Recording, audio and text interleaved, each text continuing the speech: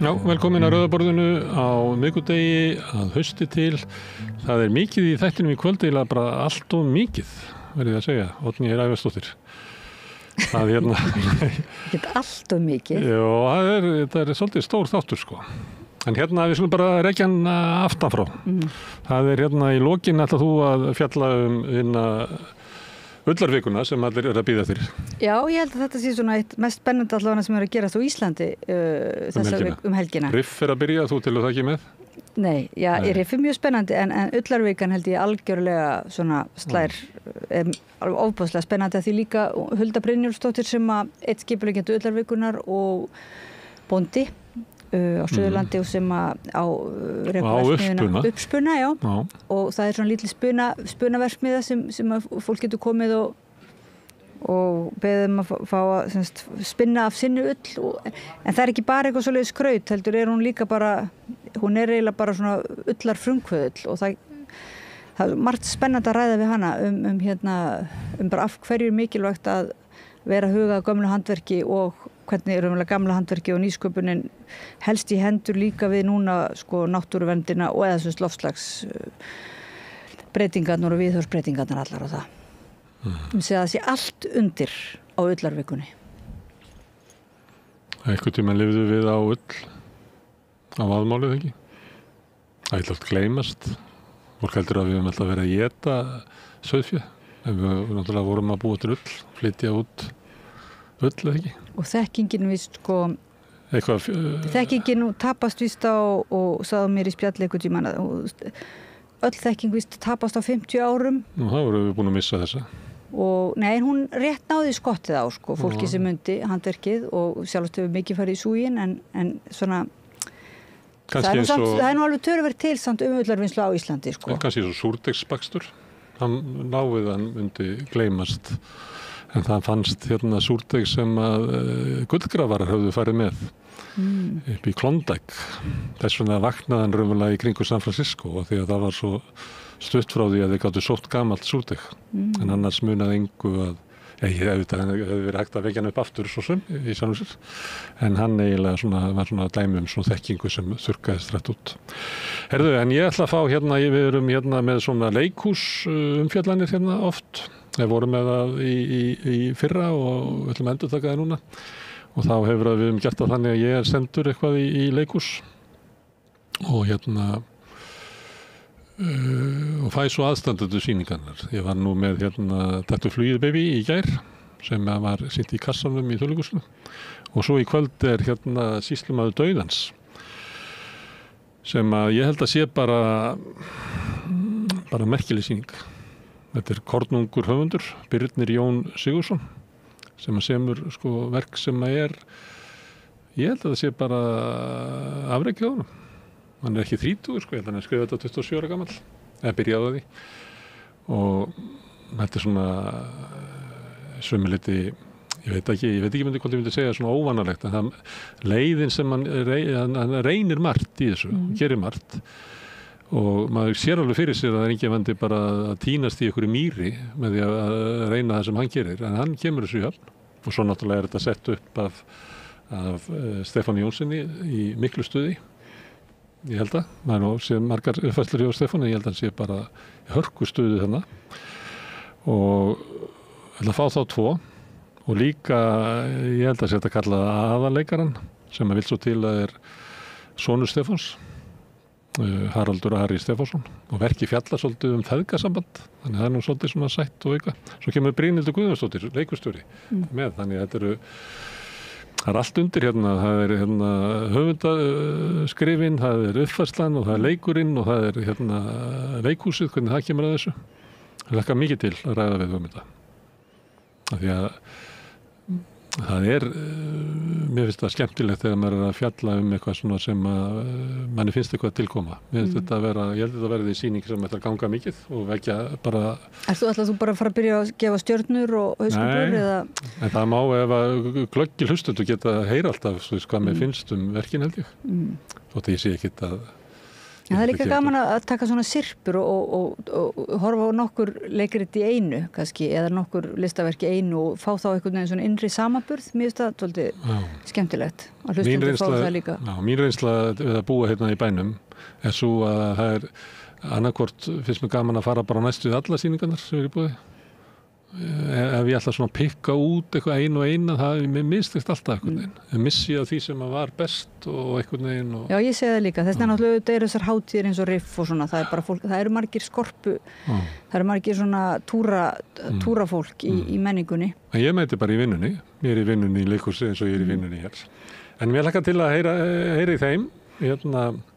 Að reitt í þessu sem þau eru þarna Haraldur, Brynhildur og Stefánur öll lærði leikarar. En öll í Bretlandi. Það er svona áhugavert. Herðu, en áður en að þessu kemur að þá ætlar hann Björn Þorláks að slá á símann til Akureyrar á Summi og tala við Ólínu Freysteinsdóttur og þau ætla að tala okkur á innanlandsflugi. Það er svona smá neytenda einslag og áður en að því kemur að þá ætla ég að fá hann Luciano Dutra hingað sem er þýðandi. Fæddur í Brasilíu, býr hérna á Íslandi og hefur oft komið hingað til mín að tala brasilísk stjórnmál. Hann fór til Brasilíu í sumar og ég ætla bara að tappa á honum svona hvernig stemmingin er í Brasilíu, bæði í pólitíkinni og svo svona hægt og bítandi að maður bara reyna að skilja betur samfélagið, spyrja aðeins stéttirnar og sko rasismi spili rullu og maður veit að pólitíkin er svolítið landfræðilega skipt róttæknin er í norðaustri og fasismin er í suðri og það er bara gaman að tala við fólk sem elskar landið sitt það. En þú ætlar að Luciano kemur þá ætlar þú að tala loftslagsmál? Já, það er svona í þessari talandi tarnir þá held ég að þetta er mikilvægt núna að ræðum loftslagsmál og umhverfismál, náttúruverndarmál. Ég finn einhvern veginn ekki eitt orð yfir þetta allt af því að það eru margir sem að gagnrýna það að því verið að skilja að náttúruverndina og loftslagsmálin og orkumálin og náttúruverndina. Þetta sé raunverulega þurfa að vera svona í einum flokki til umræðu og það koma svona miklar stór kanónur í náttúruvernd og loftslagsmála umfjöllun hérna til okkar í spjall. Og í svona tilraun líka til þess að bara vita hvort við getum ekki rætt þetta svolítið á mannamáli eins og kallað er. Þannig að við svona virkilega áttum okkur á því bara hvað þetta mál snýst af því að þau eru að Þetta er rættum að þetta mál fari út í eitthvað svona tæknilegt lingu þannig að ef maður stökk ekki borð aldamótin þá skilur maður ekki hvað fólk er að tala í dag. Já, það kemur alltaf í ljós í þegar tala við þá sem eru að berjast í þessu málaflokki að þetta er svolítið svona áróðustríð. Þetta er spurning mikið orð eiginlega að fyrirtæki og stjórnvöld í íslensku samhengi sem eiginlega halda með þá stórfyrirtækjum frekar en almenningi virðist vera nota þessi orð sem eru mjög jákvæð eins og sjálfbærni og grænvæðing og svoleiðis til þess kannski að selja hugmyndina sem kallast selja hugmyndina almenningi eitthvað sem er raunverulega allt annað og er okkur ekki til að heilla öllum. Þannig að það er dálítið svona í húfi að segja hlutina að fara inn í þetta debatt og svona endurheimta orðin eða nota þá önnur orð.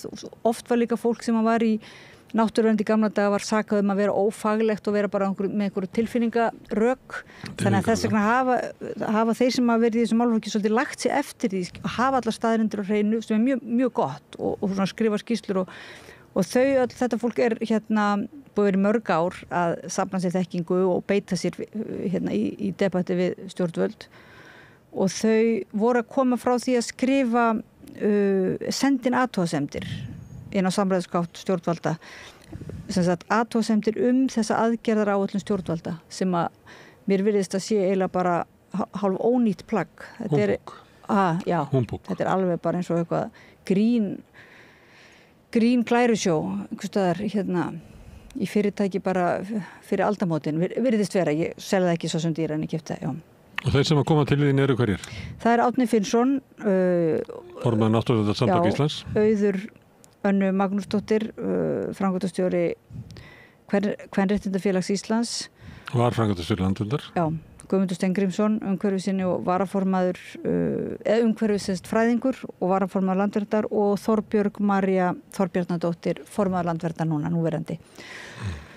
Herðu, en áður en að því kemur að þá ætla ég að byrja hérna smá sirpu sem við erum með hérna við Rauðaborðið, sem við boðum raunverulega í gær að hérna Bjarni Karlsson sem prestur og siðfræðingur, hann hérna hefur komið hérna nokkrum sinnum og hann gaf út bók fyrir síðustu jól og þá var hann að fjalla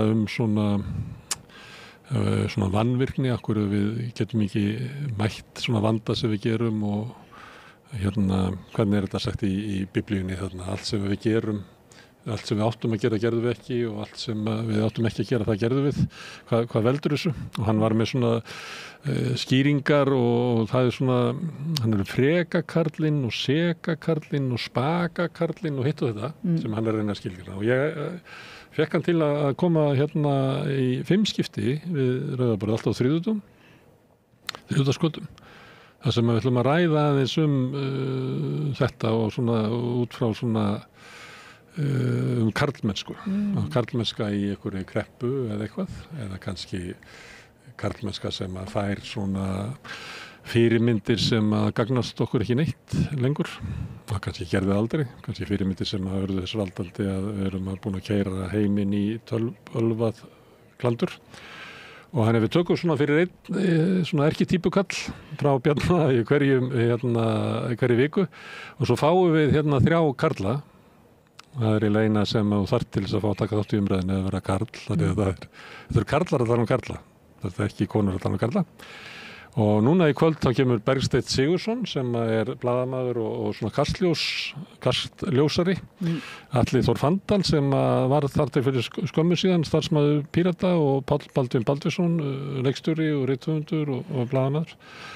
Og þannig að Bjarni mun eitthvað varpa ykkur svona fram og svo kemur bara ykkur umræða út frá því. Það mjög spennandi fyrir að segja. Það, fyrir ykkur konur? Já, mér finnst það svona. Þetta gæti alveg hljóma illa sko, en mér finnst það hljóma, mér langar, ég alveg spennt að hlusta á þetta. Já.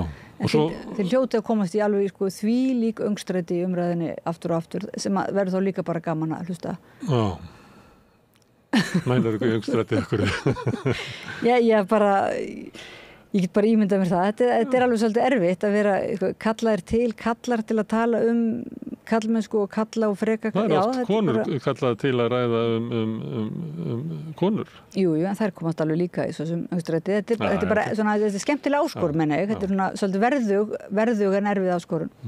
En það er þannig að við tölum svona eina erkitýp í einu og nú það frekikallinn. Hann átti að vera 3. þáttur en hann einhvern veginn tróð sér og var fyrsti og ég verð að taka það fram fyrir Bergsteinn og Atla Þór og Pál Baldvin að við völdum þá ekki að þeir var eitthvað sérstaklega frekikallar. Það er bara algjörlega tilviljun hvaða kallar koma í að ræða inn í hvaða þátt. En þetta er svona tilviljun sem við erum með hérna á Rauðaborðinu, þetta er tilviljun að sjónvarp og við erum að gera tilviljunir með alls konar, hvernig við tölum, hvað við tölum og við hverju við tölum og allt þar fram til gotanum. Þannig þetta er hluti af því. Og Það er kannski að geta þess að þá að samstöð sjálf líka tilraunaverkefni hvort það sé hægt að byggja upp umræðu vettvang og fjölmiðil með fyrst og fremst framlögum áhorfenda og áheyrenda. Það er töluvert hópur af fólki sem hefur ákveðið að gerast áskrifendur og styrkja þar með starfsemi okkar. Ég nú bent á það margoft að það er mjög einfalt að fara inn á samstöðu.is, það er hnappur sem ástendur áskrift og skráð sig fyrir 2.500 krónur sem er grunn áskriftin. En fólk má borga meira eða vill og því sem er kjósi getur látið áskriftin að renna sem félagsgjöldin í Alþýðufélagið og það er mynd Alþýðufélagið sem á og rekur samstöðina. Þannig virkar þetta núna. Það voru fréttir á Vísi í dag að það er einhverjir ríkikallar sem að hafa stemt blaðamanni í samstöðurinnar. Nú? Já, vilja fá 15 milljónir. Sem er svona bara, þetta er enn eitt dæmi það að það eru svona ríkir kallar hérna sem að vilja bara drepa alla umræðu, fara í svona einhver málaferli og markmiðið ég held að vanta enga pening sko.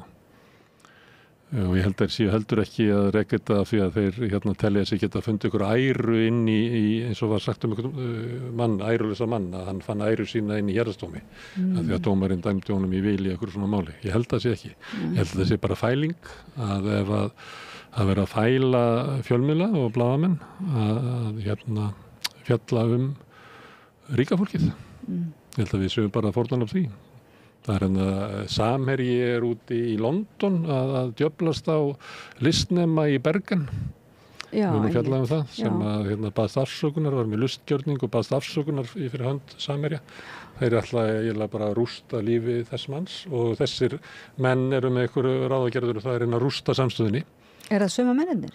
Nei, þetta eru þeir sem, ég man ekki hvað þetta heitir, þeir eru með svona starfsmannaleigu og svo leigja þeir líka þeim sem þeir eru að leigja húsnæði og það var fjallað þetta í samstöðinu og sagt þetta verið nútíma þrælahald sem náttúrulega bara eðlileg nútíma þrælahald ekki lögfræðilega skilgreint fyrirbrigði og það hvað er í þessu. En þegar fólk eru ófrjálst það hvað það vinnur ekki með svona eðlilegt vinnutengsl við vinnustæðin þar sem þú vinnur, heldur þú bara leigður út og býrð hjá sama fyrirtækinu eða sömu mönnunum og að leigja þig út. Ég meina, ég get ímyndað með miklu verri orð heldur nútíma þrælahald. Þeir ætla að djöflast og eru búin að ráða einhverja stjórnulögfræðinga til þess að djöflast á samstöðinni. Ég var rétt að segja að aðgerðaráætlun stjórnvalda væri bara eitthvað glatað glærusjó og ég vona að maður veri ekki bara kærður fyrir það. Það var daginn að því að þetta er nú ríkikallar. En daginn að þá voru opinberir starfsmenn sem fóru og kærðu ég held að veri kona sem það var að vera að tala matvælastofnun eða eitthvað sem veitir út deili út af fiskeldi og hún var eitthvað að lýsa ástandinu sem var að þeir var að aka sér í stólnum svo að brakaði í peningunum sem verið þegið í mútur sem bara svona ef þú skoðar fyrir hvern Það er nú kannski smá samt að segja það. Nei, en málið það, hún hefur náttúrulega bara fyrst og næst að lýsa fyrir hverja stjórnsýslan að vinna. Já. Ég skrifa reglulega grein sem heitir hvar eru múturnar. Þú veist að þú skoða bara kvótakerfið og ég meina þarna eru stjórnmálamenn og stjórnsýslan eru bara að gefa peninga þarna og við sjáum þetta í úthlutun borgarinnar á byggingarétti út og suður og svona. Þannig ég skrifa reglulega svona greina það sem hefur verið að fara með almannahag og færa það einhverju sérhagsmunum og ég skrifa alltaf hvar eru múturnar. Þú veist, ef þetta væri frásögn af einhver sem var að gerast í Namibíu, sem við tökum dæmi út að við nefndum Samherja, að þá myndum við alltaf segja, betur, hvar eru múturnar? En í íslensku stjórnmálum aldrei spurt, hvar eru múturnar? Þú veist, hvernig stendur á þetta, stjórnsýslan okkar er ekki að gæta almannahag, sem ætti að vera að gera, heldur ítir undir sérhagsmunni, en þá er eðlilegt bara að spyrja hvar eru múturnar og mér fannst þessi kona bara raunverulega að vera að gera það. En þá stíga opinberir starfsmenn upp og alltaf stefnunni til þess að ræða hana í burtu, ræða aðra fyrir að tala ástandið þessu aðeins. Wow. Ég líti á þetta sé bara þannig. Nei, nema verður einhvern veginn að taka sér það besta leyfið eða svona að tala hlutina og gagnrýnin hátt og ég dáist að blaðafólki sem gerir það sannarlega og maður reynir að vera einmitt bara djarfur í umræðunni einhvern veginn að mér finnst við þurfum á því svolítið að halda að vera ekki hrædd að segja hlutina. Það er sumt sem stuða mig eins og þú segir ríka fólkið, mér finnst það svona óþægilegt einhvern veginn að ég hugsa þá bara ríkt fólk, minnst það svona einhvern veginn alhæfing, þá hugsa ég alltaf minnst betra eitthvað að segja svona auð fólk eða maður er með alls konar þannig en þetta er bara, við erum að æfa okkur að tala á opinskáan og gagnrýnin hátt á þess að einmitt lenda í bara málaferlum. Og verðum að gera það. Því að í veiki fjölmiðlar veita náttúrulega aðhald og þegar fjölmiðlar eru mjög veikir þá er ekki aðhald á stjórnvöldum og þá munum við upplifa það bara aftur og aftur að stjórnvöldur ekki að gæta almannahagsmunum heldur bara þjóna einum ríku eða auðu. Og ef að við megum ekki tala auðfólk sem er að breyta íslenskum vinnumarkaði þar sem að íslensk alþýða barðist fyrir því áratugum saman yfir því að fá eitthvað svona rétt yfir því að hafa eitthvað réttind á vinnustað og ef þeir eru að fara svona í gegnum það með því að fara bara að leigja fólk út og suður, maður sér þetta svolítið líka til þess að öll ræsting er orðið þannig, það er engin sem ræstinga konan oftast vinnur ekki hjá fyrirtækinu þessum hann að ræsta, heldur tilir ekki starfsmannahópnum, mætir ekki árshátíðina og bara ekki hluti af hópnum, heldur kemur bara leið af einhverju liði, einhverju nútíma þrælahaldurum og býr svo kannski hjá viðkomandi bara eins og í baðstofun í Galanda, þar sem að við vorum bara vinnuhjú og sváfum einhvers staðar 2 og 3 saman í einhverjum rekkjum hjá vinnuveitum okkar. Og þetta bara, það verið að innleiða hér bara eitthvað sem að íslenska alþýða og bara alþýða í okkar heimsluta var áratugum saman að berja af sér. Og svo kemur og svo verið að bara fjallum þetta á eðlilegan hátt í samfélaginu, að þá notar þetta ríka fólk eða auðfólk aflsitt til þess að reyna bara að þakka það niður. Og þá erum við komin í einhvern svona samfélag þar sem að hinn sterki bara ræður. Fríkikallin og bara, sterka bara sterki. Já. Og svo er fólk hissa að samfélagi sé að rakna upp. Það er náttúrulega gerist með þessu. Samfélagið er þannig að allir sem eru í samfélaginu séu séðir og heyrðir og njóti mannvirðingar, en það sem að hinn ríki drottnar yfir öllu og bara lemur alla til hlýðni, það er ekki samfélag. Það er líka náttúrulega rosalega ósanngjarnt að ósanngirnin þeirra sem að fara með yfirgangi allt og beita fólk ofbeldi, að það sé ekki sótt til saka, að meðan þeir sem nefna glæpinn, að þeir séu sóttir til saka alveg sannarlega. Það er svona svolítið á mörgum sviðum í okkar samfélagi orðið svolítið ójafnvægi þar. Já, eins og átil það sviðum Samherja, og ég meina við munum eftir Samherja Kveiksþættinum, þar sem var verið að fjalla glæpi Samherja. En þeir sem að hafa mátt líða fyrir það eru fólki sem stóð að þessu, og það ég held að sé orðin séu bara 6 eða 7 blaðamenn sem eru eiginlega búin að vera með þetta á bakinu alveg síðan þá. Og þetta er bara látið viðgangast. En ég er að nefna þetta af því að það skiptir náttúrulega máli að við eigum einhvern fyrirbrigði eins og Samstöðina og aðra fjölmiðla sem að reyna að tala gegn þessu auðræði sem að við búum við. Og þess vegna er mikilvægt að þú, áhorfandi og áheyrandi góður, taki þátt í að byggja upp Samstöðina, því að ef við höfum hann ekki að þá náttúrulega fyrir sér hvað muni gerast. En með þessum orðum að þá ætlum við að skjóta inn á smá hlé og svo förum við og ræðum karla við karla eftir augnablik. Gerist áskrifendur á Samstöðinni og taki þátt í að byggja upp öfluga og róttæka samfélagsumræðu. Með því að ganga í leigjendasamtökin styður þú baráttu leigjenda. Leigjendasamtökin eru fyrir öll þau sem vilja vinna að réttlæti og öryggi á húsnæðismarkaði. Leigjendasamtökin.is. Allir þættir samstæðvarinnar eru fáanlegir á öllum helstu hlaðvarpsveitum. Þarstan að tala borgarfulltrúa. Borgarfulltrúar Sósíalistaflokksins eru með viðtalstíma alla mánudaga klukkan 13:30 til 14:30. Það þarf ekkert að bóka tíma, endilega kíkja við í Bólholt 6, 105 Reykjavík. Við erum í útvarpinu á FM 89,1. Segðu það á Samstöðinni. Samstöðin er í eigu hlustenda, áhorfenda og lesenda. Sláist í hópinn og gerist áskrifendur.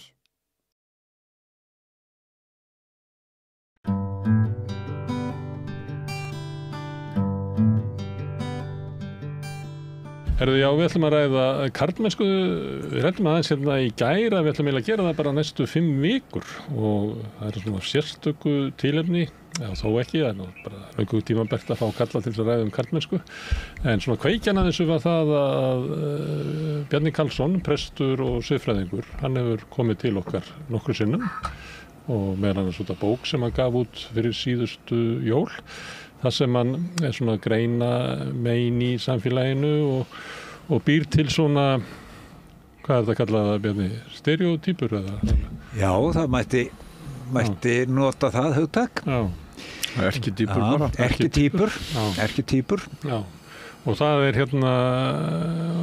þær eru 5, þannig að við þessum ætlum að hittast í 5 vikur.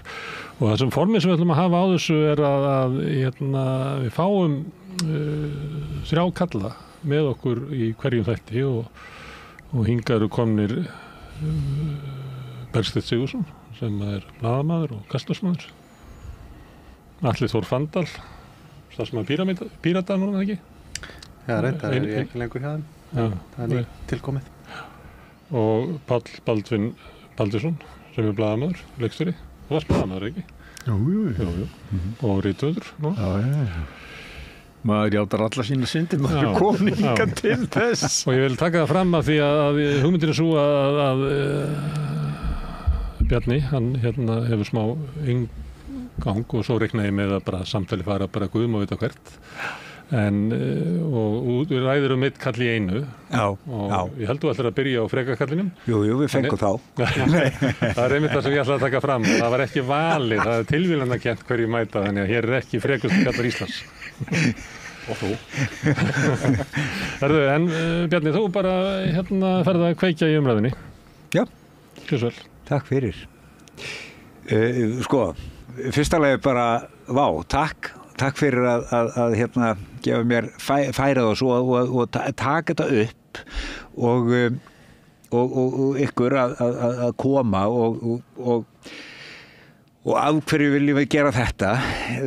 Við getum haft alls konar forsendur fyrir því en ég gæti trúið því að ef við værum alveg heiðarlegi með innst inni þá finnum við, heyrðu, það er rosalega breytt andrumsloft. Það er einhvern veginn, það er gríðarlega djúp þörf á því að ná einhvern veginn að tala saman heiðarlega á nýjum nótum. Við finnum það að allavega mín kynslóð, held ég að skynni það mjög vel núna, að það er eins og allt sé svo laust á límingun og það er eitthvað sem hefur farið fram hjá okkur. Það er eitthvað sem okkur er yfirsést. Það er eitthvað sem veldur því að það er bara eins og allt sem er viðkvæmt, sé að fallna, vistna og fara að halloka. Eða hvað, allavega líður okkur þannig, hernaðar ástandið, vistkerfisvandi sem við höfum ekki haft tíma til að tala um, Þegar við ætlum að fara að tala um hann þá bara byrjaði ástandið í Úkraínu og svo koll á kolli fyrir utan COVID og þannig að manngert ástand er að yfirþyrma okkur með þeim hætti að við erum orðin svolítið svona spyrjandi og það sem ég held að sé svolítið grundvöllur er það og er svona grunnur í minni hugsun og er þetta það er til 2 tegundir af böli. Það er til það böl sem er bara okkar náttúrulegu aðstæður og bara öll þessi óvissa sem fylgir því að vera manneskja. Við fáum á endanum stóra sjúkdómin ef við erum heppin að lifa svo lengi. Það verða slys, það koma skriðuföll, það gerist margt, það ganga pestir, það er ýmislegt sem er ekki á mannavaldi en við reynum á vanda okkur tekst yfirleitt að tækla það sæmilega en það sem truflar okkur og trillir það er manngerða bölið og akkur í fjáranum erum við svona vond hvert við annað hvað gera það verkum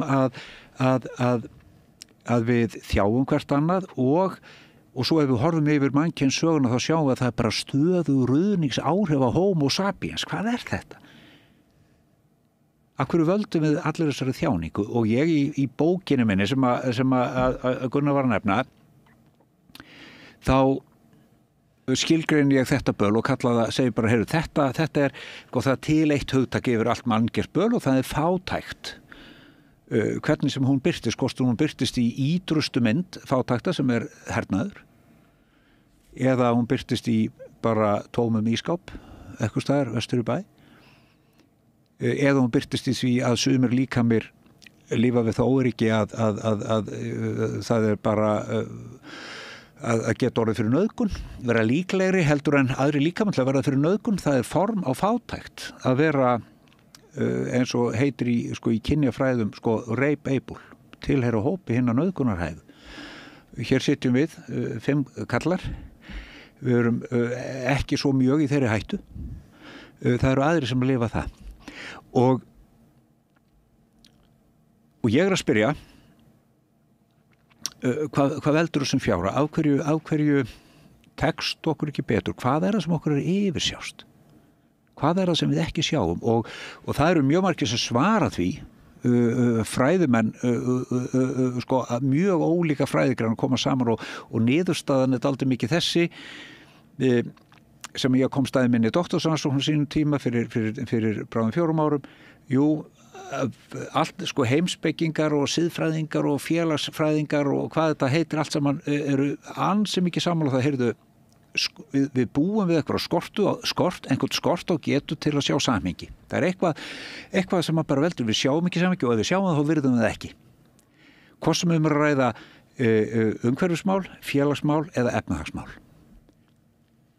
Og það er efni þessara þátta, svo uppgötaði og ég man bara hvar ég satt, sko. Ég satt bara í BHM bústað númer 10 hérna austur í sveit, sko, í mínu námi þegar ég allt í einu bara, já, heyrðu, það sem allir er að benda og það sem ég er að sjá hérna í þessu öllu sem ég er að lesa og reyna að greina, þetta er bara það sem ég vinn við á stofunum minni, þetta er bara vanvirk hegðun.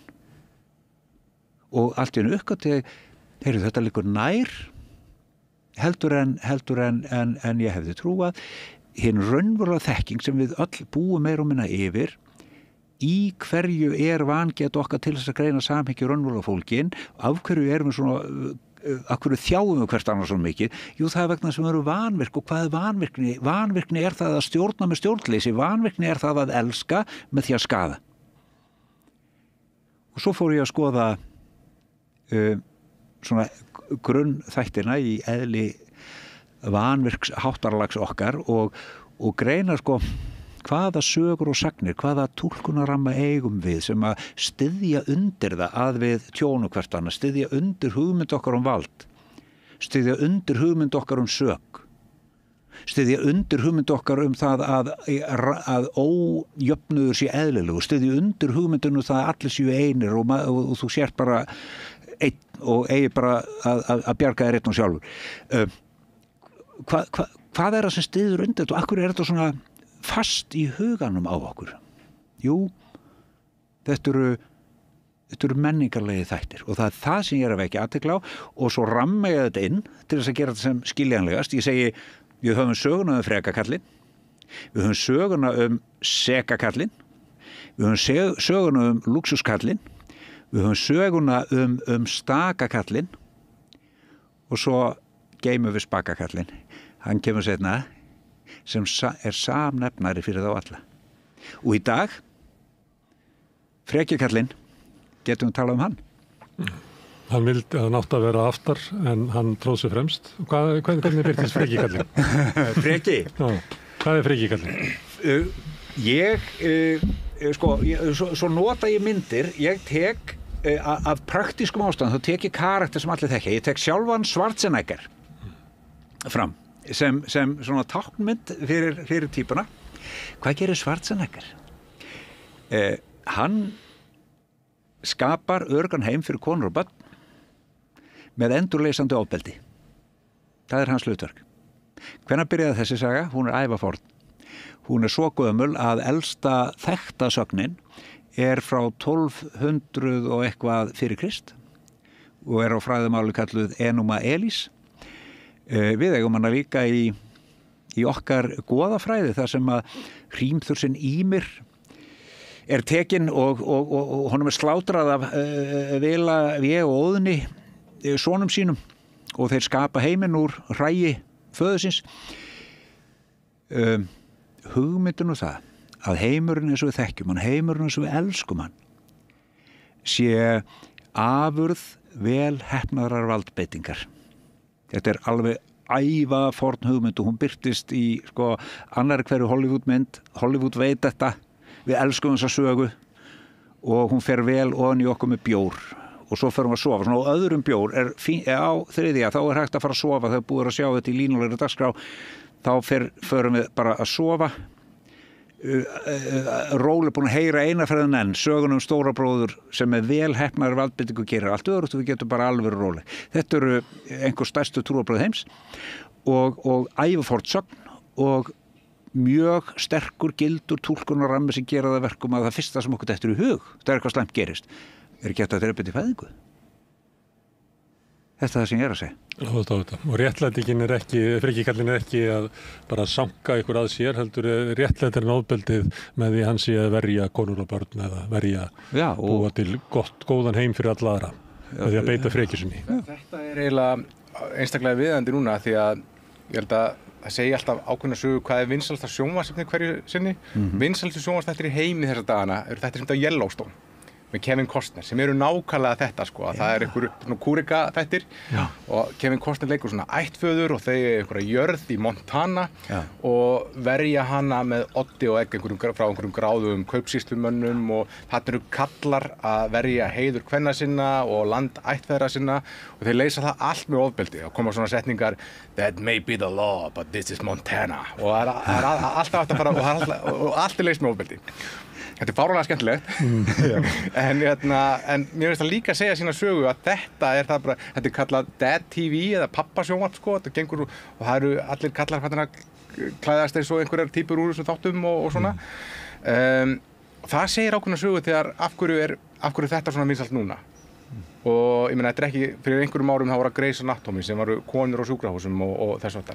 Núna, ég veit ekki hvort það sé eftir Me Too og við þráðum einhvern veginn að fá þessar típur aftur í sjónvarpið og líða eins og, svona að taka einhvern veginn völdin aftur í hendur og geta gert eitthvað með höndunum og látið hendur skipta en alltaf gert það í þágu einhvers göfugs málstaðar sem var sko fjölskyldan og jörðin sem þú yrtir. Já, þetta er áhugavert. Þetta er, og við þekkjum þetta er náttúrulega, ég hef ekki séð þess að þetta er sko, auðvitað að setja sinni þetta, því ég held nefnilega að við erum, sko, þetta sem þú segir með ótta okkar karlmanna, tilfinningu fyrir því, heyrðu, hvar er má maður ekki vera karl?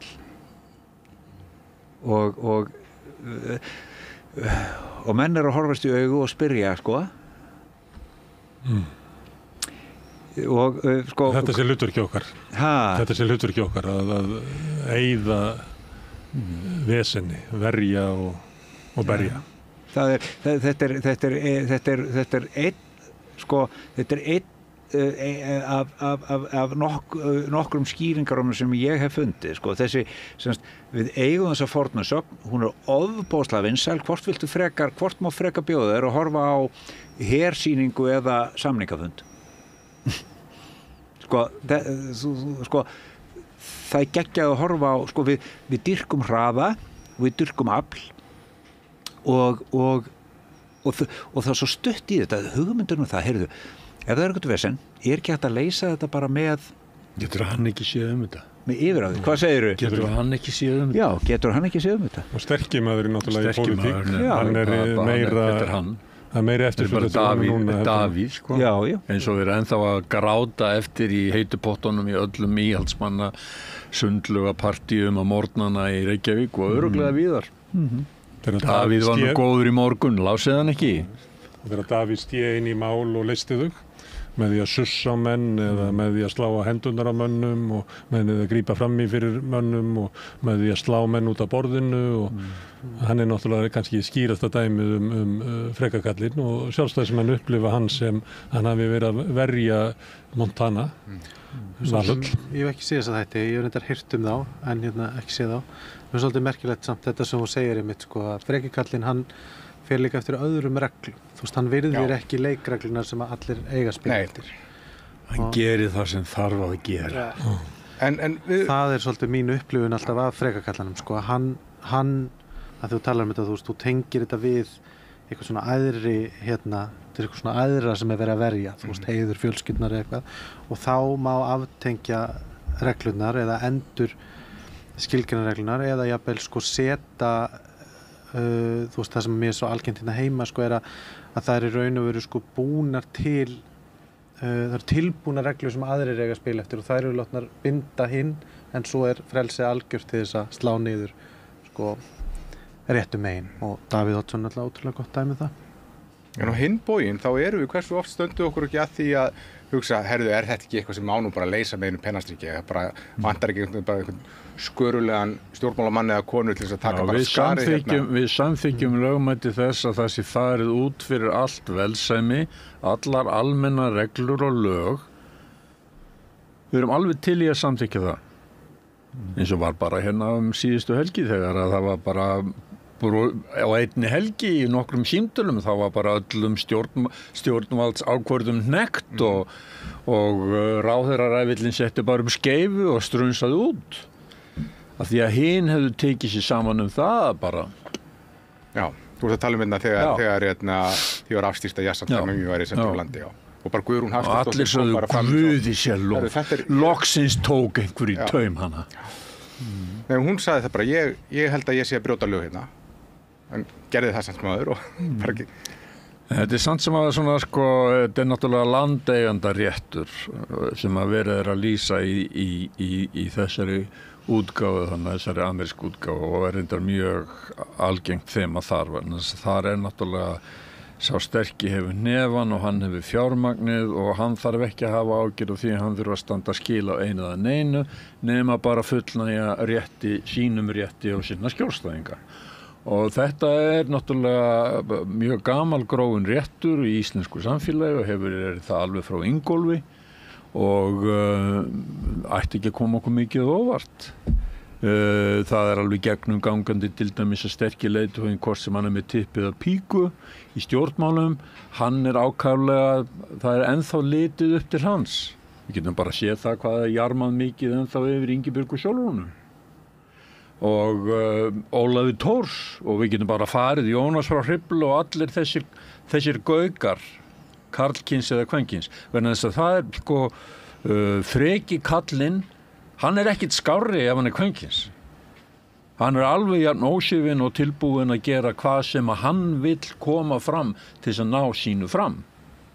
Freki kallinn oftast karl. Já, hann miklu oftar karl.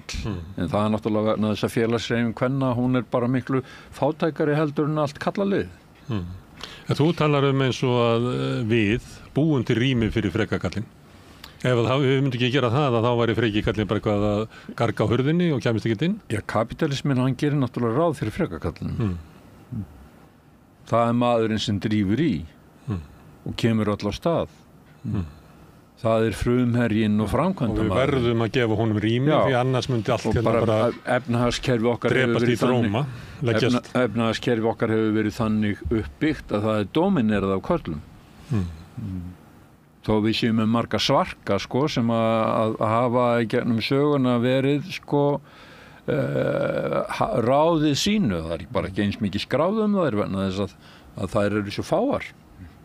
Þessi manngerð svolítið að ganga á aftur virðist vera hjá yngri körlum, kannski á 30-aldri og allir hérna með svona grátt í vöngunum að Páll sem hérna ekki með lengur hár. Já, búin að raka sig En það þessi hugmyndur skaffaran, kallinn sem skaffaran, hann sér fyrir fjölskyldunni, menn að vera í góðu formi að því að þeir þurfa að geta verndað fjölskyldu sína, eins og bara menn gerir ráð fyrir því að þurfa að lenda ykkur slagsmálum út á götum bara til þess að vernda fjölskyldunni en ekki bara út að vera í góðu formi til þess að fá ekki kransaðstiflu 60. Vera skaffari? Já, vera skaffari og svo hugmynd verðist vera að koma alltaf sterkir núna í einhverju svona menningu hjá ungum mönnum og ég veit ekki hvort þú fáir setna einhverja yngri menn til þess að reyfa sína skoðunar á því Ég var nú með einn af þessum mönnum bara hérna á föstudaginn í vikuskamti, Bergþór Másson sem mikill postuli í þessum fræðum sem að boðar það að menni bara borða testosterón og svo endi ekki bara sem einhverja lesbjur og ég að lifta og bara gera út á karlmennskuna vegna þess að þetta bara hlutur okkar í samfélaginu að vera þessi Yellowstone maður. Það nú líka kannski svolítið merkilegt. Búum rúmið sitt, svo að maður vitni nú í Jordan Peterson. Það nú líka kannski eitthvað sem ágætt að hafa í huga. Við tölum oft þetta eins og þetta sé svona eitthvað náttúrulegt fyrir bara sem svona nánast sjálfsbrotti, En ég myndi nú líka leyfa mér að hugsa það að það eru miklir hagsmunir að ýta þessum hugmyndum að okkur, Ég meina við sjáum það bara meiri segja á Íslandi að það að verða til eitthvað svona vistkerfi svona þessa hugmynda í einhverjum hlaðvörpum og einhvern veginn gengur þetta upp og menn ná að fjármagna þetta því að það er einhver og þetta ekki það er ekki fjármagnið ekki vegna þess að eftirspurnin sé svo mikil eftir þessum hugmyndum. Ríku kallarnir sem sponsora þetta því að það er eftirspurn eftir því að þessar hugmyndir verði ofan á. Þannig að og svo þetta stríð í gangi þar sem að hernaður stundaður meðal annars með því að reyna að destabilisa lýðræðiskerfum með því að dreifa hugmyndum eins og anti-vax hugmyndum, hættinu af innflytjendum. Það til dæmis alveg merkilegt að forsætisráðherra tala stundum bara eins og rússnesku botti, sko. Og svo þessar hugmyndir að sko vestræn gildi séu undir vegna þess að sótt sér svo að kallmennskunni og við þurfum bara að fara að éta með testosterón og eitthvað svona, sko. Þannig freki kallinn, ekki bara sjálfsprottinn af því að þetta einhvern veginn í eðli okkar. Freki kallinn líka vel fjármagnaður og ýtt að okkur vegna þess að það eru miklir hagsmunir á bakvið það að freka kallinu sé ekki svarað, og hún sé ekki haldin innan leikregla. Það verður að breyta leikreglunum og mér finnst það alltaf vera bara, að því að maður hittir fólk sem ákveðið og það er fólk sem berst af mikilli hörku og svona, en það sem að mér finnst alltaf skilgreina frekakallin þetta skilgreiningavald sem hann tekur sér, það sem hann bara reynir að einhvern veginn að slengja öllum inn í aðrar reglur en getur svo með tilvitnun í svona einhver svona aðri hluti brotið allar þessar reglur. Og þið nefndu Rambo og þú nefndir Yellowstone sem ég reynda bara að sé ykkur klippur úr og ég held að væri eiginlega gaman þáttur, sko. Já. Þetta virkaði mjög fyndið, sko. Já, ég meina, þetta er mjög ítt alls saman, sko. Þetta er alveg. Og ég mun horfa á núna. Þú ert að segja að hluti af frekakallinum eiginlega skilgreiningin á það sé alltaf farið til fjandans og þess vegna sé þörf á hann. Og það þú ert að nefna podcast og svona, þá Sigmundur var núna daginn að tala hnignunaskeið vestræna menningar, sem það er þá eiginlega það er vettvangur frekakallsins. Það þarf að skilgreina fyrst að segja alltaf farið til fjandans, svo að segja kallað á hann, eins og de Gaulle, að fólki komi og sækja hann, ekki? Jú. Og svo er spurning, gott að heyra, þetta er svo áhugavert að tala saman.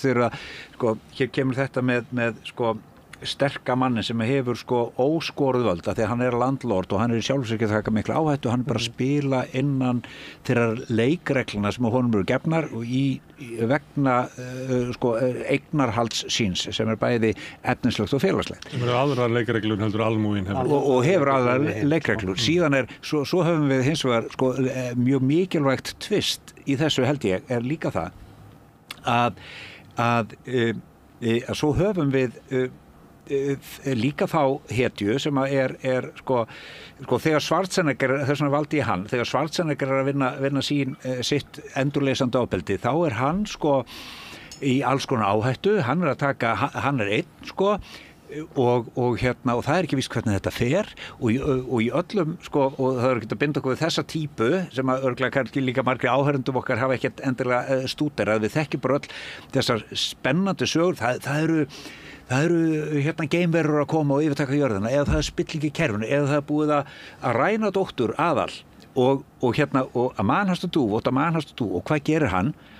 Hann þarf ekki að virða lögum vopnaburð eða hraðakstur í þéttbíli, að bara gera það sem það er að gera og ekki er það allt fagurt, en í lokin þegar stafirnir renna niður og mín kynslóð mann maður satt bara í bíóinu svo byrjuðu stafirnir að renna og þú dustaraði poppið og svo var eitthvað svona fjölskylda að því að þokkadísin var alltaf þarna að byrtast, hann hafði bara ekki tíma fyrir hann og svo samanast þau alveg í lokin, barnið finnur bangsa sinn, eitthvað svona fjölskylda samanast. Það er prinsessun á launum. Já, það er prinsessun á launum og stafið er hann niður og svo var gengið út í íslenska Karlsson og Rökkrið í endurnýjaðri trú á stórabróður sem muni alltaf að lokum koma og gera það sem gera þarf og það er þetta endurleysandi ofbeldi, þessi hugmyndu það að þau eru uppi staðir heimurinn eins og elskumann afurð vel hefnaðrar valdbeitingar og það er eins og sýslumaðurinn sagði við mig einu sinni þegar ég var sóknarprestur í Laugarneskirkju og þurfti að hringja út á land út af einhverju ofbeldismáli og rætti þar við sýslumann sem þekkti vel til í byggðarlagi. Svo kom þessi setning sem ég leyft mér að vitni, ég vitna ekki í það hver þetta var, né hvert byggðarlagið var. Þú veist að, séra minn, að það kemur svo tími í lífi sérhvers karlmanns að hann þarf að standa á fætur á sínu heimil og berja borðið. Ok. Nei, þetta vissi ég ekki.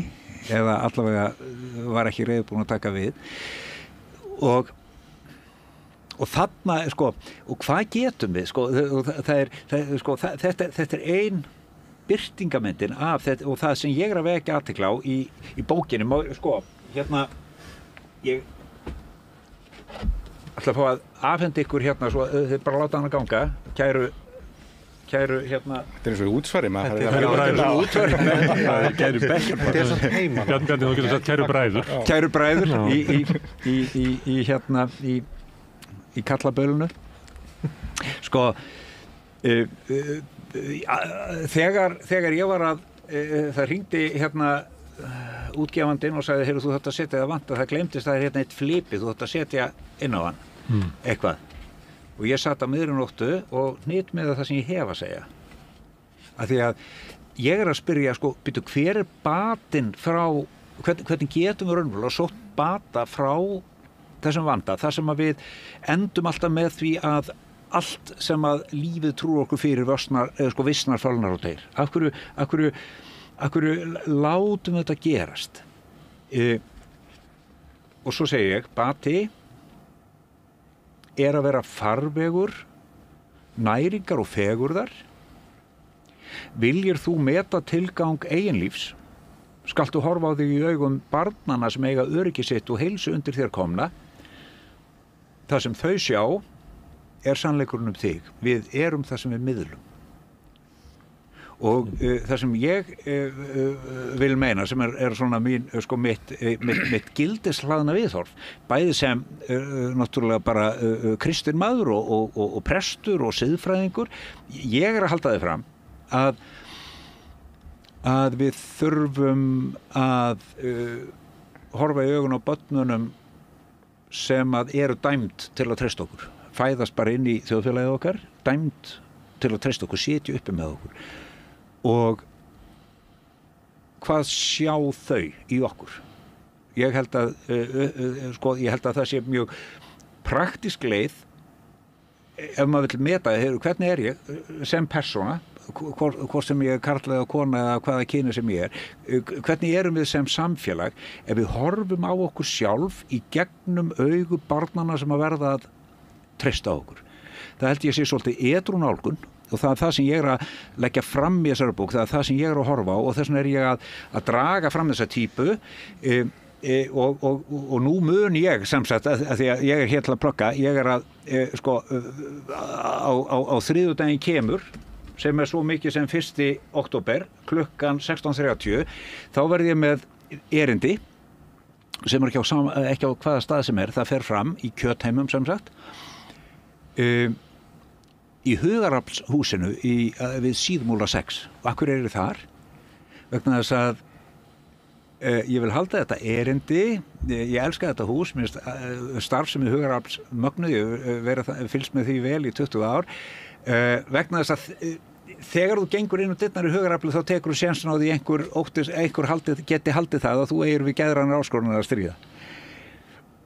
Þar ætla ég að halda þetta erindi og fjalla nákvæmlega frekakallinn þriðjudaginn 1. október og svo kollakolli og síðan er Gunnar Smári að gera okkur það gagn að við komum hér og tölum, næst verður talað um segakallinn, slaufunarmenningun og allt þetta. En við skulum halda áfram að tala hérna því að þú ert að tala að berja í borðið á heimilinu og við skulum reyna að fara með frekakallinn sem sagt nær okkur, því hann er fyrirmynd okkar. Hann er ekki bara í Montana og hann er ekki bara hjá Schwarzenegger, hann er líka bara við eldhúsborðið. Sko þetta minnir mig á atvik sem og bara afsakið ég segi frá þessu eins og einhverju skemmtistu að þetta er ekkit aðhlátursefni en ég þekki konu sem var fyrir því að maðurinn hennar þáverandi barði hann svo fast í borðið og hún var í smá bæ út á landi og hringir á lögreglu og vill að hann sé fjarlægður og það þekki allir alla og það er bara dæst hinum inn á línunni og sagt getur mamma hans ekki sótt hann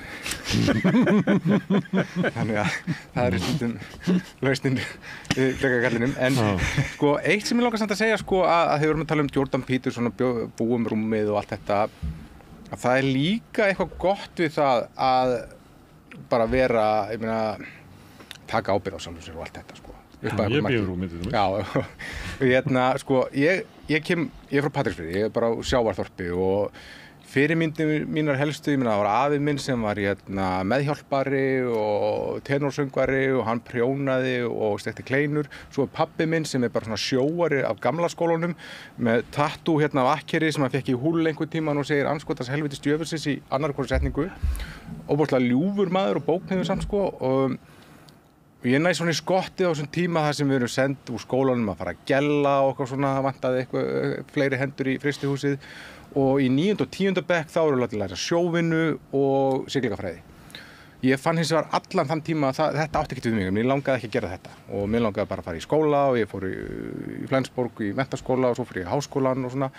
Svo líða árin og ég kann ekki neitt í höndunum og svona og pabbi selur trilluna sína og ég fer að finna fyrir svona smá eftirsjá eftir því að hafa ekki farið fleiri túra með honum og tekið við trillunum og verða trillukallinn og svo fer ég í smíðanám á gamalsaldri og fer allir að finna til mín að ég kann eitthvað og svona bara og þannig að ég á einhverju valdi þessar kallmennsku hugmyndar líka sko. Þetta Michael í Guðföðunum. Já, eitthvað þannig eða hvað sem mér langar að vera svo persóna í skáldsögu eftir Bergson Birgisson held ég sko. eitthvað svoleiðis og svo líka, af því að ég sé þetta líka þannig að gera meira sjálfur og svona, þá ertu ekki lengur svona jafn upp á sérhæfingu kapitalsins komin sko, að þú þarft ekki alltaf að hringja í mann þegar það þarf að gera eitthvað sko, og þetta svona flótt, þetta svona, að þú getur staðið á eigin fótum einhvern veginn. Þannig að ég er líka svolítið snokinn fyrir þeirri hugmynd sko, þannig að það er svona þversögnin í þessu eða ég veit ekki hvort það farið saman eða þarf það að vera þversögn? Það er engin þversögn í því. Ég held nefnilega að það að því ég fyrst og síðast vinnum við ráðgjöf þegar versta hugmyndin bara þrautalendingin sem íslenski karlmaðurinn gjarnan hefur þegar konan er hann alveg ofboðslega óánægð í gagnkynhneigðu hjónabandi dæmigerð situasjón hjá gagnkynhneigðum hjónum, konan er óánægð, hún er búin að vera það lengi og svo endanum segir hún, heyrðu, þú ert að drepa mig, ég var bara að standa á fætur og bara ég get ekki verið hérna, þú ert að ganga með dauðri í frekjunniðinni maður. Og hvað gerir íslenski karlmaður þá? Nú, hann er búin að þegja, þegja hann í hel, eins og við gerum og nei, hann tekur nýja ákvörðun, hann segir, ok, gott og vel, að því að íslenski karlmaðurinn sem á konu, hann vill ekki missa konuna sína, bara ekki, heyrðu, ekki mál. Hérni frá skal ég bara gera það sem þú segir. Og þetta er það bil versta hugmynd sem til vegna þess að einmitt, þú ert að tala kallmennsku, í gagnkynhneigðum hjónaböndum, þá af hverju vilja gagnkynhneigðar konur karlmenn? Vegna þess að þær vilja vera áskrifundur að kallorku, vilja bara sýndu með sóma. Taktu mögunardansinn í kringum mig. Það svona seldist allt timbur í Bíkó og húsasmiðunni í COVID því að kallar á mín kynslóð var bara að smíða palla mögunardans og þetta er saman. Þetta var metár í húsasmiðunni. Þetta var metár, þetta var bara mögunardansi fór þetta. Það var enda niðurgreitt af ríkisstjórninni. Já. Og vegna þess að þannig að þessi hugmynd að leggja niður, ef við ímyndum okkur það að karlmennska sé í því fólkin að taka af skarið og að þetta bara hafa dræf og hafa drift já við þurfum nefnilega, ef við hefðum ekki kalla, ef við hefðum ekki kallorku sem konur geta rétt eins haft eins og karlmenn, þetta er ekki spurningu nefnilega kynfæri, ef við hefðum ekki þess að tegund á orku, þá væri ekki þetta frétta hérna úti, það væri enga götur, það væri engin kerfi, það væri enga byggjum. Þú trúir á frekakallinum, ef hann væri ekki hérna þá myndi ekki dreifast. Ég held að frekikallin, hann dreifir ekki völdum, Nei, það er nefnilega að tala um að dreifa völdum. Já, það er nefnilega þetta, en þetta er akkurat tvistið sem máli skiptir. Við megum ekki leggja frá okkur ekki leggja frá þér orkuna sem þú ert bestur í ekki leggja frá þér það að vera ef þú hefur 500 hestablundur útinu ekki leggja það frá þér verður alltaf að vera með hamarinn Nei, þú þarft ekki að vera það. Þú þarf bara að sko það sem ég bara að segja er þetta, við þurfum að taka karlorkuna, við þurfum að una henni, við þurfum að taka hana úr því hlutverki að vera það usual suspect og líka í okkar eigin lífi og snúa, sko, og í stað þess að lifa karlorkuna út sem fælingamátt, þá þurfum að lifa hana út með þeim hætti að við séum að yrkja og gæta. Einhver elsta verklýsing allra verklýsinga, og þið verðið bara fyrirgjá og þau réttni í forna reikningar hérna, hún er þessi: þá tók Guð manninn og setti hann í aldingarðin Eden til þess að yrkja hann og gæta hans, rækta og hlúa að. Ég held að þetta er ekki spurning um hvað við höldum Guð, það skiptir engu máli hvað við höldum Guð. Þetta er ævaforn verklýsing í langtíma minni mannkyns. Til hvers erum við hérna? Hvað eigum við að gera hérna? Jú, við erum hérna til þess að rækta, það er að segja, þekkja eðli, þekkja bara lögmálin eins og þau eru og hlúa því sem til verður og vera segir við það. Þannig en svo erum við að lifa tíma þar sem að karlaorkan er einmitt lifið út með frekju, með yfirgangi, með þjöstnaskap og hápunktur þess. Skelfilegustu dæmin eru náttúrulega hernaðurinn sem við verðum vitna núna. Einhver getur sagt að þetta er svo erfið leiðsögn, sko, að því að hvenær verður hérna nóg of mikið? Því að þú vilt eiginlega nota þessu orku, en frekikallin er það sem hún er ofnotuð. Það getur einhver sagt hérna úti, sko, ég meina, öll leiðbeiningi sem við höfum í samfélaginu er eiginlega of mikið, að nota of mikið. Ég myndi segja, hinn vanvirkið þáttur, það sem gerir sterkar mann að frekonkalli, er það að hann keyrir mannkosti sínur úr hófi fram. Ég hef kynst mörgum frekonkallum. Er ekki einn besta lýsing sem hefur verið gerð á frekakallinum There Will Be Blood eftir Paul Thomas Anderson með Daniel Day-Lewis í aðalhlutverki sem ég með alltaf fundist vera Bjartur í Sumarhúsum.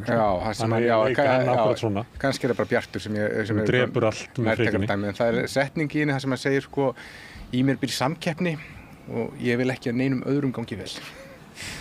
Og bara allt hans lífi eiginlega gengur út af það, sko, ekki að það er ekki nóg að efna sjálfur. Hann drepur allt. Já, hann þarf að engum öðrum að farnast vel.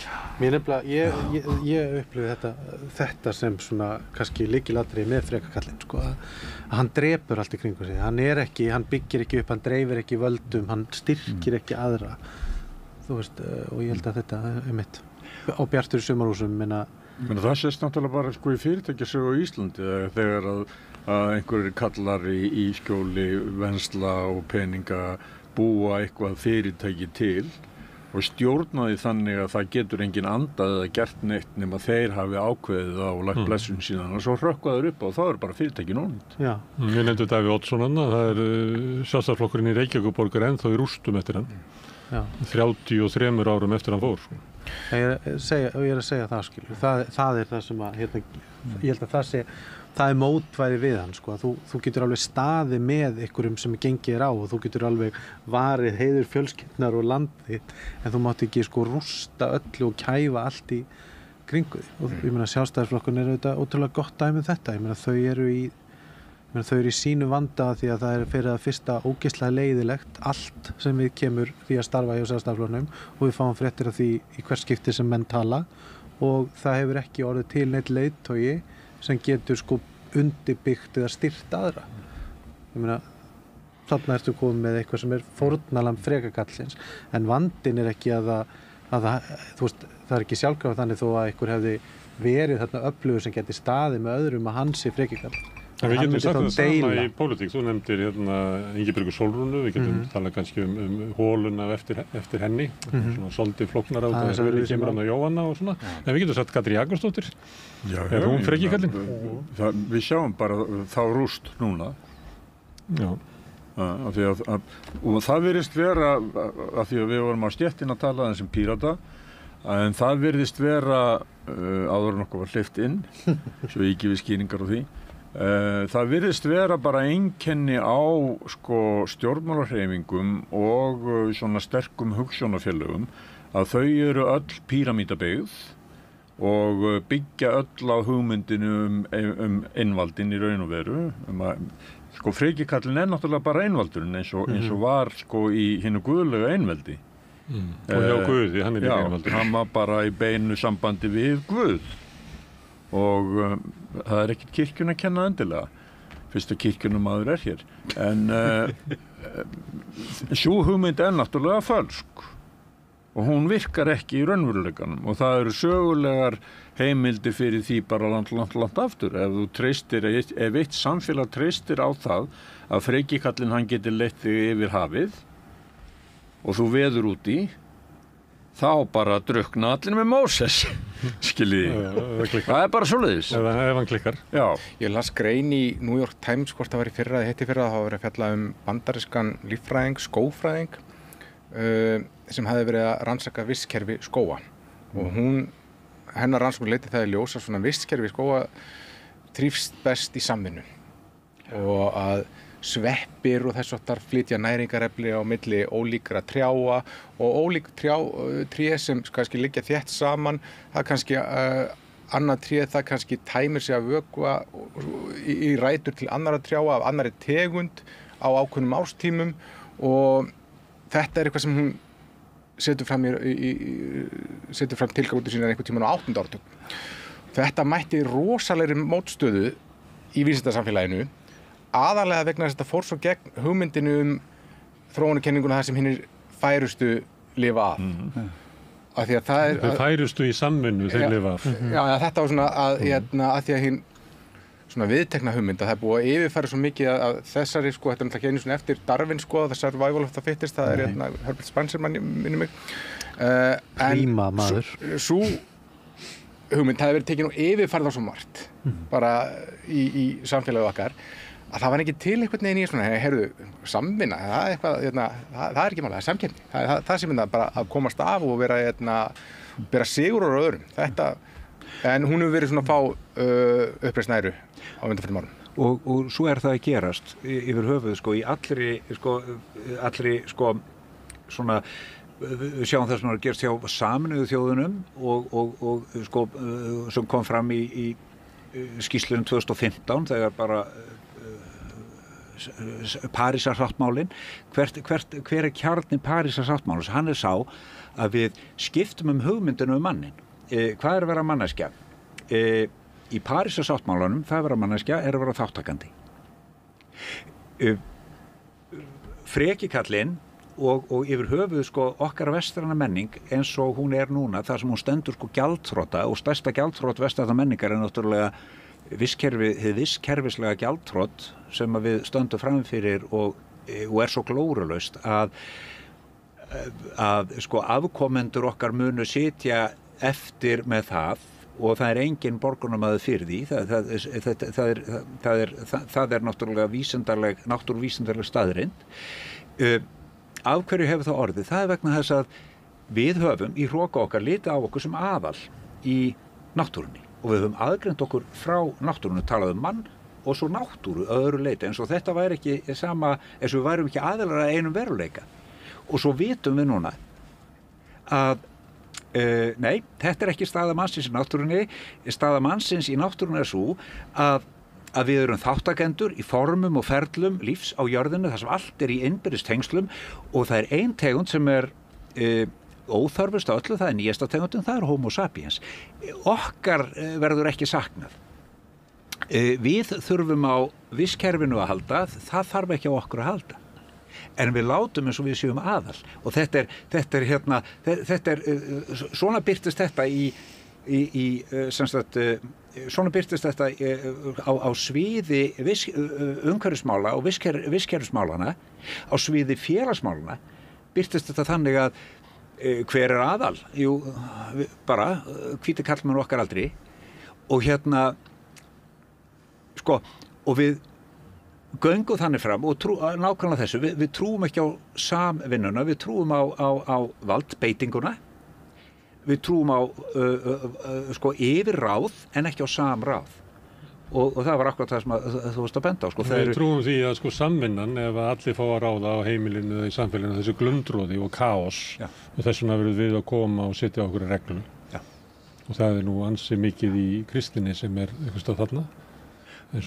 Kristnin ekki saklaus. Ekki kristnin, já. Kristnin sko fjarri því að vera saklaus og kirkjan aldeilis. Sko, þegar þú talar mannin, þá verður náttúrulega bara eiginlega að segja sko hvíta mannin. Það bara hvítimaðurinn sem er sá sem að hefur leikið jörðina svona. Já. Það er alveg satt. Það er bara okkar vestræna menning. Ráningja síðustu 400 ára. Vistkerfisskuldin frá norðri til suðurs en bankaskuldin frá suðri til norður, sko. Við gerum alla hina, sko, skulduðu okkur á meðan við skuldum, sko, höfum skapað þessa rosalegu, ég meina á minni tíð, ég 61 árs, á minni tíð hefur bara olían verið þurrkuð upp ásamt mörg öðrum. En ég velti samt fyrir mér, þú veist, ekki líka hluti vandans að við erum alltaf svolítið þannig innstilt að við trúum svo mikið á skort. Ég held að það sé líka hluti að því að vera svona einhvern veginn kallmaðurinn að gæsalappa, sko, eða kallmennskan. Hún trúir á svona zero-sum game. Þú þarft að taka frá einhverjum öðrum til að njóta sjálfur. Það verður ykkur að hafa það verður en þú. Það verður að vera þannig að einmitt leiðtoginn, þú veist, hann þarf eiginlega að vera alvitur, þú veist, og hann þarf eiginlega að vera allsráðandi, en staðreyndin samt, þú veist, maður getur bara labbað og þá sér maður það, sko. Ég meina, við göngum fram hjá sönnun þess að hverjum einast degi að samvinna styrkir okkur, og fjöldinn styrkir okkur, og það ég veit ekki, allavega, ég alltaf að reyna að vera með eitthvað point í því sem ég að segja, en það sem að ég hef svona oft velt fyrir mér undanfarin ára þegar mér finnst ég sko upplifa barnæsku sem að annar heimur heldur en það sem að öðrum heim lofað heldur en útkoman var. Svona, ég náttúrulega elst upp á svona nýfrjálshyggju tímanum og þú veist, ég held að alveg svo nýfrjálshyggjan bara sem svona einhver menningabylting gat sko misnotað vinnusiðferði mótmælatrúarinnar, þá rosalega auðvelt fyrir sko nýfrjálshyggjuna og þá svona þessa einstaklingshyggju að misnota hugmyndir kallmennskunar strit og að standa einn og vera sjálfstæður og annað slíkt, sko. En þegar raunin sú að við þurfum ekki annað en að labba bara, þú veist, bara hvaða götur sem til að sjá, þú veist, að þú gerir ekkit einn, þú ert ekkit einn, þetta allt byggt á samkennd og samvinnu. En maður heyrir, sko, að því hún nefndi Bergþór Másson áðan, hann var í viðtali í lestinni, í kringum páska, og þar var hann að tala þess að karlmennsku hugmyndir og svona Lóa Björnsdóttir var að fjalla það sem hún kallaði... Þannig hættur að borða nokkuð annað en kjöt. Já, hún var að fjalla meninista sem hún kallaði sem svona mótsvar við feminista. Og hann kom í viðtal og lýsti bara sinni lífskoðun af einlægni og hann talaði þetta, hann hafnar hugmyndum skort. Það ekki til neitt sem heitir skortur. Það að ef við tökum, ég held að ég sé að fara rétt með að orða það þannig, ef við tækjum allar auðlindir jarðar, þá maðurinn frá upphafi vega og þangað til núna búin að taka því sem samsvarar sko 1 vatnsglas og sundlaug og allt hittir eftir og ég bara mættur með mína, sko ég ætla ekki að mæta með eina hálfsíðra kókflösku til þess að taka, ég ætla að taka bara mikið fyrir mig og ég vil allt. Já, og ef aðrir sætta sig við minna, þá það bara þeirra hugafar og þetta snýst alltaf að manifesta eða síkreta og svolítið, sko, þannig að það allavega ég veit ekki hvort kalla það karlmennsku hugmyndi eða hvað nema við setjum það í þetta samhengi en það bara skortur ekki til, hann bara hugar ástand. Þegar þú búin að vitna í þetta svona lítur út eins og væri eitthvað svona bylgja ný karlmennsku eitthvað þú þarft ekki annað en að fara bara á líkamsræktarstöðvarnar og sjá hvað að gerast þar. Það væri mjög hollt fyrir þig, Gunnar minn, að fara taka nokkra tíma í world class á réttum tíma. Þá fari gangin í þá kirkju. En að því að allir var að segja kannski þetta bylgja, en kannski þetta bara sem bara keyrt áfram af þeim sem að vilja koma svo á, af því að ég held að sé ekki tilviljun að fyllist alltaf einhverju svona hægri podcastum, það vegna þess að þar eru ríku kallarnir til að styrkja það. Það eru ekki margir ríki kallar sem að styrkja samstöðun, held ég. Þannig að þetta sumuleitt þetta keyrt áfram og ég meina Jordan Peterson og svona, þetta bara maskína sem bara keyrð áfram og hverjir á hampinni og einhvern nefndi þú veist við sjáum til þess bara eins og Elon Musk, hvernig hann eiginlega hluti af þessu og bæði einhvern veginn dyrlingur. Stærsta podcast á Íslandi í dag íslenskan fótbolta og það eiginmaður framkvæmdastjóra LÍU sem með það. Hafið þið hlustað á það? Þetta að gera það. Það bara í völdklass og hlusta á mjög sérkennilegur heimur og það verður mjög fróðlegt að sjá hvernig þetta sögulega hlutverk sem að Biggie Mouse búin að taka sér að verða svona oddurinn í þessari hreyfingu hvernig hrapið verður þegar oddurinn brotnar. Þú spáðu því. Tech-bros þeir eru mjög miklar fyrirmyndir. Tech-bros alveg það sko segjum mér Bergsteinn, það sem að þú varst að vitni semst viðmælandaginn sem að fullyrðir að raunverulegar auðlindir heimsins séu svo miklar að við höfum bara varla snert þær. Það til nóg. Já, það var ég held ég fari alveg vissulega með það. Þannig við erum bara að senda líka á þetta. En er deilt það í dag að bara fölnun lífríkisins eitthvað sem deilur það? Já, það til menn sem neita því að það sé eitthvað að gerast óeðlilegt í loftslagsmálum. Það eru menn sem eru á móti þeirri hugmynd að affall af neyslu mannsins það sé eitthvað til vandræða. Reykjakallinn, bara segja það bara ekki rétt. En var þetta höfnun á skorti sem konsepti eða var þetta bara höfnun á því að það var ekki til nóg mikið auðlind? Já, svo sé að það væri bara, það nóg til fyrir alla og þú þarf bara, en þetta snýr upp á þig að fara bara að sækja það. En það þá væntanlega veraldleg gæði sem hann að tala um. Ég líka meina, þú veist, að til dæmis, ef að þú veist bara manifesta að græða 12 milljónir á næsta ári, 120 milljónir ári eftir, miljard ári eftir. Það bara, það nóg til. En ég líka kannski að meina þú skort á svona öðru sviði, þú veist eins og ég til dæmis, ef að við ákveðum að fara og gera eitthvað saman, eitthvað verkefni, skilur, og kannski get ég alveg gert það einn, en ég tapa ekki á því að við gerum þetta saman. Ég græði samstöðu og vinskap og stöðningskerfi, skilur Góður hópur sterkari heldur en summa einstaklinganna. Við getum búið til eitthvað að milli okkar. En mér finnst þetta reyndar áhugavert svo að segja, ég er ekki að draga það í efa, að hann hafi hafnað, mér finnst bara að því að ég upplifa alltaf þessa umræðu svo mikið, umræðu út frá eitthvað svona skorti, það að ég sé mjúkur eða deili mínum völdum eða, þú veist, sýni öðrum samkennd eða jafnvel styrkjaðra einhvern veginn, sækja á mig en þú veist það er ekki þú veist þetta er ekki takmörk manngæska er ekki takmörku auðlind en þetta takmarkast hún kannski af einhverju getu. Má ég aðeins breyta að því að sumleiti erum við bara að tala um Adam hvernig hann hefur farið með jörðina og þarflugotunum svona kallmennsku svona tengda bara heimsögun og svona ef við tökum bara við heyrum það oft í umræðinni svona kallmennska sé einhverju vanda hvernig er þetta drengirni kunni ekki að lesa og tínast inn í unglingaherbergjunum og alla þetta náðum út fyrir fertugt og svona þessi einhver óvirkni í köllum og þeir eru 70 og þeir séu komin eftir upp í 80% af háskólanemum séu konur og kallarnir séu bara tínast og tapast og þetta séu stundum við talaðum að þeir rati ekki að þeir hafi ekki fyrirmyndir í þessu breytta heimi að samt sem að vantar okkur pípulagningarmenn já, þeir gera það ekki, kallanir það er lekur en þeir kom ekki og redda hafið þið áhyggjur af karlpenningnum?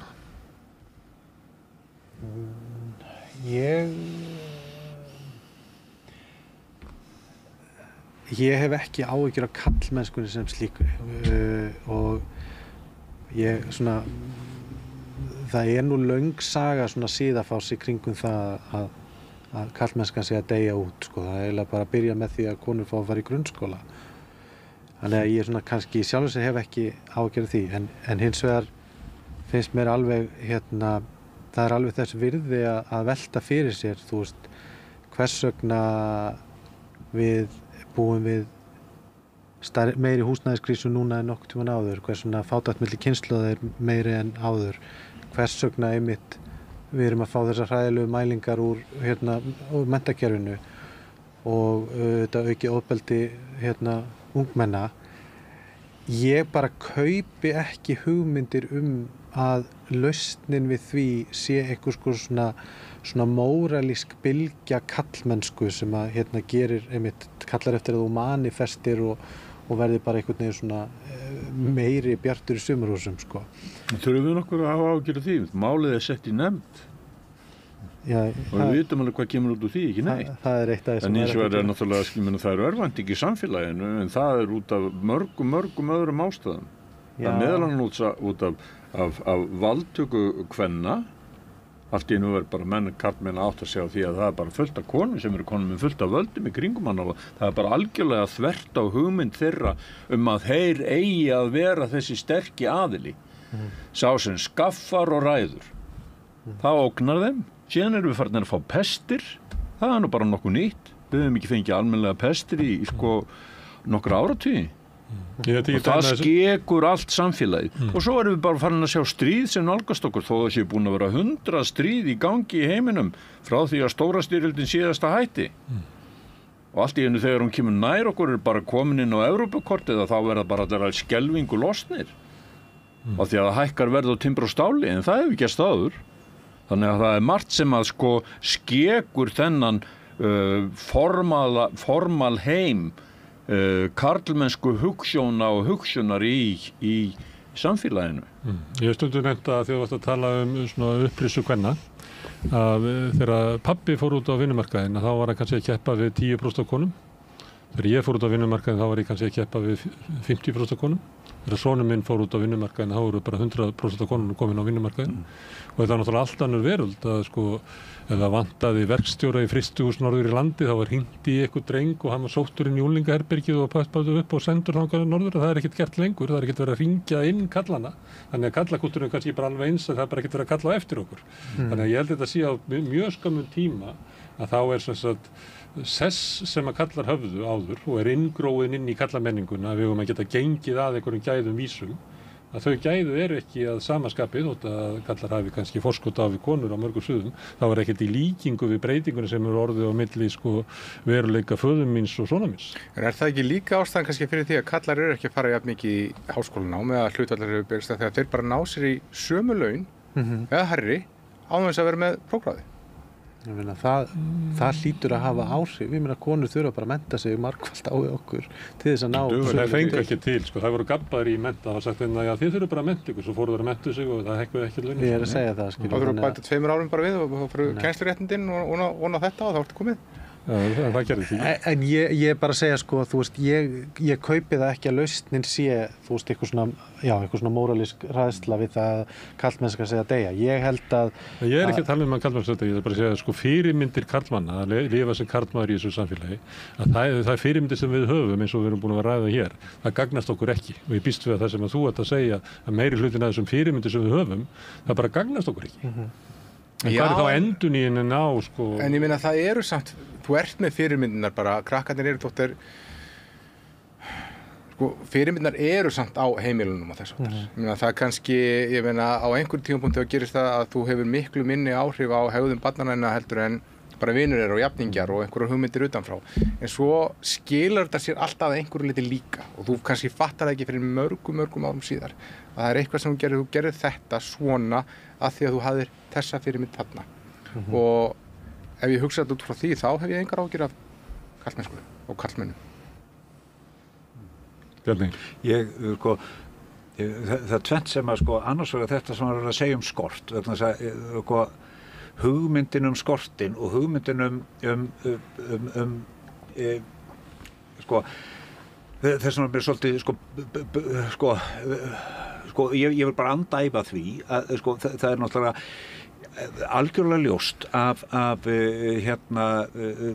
bara vísindalegum náttúruvísindalegum upplýsingum að við lifum í heimi þar sem að náttúrulegur fjölbreytileiki visskerfislegur fjölbreytileiki hefur falnað það er ég held ekki að það sé deilt og ég held ekki að það sé deilt að neinu fólki sem að raunverulega er að leita lausna. Það voru ekki bara að deila það að við sitjum upp með loftslagsbreytingar og vistkerfisvanda mannavöldum. Ég held að við ættum ekki, ég vil bara ekki ganga frá þessu rauðaborði. Það eru svona fullir það. Já, það er til þær raddir. Það eru menn samt sem að halda því fram að þetta sé bara bull og vitleysa og þeir hafa hátt. Já. Og þeir hafa greiðan aðgang að opinberu umræðu. Nákvæmlega. Og segja líka, ef þetta er vandamál, að þá munum við redda þessu. Já, og það er nefnilega það. Og það er þessi, að við skulum í alvöru lifa tíma, þar sem fólk komist upp með það, að staðhæfa að svart sé hvítt. Það eru borðleggjandi staðreyndir, og ég bara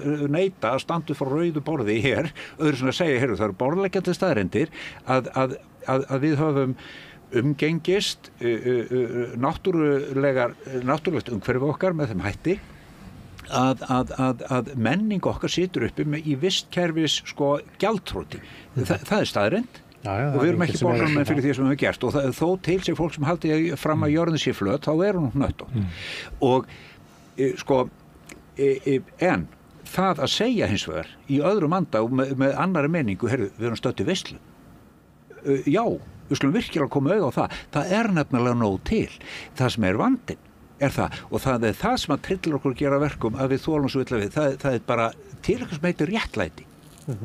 Og hinn stóri vandi menningarinnar okkar er sá, held ég, að við höfum komist einhvern veginn samið okkur bara niður á það. Heyrðu, þetta er svo flókið með réttlæti, við skulum ekki vera að tala um það, við skulum bara tala um hagsmuni. Og leið búið að segja það, þá bara réttir einmitt Frikki kallan pönd og segja já, ég veit nú margt um hagsmuni og hann sá að ég ætla að ganga eftir mínu en svo er bara eitthvað varðandi manneðlið. Það eru takmörk fyrir ójöfnuðunum sem við getum borið og fyrir því eru líka félagslegar og mjög vandaðar rannsóknir sem að hafa til dæmis sem að skoða bókina The Spirit Level sem er bara margþekkt og mjög mögnuð, þar sem eru færðar mjög miklar líkur að því að samfélag sem búa við visst magn af ójöfnuði eru bara líklegir til þess að sitja uppi með alveg fjölþættan vanda þar sem er bara skortur á félagsauði, tíð mannsmorð, tíðar fangelsanir menn þetta er bara ástand sem að við erum búin við í dag. Við náttúrulega höfum séð það að bara á nokkrum áratugum hefur það gerst að auðstéttin á Íslandi hún hefur sópað að sér með samvinnu og með skipulagri neðanjarðarstarfsemi og ofanjarðarstarfsemi og með tiltrú almenning sem hefur kosið þessi upplifið sig, að þá erum við bara farnir að sjá það að það er bara ekki nema lítill hluti þjóðarinnar sem á meiri hlutan af öllum eignum í landinu. Og hvað veldur því að við tortryggjum almannahag en viljum raunverulega og styðjum hagsmuni hérna fá á kostnað fjöldans? Hvað er það? Já, nú spyrðum við stóra spurning. Má ég gera samt eina athugasemd? Ég bara, að því ég gera það alltaf við þetta borð, ég bara er ekki sammála því að almenningur hafi kosið þetta yfir sig. Það sem að gerist á Íslandi er það að almenningur hefur margsinnis reynt að skipta út flokkum og kjósa með öðrum hætti, en hér hefur tíðkast og menn bara hrósa sig fyrir það að ganga óbundnir til kosninga. Þannig að það ætlast til þess að almenningur kjósi með óútfylltan tekka. Og þannig varð núverandi ríkisstjórn til og þannig var ríkisstjórn Sjálfstæðisflokks og samfylkingarna til. Þannig hafa þessar ríkisstjórnir orðið til. Þannig að ég vil bara, áður en við setjum ábyrgðina algjörlega neðst, á hvert atkvæði þá er það þannig að íslenskir kjósendur búa við það að hér hafa stjórnmálin sameinast það að enginn þeirra er tilbúin að segja þú ert að kjósa okkur sem blokk, þú ert að kjósa þessa samvinnu. Heldur vilja allir fara sem einstaklingar til þess að geta samið sig inn í ríkisstjórn og þannig í því umhverju geta kjósendur ekki haft áhrif á það réttilega hverjir er stjórna. Og þeir kjósa sem á svikarana aftur Má ég rétt í lokin alltaf nýjan svikara kannski. Má ég nefna bara með dattinu hug bara einn dáðasta manngerð allavega 2000-aldarinnar, það var aflaklóin, skipstjórinn sem aflaði svo vel. Það var aldrei áhöfnin eða skipið sem aflaði, það var alltaf skipstjórinn. Já, alltaf skipstjórinn, en svo aflaði hann svo vel það voru ekki nógu margar hendur í landi til að vinna aflann og svo heyrði maður sögurnar bara ekkert fyrir bara nýlega sem fólk var að rifja upp, svo sátu fiskistæður þarna sem bara var ekki hægt að vinna og rotnuðu. Og þetta fylgdi aldrei sögunni þegar ævisögurnar voru skrifaðar þegar bara skipið var næstu í sokkið og leiðin í land þá svo dreklaði, menn var alltaf að veiða meira og meira og skrifaði bara mjög dásamlega sögur hversu mikla aflaklær þessi menn voru. Má ég segja að þetta það sem ég að meina samt með skortinum sko. Ég meina við veiðum minna í dag en við gerðum þegar við veitum hvað mest en græðum meira og þú veist fæðum fleiri. Það eru sumir sem græða meira. Já, fólki á Þingeyri græðir ekki meira og fólki á Ísafirði græðir ekki meira og fólki á Húsavík græðir ekki meira. En hins vegar, þú veist, er meira, það er meira Samherji græðir meira núna. Samherji græðir meira. Allt mitt freki maðurinn.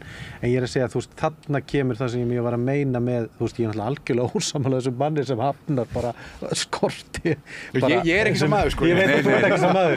Ég tek það líka fram að þetta var sagt í allt öðrum þætti og kannski ástæðan. Ég bara hef en ég ætla að hlusta á þetta en það sem ég á við er svona þú veist hugafar skort sko að einmitt þetta sko að þú bara mokar upp úr sjónum en þú hugsar ekki hinn anga keðjunnar sem að einmitt samvinnana einhver þarf að geta unnið úr þessu einhver þarf að þú veist og það er það sem býr til skortin þú veist í samfélaginu dag þess vegna við erum ekki svona á þeim stað eins og í Star Trek sko að það er engin skortur það er vegna þess að skorturinn birtist í getu okkar til að vinna úr gæðum og vinna sem mest úr sem minnstum resursum.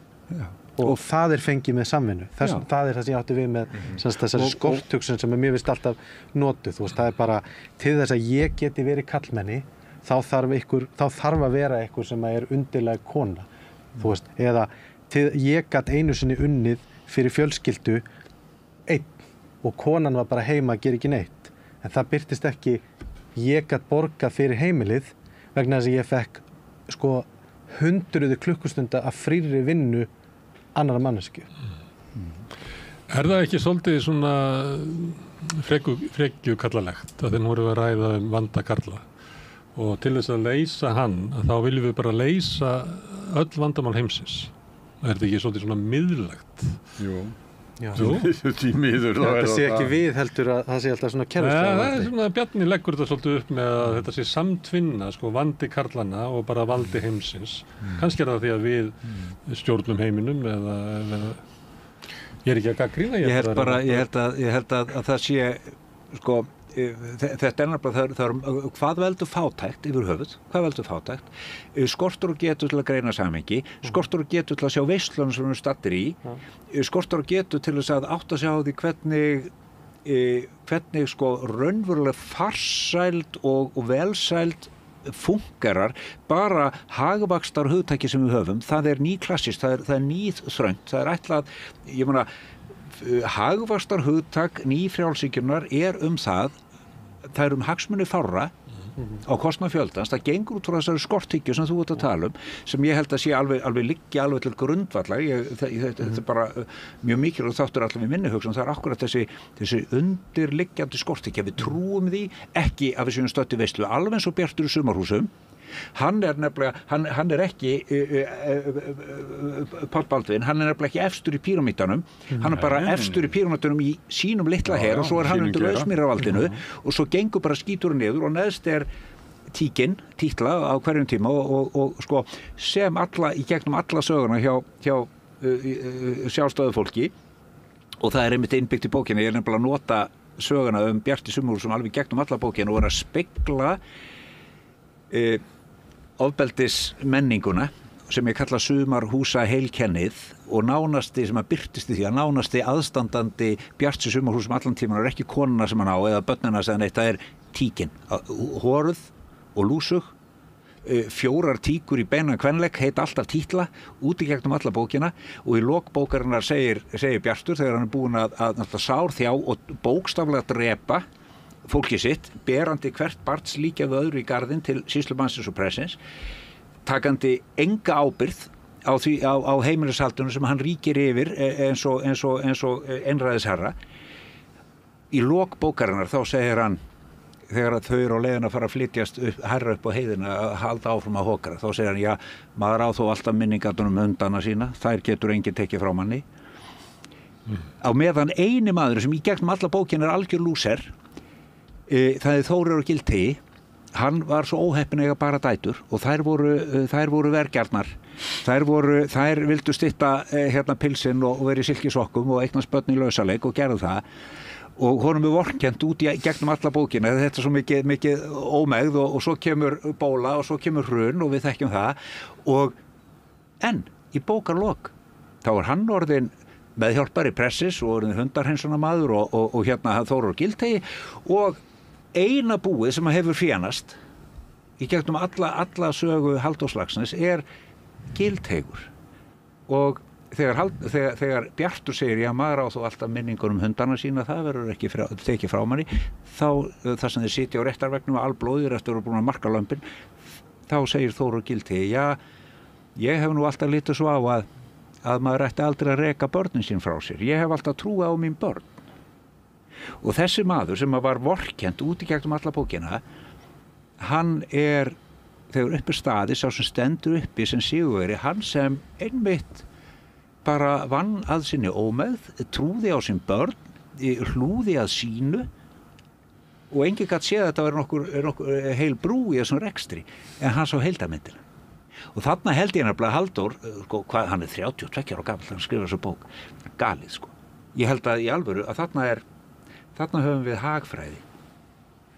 Hagfræði Þóris eða Þórðar og Gildtegi. Og ég held að við ættum að snúa okkur aftur og lesa sjálfstætt fólk og skoða hagfræði Halldórs Laxness í gegnum það. Og við látum þetta verða loka orðin í spjalli okkar Karla að sinni. Takk. Við hittumst aftur Bjarni eftir viku, en við þökkum ykkur kærlega fyrir að hafa komið hingað og tekið þátt í þessu, Bergsteinn, Atli og Páll. Takk fyrir boðið. Takk fyrir boðið. Takk. Og við höldum áfram á rauðaborðið að reyna að skilja heiminn sem við lifum í, samfélagið og okkur sjálf. Næsti kafli eftir augnablik. Gerist áskrifendur á Samstöðinni og taki þátt í að byggja upp öfluga og róttæka samfélagsumræðu.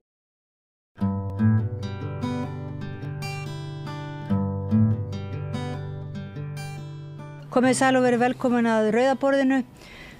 Hjá mér komin alveg bara stórskotalið náttúruverndarsinna, umhverfisverndarsinna og við ætlum að ræða stöðu, hver staðan í dag. Það var verið að loka fyrir samráðsgátt þar sem að fagfólk og áhuga fólk gat sent inn athugasemdir við aðgerðaráætlun stjórnvalda í, hvað kallast það, loftslagsmálum, umhverfismálum, orkumálum. Loftslagsmálum. Hér komin Þorgerður María Þorbjarnardóttir, formaður Landverndar. Hei, hei. Árni Finnsson, formaður Náttúruverndarsamtaka Íslands. Auður Önnu Magnúsdóttir, framkvæmdastjóri Kvenréttindafélags Íslands. Og Guðmundur Steingrímsson, umhverfisfræðingur og varaformaður Landverndar. Verið velkomin og takk fyrir að mæta hérna og svona, eiginlega þið eruð svolítið, já, setja okkur inn í stöðuna, þið eruð svolítið fersk, það ekki, eftir að hafa, það ekki það, þið eruð náttúrulega alltaf fersk, en þið eruð nýbúin að svona virkilega reyna, það ekki, setja fingurinn á vandan, svona hvað að helst hjá hérna í þessari aðgerðaráætlun stjórnvalda. Getið nokkuð áður þið farið að kannski segja nákvæmlega frá hvað ykkar sérstaklega fjall, því það er svo frábært að vera með mismunandi hópa, þannig að það koma athugasemdir frá mörgum áttum. Áðurnum förum inn í svona hvar ykkar sérstakar sjónarhorn kemur að, getið þá bara svona almennt aðeins greint stöðuna fyrir okkur, hver er staðan í þessu máli núna, af hverju þarf að gera alvarlegar athugasemdir? Já, ég ekki viss að fersk sé rétt orðið til að lýsa því hvernig manni líður þegar maður einhvern veginn kemur upp úr kafinu eftir að vera ofan í þessum blaðsíðufjölda og aðgerðafjölda sem er eiginlega meira og minna allir á hugmyndstigi. Já, hjá stjórnvöldum. Já, sem sagt það er bara ekki búið fjármagna aðgerðirnar, það er ekki búið útfæra þær, þetta er bara svona svolítið óskalisti án fjármagns, þannig ég er ekki mjög fersk komandi upp úr því, en auðvitað hefði maður viljað koma bara inn í miklu fyrr. Þetta var þannig að einhvern veginn atvinnulífið var með frá degi 1 og svona almenningi var haldið frá.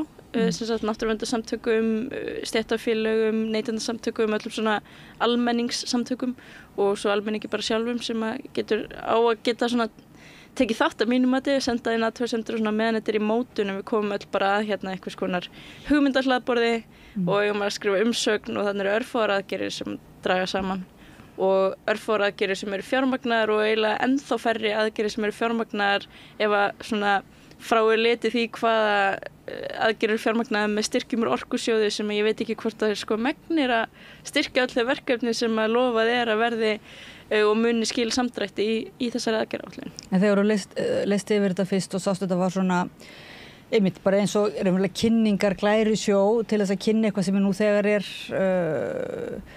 búið að ákveða verði þó á frumstigi, svona furðulegt plagg virðist vera. Þér hafa ekkert fallist hendur, þú eru ákveðið samt að láta vaða og leggja mikla vinnu í að gera athugasemdir. Þú lítur þá að hafa trú á því að einhver taki mark á því eða?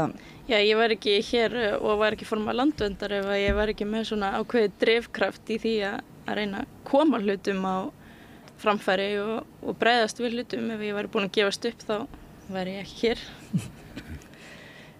En Árni, þú hefur ekki gefist upp, þú ert búin að vera manna lengst í þessum bransa og hefur trú á því að stjórnvöld muni, þóttu hafi haldið ykkur frá sem sagt, hingað til og bjóði síðan upp á þessar formlegu leið að senda inn einhverja svona athugasemdir.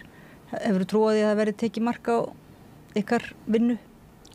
Ég veit það bara ekki, ég held að stærstu mistökin sem að umhverfisráðherra gerði og ríkisstjórnin, það voru að halda úti öllum frjálsum félagasamtökum, hinu borgarlega samfélagi.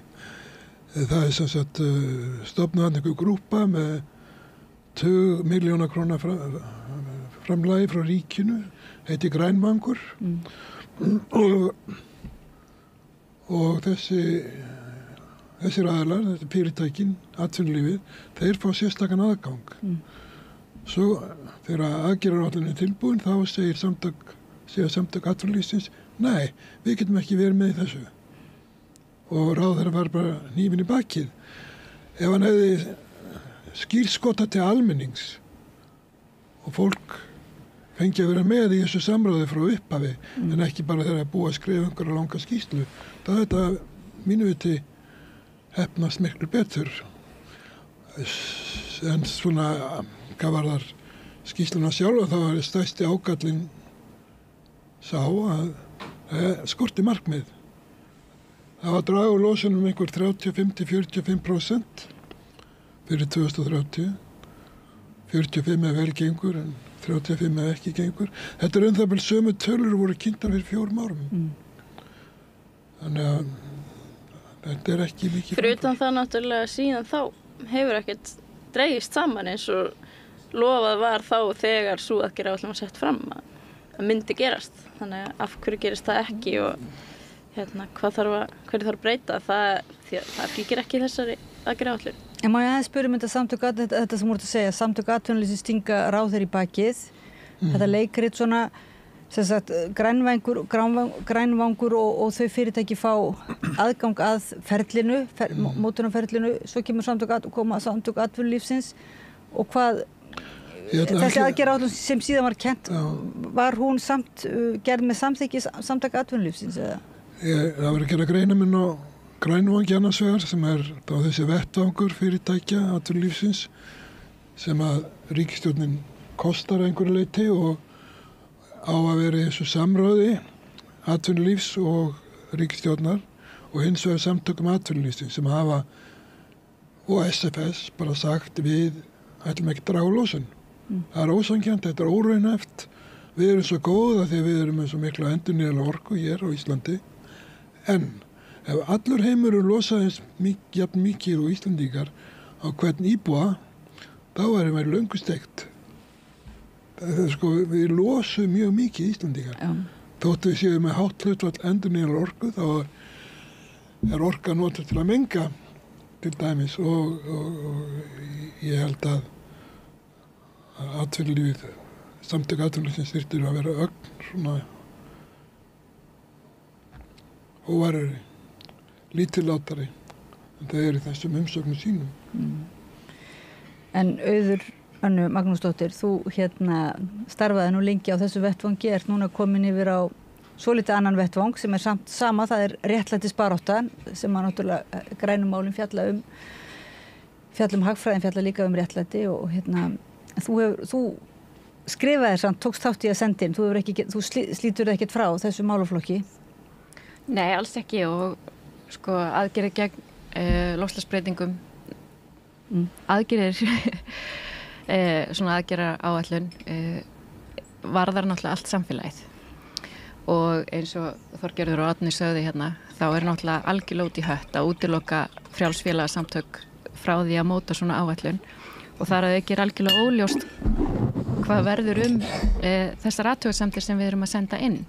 Við sáum það síðast þegar aðgerðaáætlun var sett fram og við sendum inn athugasemdir. Það var ekkert að sjá hvað varðum athugasemdirnar.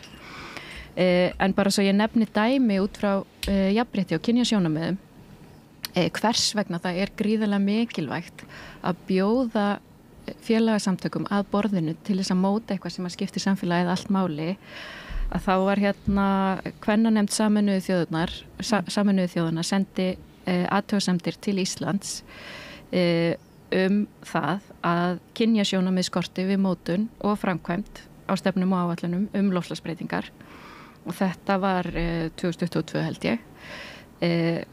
Umhverfisráðuneytið ákveður að taka ekki mark á þessu, okkur ekki búið til neins samráð. Svo sjáum við að það sett í innganginn að aðgerðaáætluninni að aðgerðirnar hafi verið rýndar út frá jafnréttismálum og einhverju fleiru. Svo les maður í gegnum matið á hverju áætlunum og áhrifum sem það á að hafa á jafnréttismál. Ekki einu sinni nefnt jafnréttismál. Þetta sýnir bara gríðarlega stóran galla á þessu. En það sem náttúrulega þetta aðgerðaáætlun sem að hefði verið kannski trúlega að setja fram árið 2000, 2003 kannski. Við erum komin svo langt fram af bjargbrúninni og við erum að falla niður í hyldýpið og við erum ekki að bregðast við á þann hátt sem að sýnir hversu vandinn risa stór og hvaða eru gríðarlega miklar samfélagsbreytingar sem að þurfa að verða og þetta snertir ekki bara jafnrétti heldur fátækt fólk í öðrum löndum. Þannig að þetta algjörlega út úr korti, þetta bara ekki að tala inn í ástandi eins og það Þetta snertir eins og hér var við borðið formaður neytendasamtakana, Breki og hann sem hefur kannski verið frekar í svona aðeins minnimálum og hagfræðilegri málum eða svoleiðis og hann, sem sagt, orkumálin orðin bara algjört skilgrein sem neytendamáli mitt. Þannig að það orðið þannig að þessi grænu umhverfismál, þau ég held að svona almenningur okkur farið að skiljast að þetta snertir okkur öll og allt samhengið. Þetta ekki lengur bara eitthvað sem að einhverju nokkrir áhugamenn náttúruvernd eða loftslagsmál. En þú segir að vanti aðgerðaáætlun en samt sem áður dálítið svona ég veit ekki, það nú dálítið það ekki bara einhver varnarstaða því að það mjög mikið stjórnvöld fara fram með mjög ákveðna hugmyndir sem sagt orkuskiptin og það nokkur mál sem að gefa til kynna að það sé virkilega verið að í íslenskum dugnaði að bregðast við og bara ganga frá þessum málum en samkvæmt því sem ég skildist þá eins og þið og fleiri sérfræðingar gersamlega ósammála þessari aðgerðaáætlun og þessu ægilegu sóknarfæri stjórnvalda og umhverfisráður og þú hefur nú svolítið talað einmitt á móti þessum orkuskiptapælingum ekki komið? Nei, ég ekki móti orkuskiptum Nei, en ég meina hvern aðgerðaáætlun í því? Já, nei, sko ef við tölum aðgerðaáætlun í loftslagsmálum þessa og ég mitt held að sé nú alveg til dæmis bara í samfélaginu brjáluð sóknarfæri til orkuskipta og það bara fari í það fullum krafti og Ísland með fullt ágætri aðstöðu til að ná mjög góðum árangri en frekari árangri í loftslagsmálum heldur en heldur en verið að láta svona skíni í þessari aðgerðaáætlun. Við erum í góðum stöðu. Við eigum að geta náð góðum árangri. Eigum að geta gert það. Svo kemur svona aðgerðaáætlun og bara í titlinum byrjar maður að vera ósammála eftir að hafa lesið yfir þetta. Þetta er ekki aðgerðaáætlun. Þetta er bara ekkert það. Hvað á þetta að vera? Þetta er bara eitthvað plagg sem kemur út úr einhvers konar brainstormi, sko. Þetta er bara alls konar pælingar og ekkert fjármagnað og maður hugsa bara sem er sorglegt að við semst búum við það í þessu samfélagi að það er bara stjórnvöld sem ráða för sem hafa í raun og veru ekki metnað í þessum málum eða trú á því að það sé hægt að ná metnaðarfullum markmiðum sem hafa þó verið sett. Plaggi styður það ekkert. Þetta er svona bara eins og eftir eitt skemmtilegan gulumiðafund og bara skella í en eitt gulumiðafundurinn, sko, og sem er algjör óþarfi á þessum tímapunkti. Við höfum virkilega sóknarfærin og við höfum líka þekkinguna. Hún hefur safnast upp í svona frjálsum félagasamtökum eins og sitja hér við borðið, líka í fræðasamfélaginu og út í heimi og eins og ég skynja það, atvinnulífið, það þyrstir í leiðsögn. Atvinnulífið, forsenda nýsköpunar í atvinnulífi eru skýra reglur og það sem ég heyrir úr atvinnulífinu er það bara að segja okkur hvað við eigum að gera og mér finnst að Evrópusambandið vera á fullu í þessu, setja reglunar, setja ramman, svo bara fylgir atvinnulífið með. Hér er farið í eitthvað brainstorm í atvinnulífinu, það sem atvinnulífið á að reyna að segja hvað það nennir að gera og hvað það langar að gera með einhver svona vantar allar fræðilegu forsendurnar og öll svona bara einhverja yfirlit yfir það bara hvað er að virka vel út í heimi og svona. Við getum bara hort til hinna Norðurlandana, byrjum á því og reynum að gera eitthvað svipað og til dæmis bara Danir að gera í landbúnaði til dæmis. Við erum með eitthvað aðgerða á tökum landbúnaði sem dæmi. Eina hugmyndunum þar er að fara svona kannski að kanna það hvað kýrnar rópa mikið. Eins og ég skilja það. Bara svona gera eitthvað könnun á því og hugsanlega hvort að megi gefa með eitthvað annað að borða svo að rópi minna. Þetta er bara eitthvað sem við áttum að vera að spá í fyrir, og ég höfum verið að spá í eitthvað rannsóknarstofnanir og svona bara fyrir 20 árum síðan eitthvað. Við erum bara komin á allt annan stað núna. Nú þurfum við að gera eins og Danir að bara breyta í hægt og sígandi hvað við borðum. Og við þurfum líka að skoða hvernig ætlum við að láta álverin menga minna ef við ætlum að hafa það hérna. Það er ekki svona spáð í það. Bara svona risastórir punktar í samfélaginu sem er bara ekkert spáð í. En ég er að meina þetta er ekki bara eitthvað svona, það er ekki bara hægt að segja að þetta sé eitthvað svona að það hafi dottið niður þegar við bara eitthvað gleymt öllum skýrslunum ykkar og skýrslum Sameinuðu þjóðanna og skýrslum niðurstöðum allra kannana. Þetta er bara ekki á forgangslista. Já, þetta er ekki á forgangslista. En meira en það glittir í ástæðuna. Við erum að sjá hérna fleiri og fleiri greinar frá okkur svona fólki í samfélaginu sem segir að Ísland þarf ekki að hafa áhyggjur af þessu. Við erum búin að gera þetta. Þetta er sami málfundingur, þetta er sama handbókin. Ísland er svo lítið, skiptir ekki máli. Við þurfum ekkert að vera þessu. Þetta er svona ákveðin freisting í því að vera bara frírætirar. Aðrir munu leysa þetta. Fá undan þá og allt þetta eins og við höfum gert. Þá er verið að segja, þá er verið að svona ekki bytta hóta, en það er verið að spá orkuskorti og það er verið að tala um sem sagt virkjanaframkvæmdir eru virkilega upp á borðum búin að vera núna sem virkilega nauðsynlegar og svona alltaf verið að samfæra okkur að ef það er ekki virkað voru þið ekki að vísa í einhverja Í síðustu viku þá allt í einu uppgötvaðist að Landsvirkjun átti nóga forgangsorku fyrir Orkubú Vestfjarða. Það þurfti ekki að byggja neina línur, það þurfti ekki að virkja neitt og þetta gildir í 4 ár og þá verið búið að koma hitaveiti í lag á Ísafirði. Það er búið að berja lómin í mörg ár núna og horfa framan í og benda á náttúruverndarfólk vegna þess að þau séu á móti virkinum og þess vegna séu Vestfirðingar að hírast í köldum húsum og brenna olíu til að fá rafmagn. Þetta máli var bara ekkert vandamál. Og tökum líka þetta orku dæmi. Ef mér hefði fyrir 10 árum bara sagt það sem við ætlum að virka núna næstu 10 árum rennu til orkuskipta sem hefði nú verið bara flott það hefði verið framsýn pólitík menn hefði sagt það og þá hefði þessi 20% sem það var bæst við orkuframleiðslu getu Íslendinga á síðustu 10 árum bara því haldið fram að ekkert hafi verið virkað hefði bæst við bara svona vel yfir 20% held ég bara með við það sem framleitt var áður hvert hefur það farið út af algjöru stefnuleysi, engri áætlun, engri aðgerra áætlun af nokkri tegund í orkumálum, þá það bara allt farið til gagnavera, meira eða minna, á þess að nokkur hefur verið spurður. Hvar er stefnan? Og okkur hefur að trúa því þá núna eða á að virka meira að það renni til orkuskipta. Svo það bara virkilega bara ljótt finnst mér að síðan benda fólk sem kannski býr til dæmis við Þjórsá eða býr í sveitafélum þar sem að virkjanir eiga að koma sem sækja rétt sinn á grundvelli því að þau telja að lög hafi verið brotin eins og það fólk sé að eyðileggja einhvern veginn fyrir þjóðinni allri með því að sækja rétt sinn. Þetta bara mjög mikil aðför að réttindum fólks til þess að búa við heilnæmt umhverfi og að vernda sín náttúru og þetta bara þarna kemur fram að það var enginn að tala um það hvert þessi orka var að fara en svo þegar einhver að tala um hér er verið að brjóta mínum réttindum og ég vil láta athuga það, ég vil að fara með það fyrir dómstóla að þá það fólk að eyðileggja einhvern veginn fyrir þjóðinni. Þetta er alveg sett á hvolf og sama tíma er könnun meðal almennings hvort að þau muni einhvern tíman vilja auka orkuvinnslu og grænni orku á Íslandi. Þetta segjum við já við því.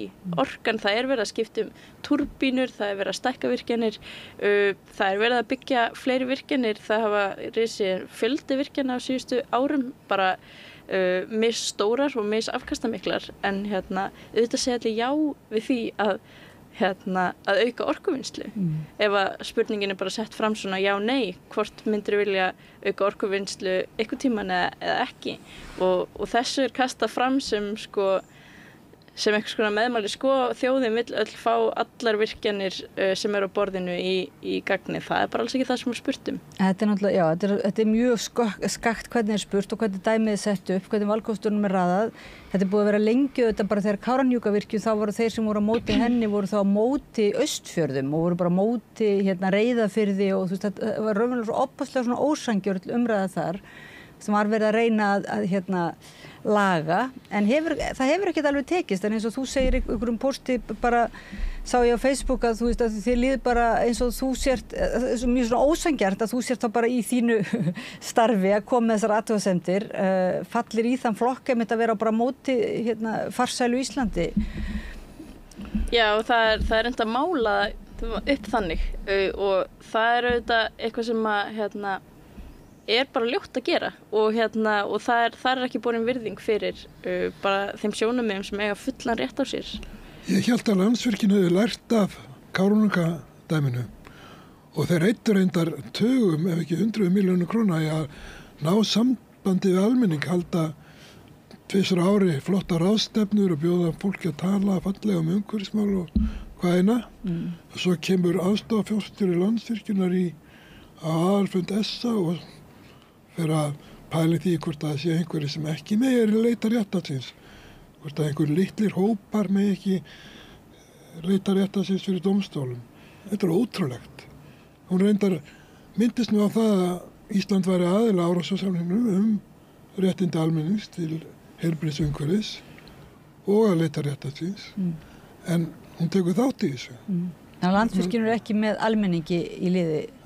Hún ekki með sjálfu sér í liði heldur vegna þess að hún bara fer gegn því sem hún segist vilja að gera, að hafa gott samstarf við almenning. Það skaða bara Landsvirkjun. En það verður náttúrulega að horfa á það að við erum að nota allt of mikla orku. Við erum langstærsti raforkuframleiðandi heims á íbúa og þetta stóra vandamál sem að umhverfismálin eru heilt yfir bara að það verið að nota allt og mikið af auðlindum og það þarf að draga úr auðlindanýtingunni og þá getum við ekki sagt við framleiðum langmesta rafmagni per íbúa í heimi og við þurfum að bæta við. Við þurfum að ganga undan með góðu fordæmi og segja, heyrðu, við erum til í að vera saman í fyrstu og öðru sæti með Noregi og þá þurfum við að takmarka raforkuframleiðsluna okkar næstu í helming. En það er selt, en það einhvern veginn næri gegn á því fórstum að það sé grænt. Þannig að það eiginlega sama hversu mikið unnið af orku að því það er grænt að þá einhvern veginn það látið ganga eða hvað. Hvernig það grænt? Já, skilgreiningin á grænur er mjög reiki. Hún ekki til. Hún er allavega það eru takmörk fyrir því hvað má valda miklu skaða á líffræðilegum fjölbreytileika og vistkerfi og að virkjunin sé græn en þá sko þetta nú svona það þarf að gæta því og það eru kannski vel nokkrar íslenska virkjanir sem að geta nú ekki talist grænar ef við tökum með áhrifin sem það var haft á vistkerfi og náttúru sem umræða sem mjög skammt á veg komin verðist vera á Íslandi og lítill skilningur á þessu en við framleiðum hins vegar endurnýjanlega orku, það er alveg rétt og hann þarf til þess að glíma við loftslagsvandann og ég myndi segja að Ísland sem mitt svona gríðarlega mikill framleiðandi og endurnýjanlegri orku sem ekki bruna á jarðefnaeldsneyti og við keyrum okkar samfélag upp undir 90% með endurnýjanlegri orku. Í þessu eiga að vera sóknarfæri fyrir Ísland og það áfellisdómur yfir stjórnvöldum að hafa ekki náð að búa til enn loftslagsvænna samfélag heldur en við búum við með þetta sóknarfæri í höndunum. Hvað gerðum við? Ég meina sú ákvörðun var tekin einhvern veginn að nota þessa orku að langstærstum hluta til í mengandi stóriðu og því var haldið fram að Íslendingar þyrftu að gera það vegna þess að þeir þurftu einhvern veginn að stökkva fyrir þessa byssukúlu og nota alla þessa orku í það, fórna sér fyrir restina af veröldinni. Ég Sigmundur Davíð með það er bara svo gott að þetta sé hér en ekki einhvern veginn. Já og það átti að vera ekki bara 3 álver, það átti að vera 6 þannig að við héldum virkilega að við ættum orku í þetta allt saman. Mér svolítið athyglisvert að skoða hvað aðra þjóðir hafa verið að gera á sama tíma. Bretar að draga úr sinni stóriðu. Þess að þeir segja bara, raforku þörfin getur ekkert farið í þetta og við verðum að finna aðra leiðir til að keyra okkar samfélag og byggja upp okkar atvinnulíf. Bandaríkjamenn líka. Þeir eru búin að draga úr sínu frumframleiðslu á áli en þess að þetta er of orkufrekt. Þannig að þeir fara í endurvinnslu á áli. Þannig að við bara erum einhverju fangar í heimatilbúinni nauðung búin að selja alla okkar orku í stórmengandi stóriðu sem síðan bara stærsti hlutin á okkar kolefnisspori. Þetta kalla ég að klúðra sóknarfæri algjörlega og mér finnst bara ekki setna vænna og ef við erum að tala aðgerðaáætlun í loftslagsmálum það að snúa þessu öllu við og það þarf ekki að gerast endilega á morgun eins og með að breyta atvinnulífinu á Íslandi þannig að það veri loftslagsvænna á grunni þessar orku. Það þarf að gerast bara á núna nokkrum áratugum og segja bara þangað stefnu við. En það eru ekki fólki sem að bara gerði þessa samninga sem að enginn hefur fengið að sjá, var ekki alltaf svona leynd yfir raforkuverði stóriðuna? Jú, það var talað að afhenda orkuna sem nú svona svolítið lýsandi orðalag og það var alltaf bara eiginlega gefin og það var ókeypis ef sótt. Og engin skattar og ekkert eftirlit. Þetta er bara eitthvað vista vestri fyrir stóriðu. Eina aðgerðaáætlun hefur verið ókeypis ef sótt og við framleiðum upp í pöntun. Ég held að þetta aðeins breyst varðandi raforkuverði, það sé auðveldara að ná hvað það er en á sama tíma hefur Landsvirkjun takmarka upplýsingar hvað er verið að selja miklu orku til gagnavera. Og þar kemur allt inni líka svolítið merkilegt. Áður fyrir var alltaf sagt, við ætlum að byggja upp hennar stóriðnað vegna þess að við þurfum að bjarga atvinnulífinu út á landi og svoleiðis og maður var þá á móti atvinnulífi út á landi maður var á móti þessu og svona sagði, ef einhver sagði eitthvað annað þá var hlegið því og svo komir reyndar þetta eitthvað annað sem í ferðaþjónustunni sem núna mest gjaldri skapandi atvinnurekstur Íslendinga maður sá það ekki fyrir eða hvað og margir sá það fyrir komin inn í smáfleiki en segðu svo ekki allt í einu koma gagnaverin inn sem eru svona mestmegnis vil ekki fullyrða það en þau eru mjög mikið notuð bara til að grafa fyrir bitcoin og rafmynt og svoleiðis þau eru ekkert atvinnuskapandi það var skýrsla á vegum stjórnvalda starfsskilyrði gagnavera og það var sagt að einhver 300 störf með afleitum störfum myndu skapast við þetta og þau eru ekkert út á landi eitthvað sérstaklega og þetta er bara held ég innan við helmingurinn af því sem að vinnur bara hjá krónunni eða eitthvað, ég meina þarna ekkert allt í einu engin atvinnusköpun og þarna allt í einu komin bara raforka að fara sem tvöfalt á eða þrefalt á það sem heimilin nota Þetta hljómar svona alltaf meira og meira sem maður heyrir því hljómar þetta ekki bara sem vont klúður og maður óskar þess að þeir sem gerðu svo vondu samninga þeir eiginlega bara falli frá og þá getur kannski hinir En hvað að gera næst? Takk til því. Já, hvað að gera? Næst á að fara í virkjanir á heiðum landsins með vindorku upp á tvöfalda ef ekki þrefalda Kárahnjúkavirkjun til þess að búið til rafelsneti.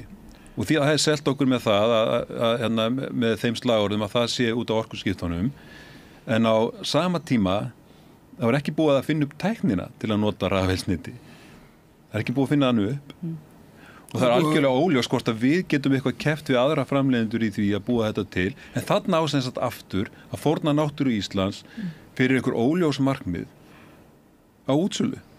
Ég hef líka bara miklar áhyggjur af því af hugtakanótkun og það sé verið að svona taka hugtök í rauninni af manni. Ég meina, Greta Thunberg benti að ná í Glasgow að hún sagði bara hérna koma græn tilbaka, bla bla bla, hérna, allt þetta, það er búið að taka allar svona aðgerðaáætlanir og allt það, þú lest bara inngangin og rosalega falleg orð. Það er bara sjálfbærni og bara hérna, allt rosalega grænt og fallegt og með þessu þá töpum við sem tölum þetta svolítið orðfærin. Við þurfum alltaf að vera að finna upp ný orð til þess að tala hluti og hérna og þetta held ég ágjöfnum eins að almenningur heldur ekki í við þetta og þá verður einhvern veginn grænþvotturinn svo hérna auðveldur.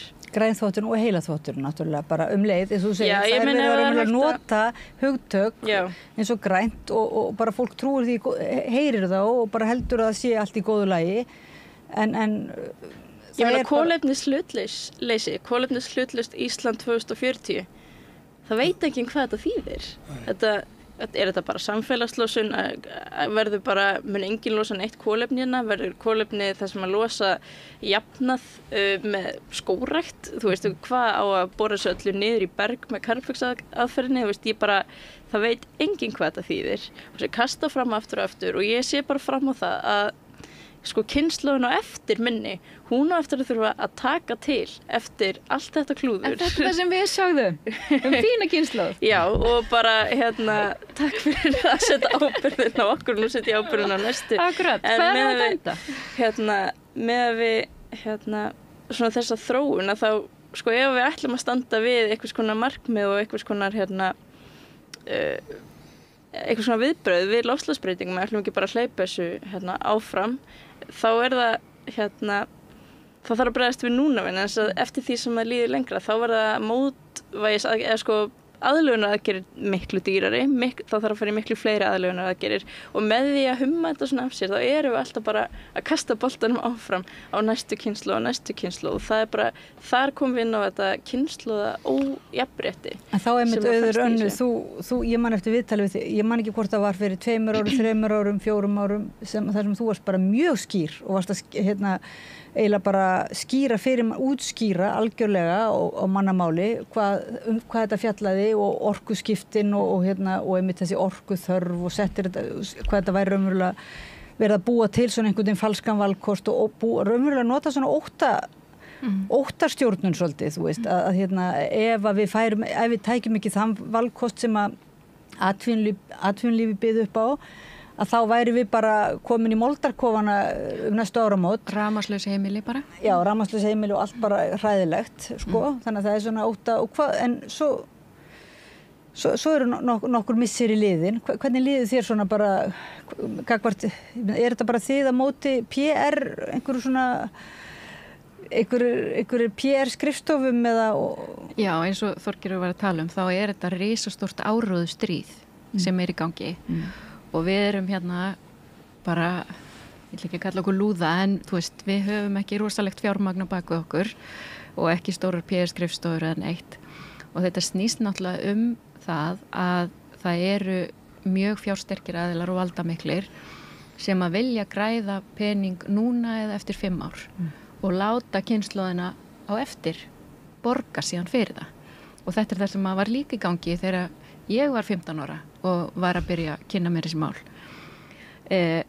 Að þá voru líka kallar sem að vildu, og konur, sem að vildu vera rík eftir 5 ár og láta mig og mína kynslóð borga fyrir það í dag. Þetta er bara sagan endalaus og við höfum ekkert fæst áfram. Ég held að eina ástæðan fyrir þessu er að almenningur er óttasleginn. Fólk styður aðgerðir. Almenningur vill að hlutin breytist til þess betra og svo koma fyrirtækjum og segja við ætlum að virkja græn orku, það hljóma bara vel hjá Pétri Páli og þess vegna er svo auðvelt að koma inn með einhver falleg loforð þannig að almenningur vill heyra slíkt og það kostar ekkert. En það líka þetta, þú veist, það eina sem við ætlum að breyta að við ætlum að taka út í jarðefnaeldsneyti, vera áfram með þetta klikkaða samfélag sem að notar auðlindir jarðar umfram það sem hún getur endurnýjað. Og við ætlum bara að taka jarðefnaeldsneyti og setja rafeldsneyti í staðinn, case closed, bara búið, og það við þurfum ekki að hugsa meira málið. Það var bara verið ekkert mál. Og auðvitað þetta boðskapur sem að væri frábær ef hann væri sannur, en hann bara algjör lygi. Þetta gengur ekki upp. En hann auðvitað hljómar, þetta líka auðvitað kannski að sannfæra einhvern, annars verður maður að vera hræddur og svo þetta líka bara þægileg lausn, því það þurfum við ekki að leggja mikið á okkur, þetta virkar bara, þetta eitthvað svo þægileg lausn, en það sem vantar sem sagt inn í þessa jöfnu, kynningarjöfnu, að það raunverulega almenningur sem borgar brúsan á endanum, það ekki? Sko, eins og þetta mér finnst mikilvægt að nálgast loftslagsmálin og umhverfismálin þannig að það þarf mjög margt að gerast og auðvitað þurfum við nýja orkugjafa og ég vona svo sannarlega að það finnist eitthvað leið til þess að breyta orkunotkun í flugi og það bara eitthvað sem að fullt af heilum í samtímanum að reyna að finna út úr og ég hef alveg, ég finnst mjög mikilvægt að horfast auðvitað það að þetta þurfum við allt saman, en við þurfum líka breytingu á háttum, breytingu á neysluháttum og alls konar svoleiðis hluti, við þurfum breytingar á regluverki, þetta margliðað verkefni sem þarf og það finnst ekki hægt að nálgast það og segja bara, sumt eldsneyti bara út af borðinu, það getur hentað mjög mörgum þjóðum vel að veðja á vind til dæmis og sól og svoleiðis og bara mjög ánægilegt hvað mörg þjóðfélögur á flegi ferð að breyta sínu orkunotkun í þá átt og svona. Við þurfum að greina okkur. Við þurfum að greina hvað hentar okkur og hvað við þurfum að gera og það það sem að vonast eftir að sjá í svona aðgerðaráætlun. En við sér ekki síðan. Ég hef líka verið að skoða svona eins og það verið að fagna því að það sé aukin orkuöflun endurnýjanleg. Og það auðvitað sko í heiminum og bara og í jarðefnaeldsneytis hagkerfi þá bara jákvætt að það sé eitthvað að gerast en af hverju þá ekki meira að minnka? Af hverju ekki því sem nemur því sem að koma inn af endurnýjanlegri orku? Af hverju ekki þeimin meira af jarðefnaeldsneyti að minnka á móti ef við erum að reyna að breyta lifnaðarháttum okkar þannig að við notum minni orku og við erum að skipta út þeirra orku sem við notum. Þetta ekkert að gerast. Kakan bara að stækka. Þess vegna þarf góða aðgerð á þetta. En það ekki hort á hvað nákvæmlega vandamálið. Vandamálið rosalega mikil kjötframleiðsla og rosalega mikil bruna á jarðefnaeldsneyti. Og vandamálið með jarðefnaeldsneyti á að leysa með því að framleiða rosalega mikið af endurnýjanlegri orku. En ekki setja hömlur á jarðefnaeldsneyti. Og það náttúrulega mun alltaf, niðurstaðan í því mun alltaf verða að við höldum áfram að brenna rosalega miklu jarðefnaeldsneyti þangað til við förum að takast á við nákvæmlega þann vanda. Og líka eins og varst að segja, já, frábært að það hægt að finna einhverja lausnir í flugi, en hvað ætlum við að gera þangað til? Ekki neitt. Við ætlum bara að vera já, það ekki komin einn lausn, þannig að við bara flugfélögum gjaldfrjálsar losunarheimildir, það til dæmis það sem Ísland að gera, en ég held að sko, það mjög gott sem að komst með punktum sko óttan vegna þess að síðan fólk eins og við sem bara alltaf óttaslegin yfir framtíðinni út af loftslagsbreytingum og almenningur allur og svo það bara mjög flókið að fjalla þessi mál vegna þess að þetta óttavaldandi, en ótti ekkert endilega besti drifkrafturinn til þess að bregðast við. Heldur einmitt það vonin og það þessi framtíðarsýn heim þar sem að við erum ekki að skaða komandi kynslóður með því hvernig við með ósjálfbænum lifnaðarháttum sem að þarf að keyra okkur áfram en ekki óttin. En það svo erfitt að reyna að koma miklu erfiðara að fá fólk með sér í það heldur en að hræða það með sér.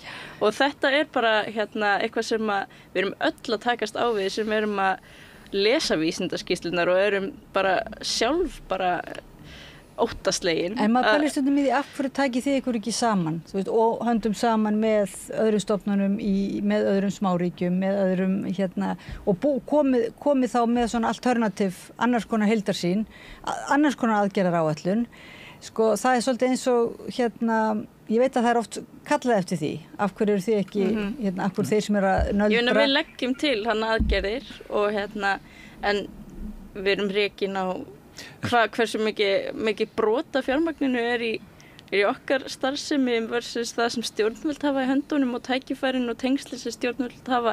Þetta er vinnan þeirra, þetta er ekki vinnan mín. Það er að koma kosningar og þetta er eitt af því sem bara ég og mjög margir held ég í samfélaginu munu bara skoða. Ég skoðaði forstakostningarna núna síðast sem auðvitað er ekki áhrifamiklar kosningar í svona hvað var það pólitíkin og málindinu sem við erum að fjallum og ákvarðanir sem við þurfum að taka, en það var mjög athyglisvert að það var eiginlega ekkert fjallað umhverfismál eða loftslagsmál í þessum forstakostningum. Já, stefnur að forsætisráðherra, þar voru allir að tala. Það er greinilega eitthvað ástand í gangi og ég held að þess vegna erum við með svona loftslagsáætlun sem er ekki áætlun, heldur bara eitthvað svona ticky box brainstorm plagg. Skýrslur og greiningar og rannsóknir og skoða. En við sjáum bara samt hvað svona óttið, náttúrulega síðan er hátt vaxtastig og fólk bara skiljanlega er að tala um það. En það er aldrei sett svona einhvern veginn í samhengi við sem sagt framtíðarsýn og vonum þetta sjálfbærara samfélag og það er verk að vinna. Og raunverulega kannski líka eins og ég var að segja þegar neytendasamtökin eru farin að láta til sín taka þar þá er þetta beinlínis verið að sýna fram á þetta farið að hafa áhrif á okkar sem sagt bara jafnréttis og réttlætis ástand hérna í samfélaginu nú þegar. Þetta er ekki bara eitthvað í framtíðinni. Nei, eins og til dæmis bara, það að eitthvað landsvæði verði bara næstu árum mögulega óbyggilegt út af hækkun sjávarmáls og það eru alveg þannig landsvæði á Íslandi til dæmis. Þetta verður áhrif á tryggingar og einfallega, og þetta er að gerast í Bandaríkjunum allt og út allan heim að fólk getur ekki lengur tryggt eigur sínar sem eru umtalsverði efnaðislega áhrif en það setur þá pressu á ríkisvaldið að koma með pening, bara eins og við sáum í Grindavík á öðrum orsökum að svona atburðum er að fjölga út allan heim. Það sem þarf bara að takast á við með bráðan vanda það sem fólk er að missa eigur sínar.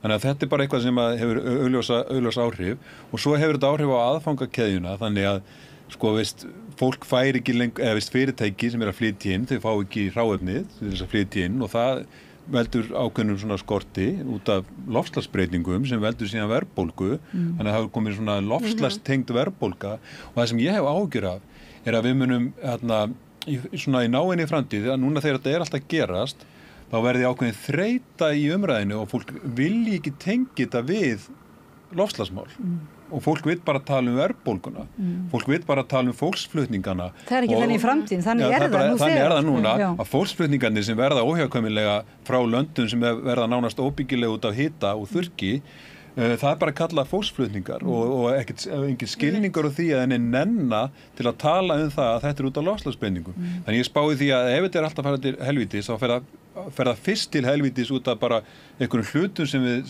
við bara pólitískur óstöðuleiki og efnahagsmál sem að við tengjum ekki við. Svo er alveg að ótta við þessa hluti líka, ótti við innflytjendur, flótta fólk, ótti við að rafmagnslaus heimili 2025, ótti við ýmislegt sem að eru afleiðingar og nú er ég rafmagnslaus heimili verða aldrei rafmagnslaus sem notur svo pínlítinn part en það er svona alið á einhverju sem á að vera það sem að tengist loftslagsmálum svo beinlínis en það er ekki sett í þetta samhengi og En út af öllum þessum afleiðingum þá eru við svo mikill þörf fyrir góða áætlun og þá vil ég fá að koma aftur að þessu sem er vandamálið við losum allt og mikið og ég teki eftir að stjórnmálumenni hafa sagt að undanfarnu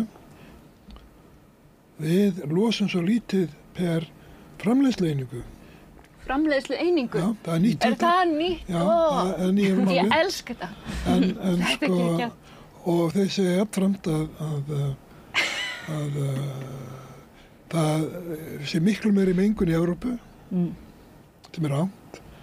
Þannig að þess að notkun eða nýting endurnýjanlegra orkugjafa í Evrópu eykst stöðugt og svo þjóð sem losar mest í heiminum er Kína en það er líka sama þjóð fjárfestir langmest í endurnýjanlegum orkugjafum, sól og vindi og við þurfum aftur að komast að því hvað ætlar ráðherrann að gera til að Ísland geti staðið við sína skuldbindingar að draga úr losun.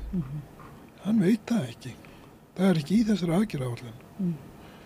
Og að vera að setja sig á háan hest með því að segja við erum svo frábæri, við erum svo mikið hlutfall af endurlegar orku og ekki nefna það að við losum líka mjög mikið. Það er bara ekki heiðarlegt. Það sem maður heyrir svolítið svona, einmitt það sem ég er að tala af hverju komum þið og við okkur ekki saman einhver aðra vinnuna fyrir stjórnvöld, sem sagt, þess að þú segir, bara kauplaust, sjálfsögðu, bara fyrir komandi kynslóðir. En þá kemur alltaf þetta að það eru margir sem að hlusta á vísindafólk og hlusta á fólk á vettfangi, fólk sem að býr í aðstæðunum og svoleiðis. Það tekur svolítið tíma að fá fram niðurstöður og svona búa til þekkinguna eða kalla fram þekkinguna þetta sem að þessi aðgerðaáætlun stjórnvalda algjörlega skautar fram hjá, ekki bara sem sagt reynslu almennings og framtíðarsýn. Þannig að maður hugsa stundum með sér þetta svo flókið og svo alls konar neyðar aðstæður eins og bara í Grindavík, þú veist, hjá okkur og það mengun yfir Reykjavík og það alls konar svona sem hefur áhrif á. Hver ætti þá að ef það ekki stjórnvöld, ef stjórnvöld klikka eins og þau eru bara að gera, þetta bara ónýt aðgerðaáætlun sem heyrist og sýnist, hver ætti þá að grípa inn, af því það neyðarástand framöndan, hver ætti að grípa inn? Það þarf að styrkja stofnanir samfélagsins, til dæmis Orkustofnun. Hún þarf að skaffa okkur upplýsingar, við erum borgarar í landinu, við eigum þessi Orkustofnun og hún þarf að skaffa upplýsingar það hversu mikla orku þurfum við og hversu mikla orku vantar okkur. En í staðin fyrir að Orkustofnun ráði við þetta verkefni þá Landsnet, Landsvirkjun, Samorka og ég veit ekki hverjir að skrifa eiginskýrslur sem að stjórnmálamenn eiga að taka meira mark á.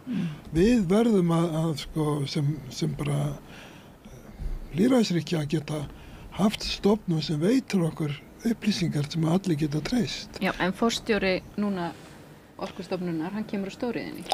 Eða hvað þetta heitir núna, ekki Orkustofnun. Menna bara gagnsæi og fagleiki, þá náttúrulega alltaf sviðsmyndir og Orkustofnun gefur út sem sagt orkuspá og þú skrifar það Guðmundur í FF7 og ég gerði myndasögu þarna upp úr því til þess að reyna að lýsa hvaða sviðsmyndir eru í boði og hvað Orkustofnun segir og orkuþörfin sé fyrir það og síðan ef við skoðum hvað þarf mikla auka orku, hverju getum við líka hægt, við þurfum að skoða það líka, við þurfum að endur forgangsraða og hvernig ætlum við að hvetja til þess að orkan sem losnar úr samningum fari í orkuskiptaverkefni, það enginn sem tilbúin að svara því, meira að segja Rangárþing búið að senda fyrirspurn til umhverfisráðuneytisins Búrfells vindorkuverið til þess að meta þar samfélagsáhrif í hvað þessi komið einhver stefnu það hvert þessi orka á að fara og hefur þetta einhver tengsl við aukna stóriðju og orkufrekan iðnað sem áætlaður í Þorlákshöfn. Þessu hefur ekki verið hægt að svara. Það hefur ekki komið svar við þessu.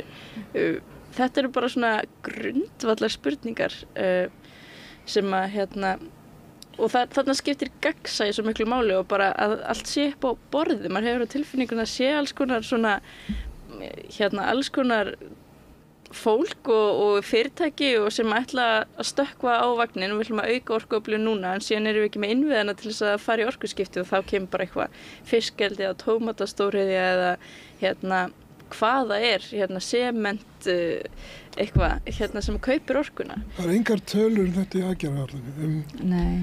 Ég er svo hissa á þessari aðgerðaáætlun út af því að það eru svo, eins og ég talaði í upphafi, ég held að sóknarfærin séu mjög mikil og ég held að kannanir að sýna það að almenningur mjög til í að taka loftslagsmál með í reikningin og umhugað loftslagsmál, hefur áhyggjur af loftslagsmálum, þetta sýna kannanir síðan endurtekið á Íslandi og almenningur ágætlega upplýstur.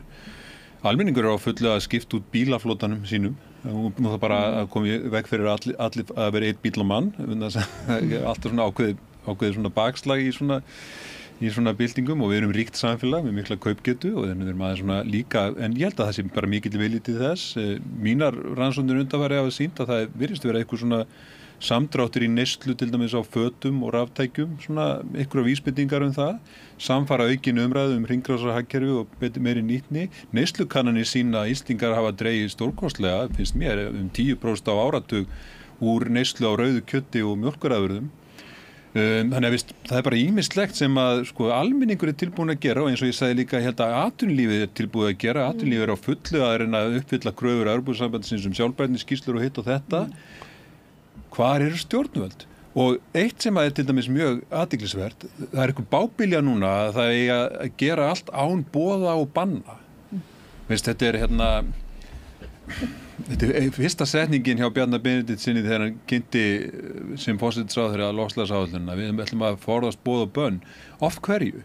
Vegna þess að boð og bönn, auðvitað er það ekki eina verkfæri sem það er að beita, það er líka að beita hvatningum og alls konar hlutum sem það er að beita, en einn árangursríkasta aðgerðin og undanförnum misserum er bann við urðun á lífrænum úrgangi.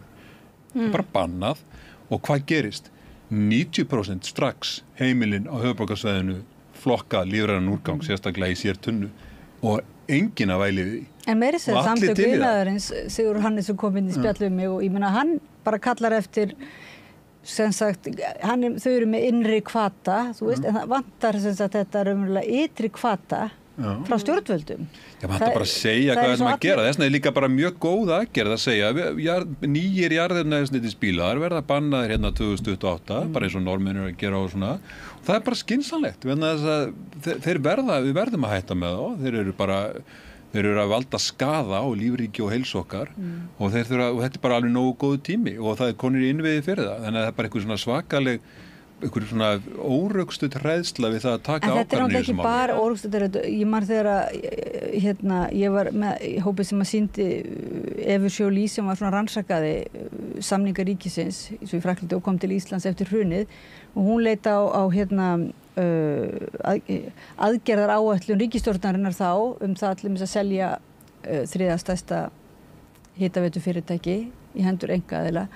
Hún sagði að þetta er svo ógagsætt og þetta er svo skrítið allt saman að maður gæti ætlað að þetta veri bara glæpamál. Þetta þarf að rannsaka eiginlega sem glæpamál, þannig að mér finnst einhvern veginn eins og þið talið, almenningur er til, þú segir að fyrirtækin atvinnulífið sé til, Árni segir nú atvinnulífið sé kannski ekki alveg til. Ekki samtök atvinnulífsins. Ekki forystu þeirra samtaka. Og ekki viðskiptaráð. Og ekki viðskiptaráð. Nei. Og ég veit ekki með samtök iðnaðarins og Grænland. Jú, ég held að samtök iðnaðarins séu miklu framar.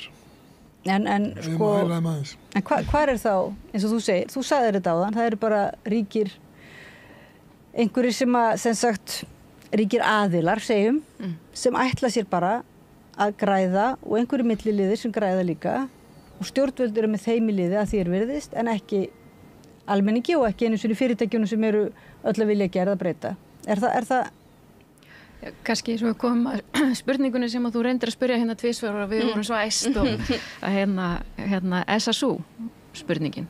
Hver á að setja fram almennilega aðgerðaáætlun og Landvernd hefur náttúrulega gert það trekk í trekk bæði með því að svara í gegnum samráðsgátt þegar aðgerðaáætlanirnar koma, með því að setja fram eins og til dæmis í byrjun COVID, þá kom Landvernd með hvatningu til stjórnvalda að grípa tækifærið, fullt af aðgerðum. Ykkar samtök eru ítrekka búin að leggja til fullt af góðum tillögum hvað er hægt að gera. Það er aldrei hlustað á það. Af því að það má ekki kosta neitt og það má ekki takmarka neitt og það eina sem að virðist mega gera er að taka af því sem að kemur umfram. Það má ekki, eins og Þorgerður var að segja, við verðum að skoða, erum við að nota orkuna skynsamlegan hátt og það er algjörlega bannað að tala um það. Þannig að, já, hver á að gera þetta og þetta verður að vera top down og bottom up. Ég held að lýðræðislega kjörin stjórnvöld bera ábyrgði að gera þetta. Þau gera það. En þau gera það ekki þessar aðgerðarfýtlu. Ekki nóg. En þegar þau gera það ekki, þá dettur þetta því miður á okkur. Og Orkustofnun, eins og þið segið, Orkustofnun er ekki að standa, er ekki eitthvað sem heitir Umhverfisstofnun líka og er ekki einhverja fleiri stofnanir sem ættu kannski að styðja stjórnvöld hverju sinni við að minna þau á að en það er svolítið málið að þau styðja einmitt stjórnvöld. Það er alltaf að starfa í umboði stjórnvalda sem eru í umboði okkar, en það er svona... Já, styðja stjórnvöld í sinni aðgerðaáætlun. Já, ég meinti veita aðhald. Þau veita aðhald að ég að gera það en það gerist kannski meira inn á við.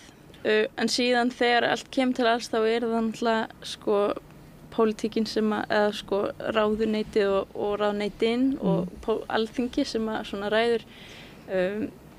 Þessin þessi kosningavetur núna, hann er mjög áhugaverður í þessu samhengi og hvað kemur út úr málefnastarfi í flokkana og ef engin flokkur ætlar að tala neitt loftslagsmál eða neitt dýrt eða koma með neina tillögur í því, þá skapast heldur ekkert umboð fyrir næsta kjörtímabil að gera neitt.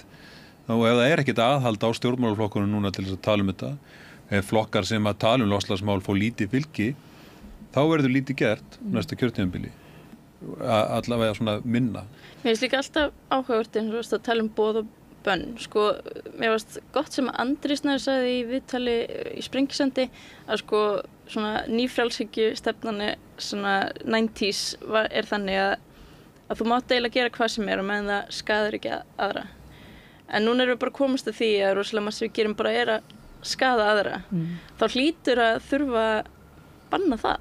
Að skaða aðra, og það er auðvitað bara rosalega stort verkefni sem við erum án svo háði að gera þetta, við þurfum að fasa þetta út, en það er fullt af hluti sem við megum ekki gera. Já, ég má ekki bara kýla Árna í andlitið og hann á rétt á því að ég ger það ekki. Það er alls konar sem við bara megum ekki gera, við megum ekki bara hella úr einhverjum efnasulli bara onni í næsta það er bara alls konar sem við megum ekki gera. Það eru bara ástæður fyrir því og það má ekki gleymast að hlutir og boð og bönn eru af ástæðum og eru með ávinning sem og vissulega þarf að mæla það og stjórnvöld þurfa að setja reglur og svo þurfa þau að árangursmeta reglurnar sem þau setja og þau eru alls ekki dugleg að því. Já, annar hlut þessar að frjálshyggju, ég veit ekki hvort Andri Snær minntist að það er einmitt að allir með að gera allt sem þau vilja og svo höfum bara eftirlit með því að þau brjóta ekki lög. En eftirlitsstofnanir eru oft mjög veikar og það getur kannski tekið einhver áraður en að ný Orkustofnun og Loftslagsstofnun líka hefur fengið tennur, fullorðinstennur, getur bitið. Munum hvernig var með fjármálaeftirlitið á sínum tíma, ekki var það nú öflugt. Þannig að Svo er loftslagsráð sem alltaf á að bregðast við líka. Loftslagsráð, skipunartími loftslagsráðs rann út í lok ágúst í fyrra. Nýtt ráð var skipað 28. maí í ár. Þetta er að ráði sem átt að veita aðhald. Ég held að... Og loftslagsráð, nú sit ég í loftslagsráð, við fengum bara aðgerða áætlunina á saman tíma og hinir, enda náttúrulega skipað mjög seint. Þannig að það er eitthvað sem má gera betur en það eru auðvitað eftirlitsstofnanir og loftslagsráð og samtök eins og okkur sem eiga veita aðhald og það má ekki óttast aðhaldið heldur. Nei, því að svo er náttúrulega tala þeir það sem eru kannski minni fyrirtæki og einstaklingar sem reyna að gera eitthvað að þeir svo sem reka sér nú á ýmis boð og bönn líka. Þannig að þetta er líka ákveðin svona tvískýringsháttur að tala að vera móti boðum og bönnum meðan að það er mjög margt sem er boðið og bannað. Ég meina það þarf að árangursmeta, það þarf að skoða af hverju þetta bannað og já það er bannað því það er bara slæmt fyrir þetta og hitt og með þessum lögum erum við að ná árangri er sleppa ennþá fiskar úr fullt af fiskeldum ef við setjum þessi lög að það þarf alltaf að skoða þessa hluti vegna þess að ég er alveg sammála viðskiptaráði og mörgum í því að það eru örugglega fullt af lögum einhvers staðar inni sem eru ekki ná árangri sínum en eru bara auki flækjustig að þú ert að sækja hjá þessum og hinum og öllum og það sé einhvern veginn ekki ná mikið samþætting en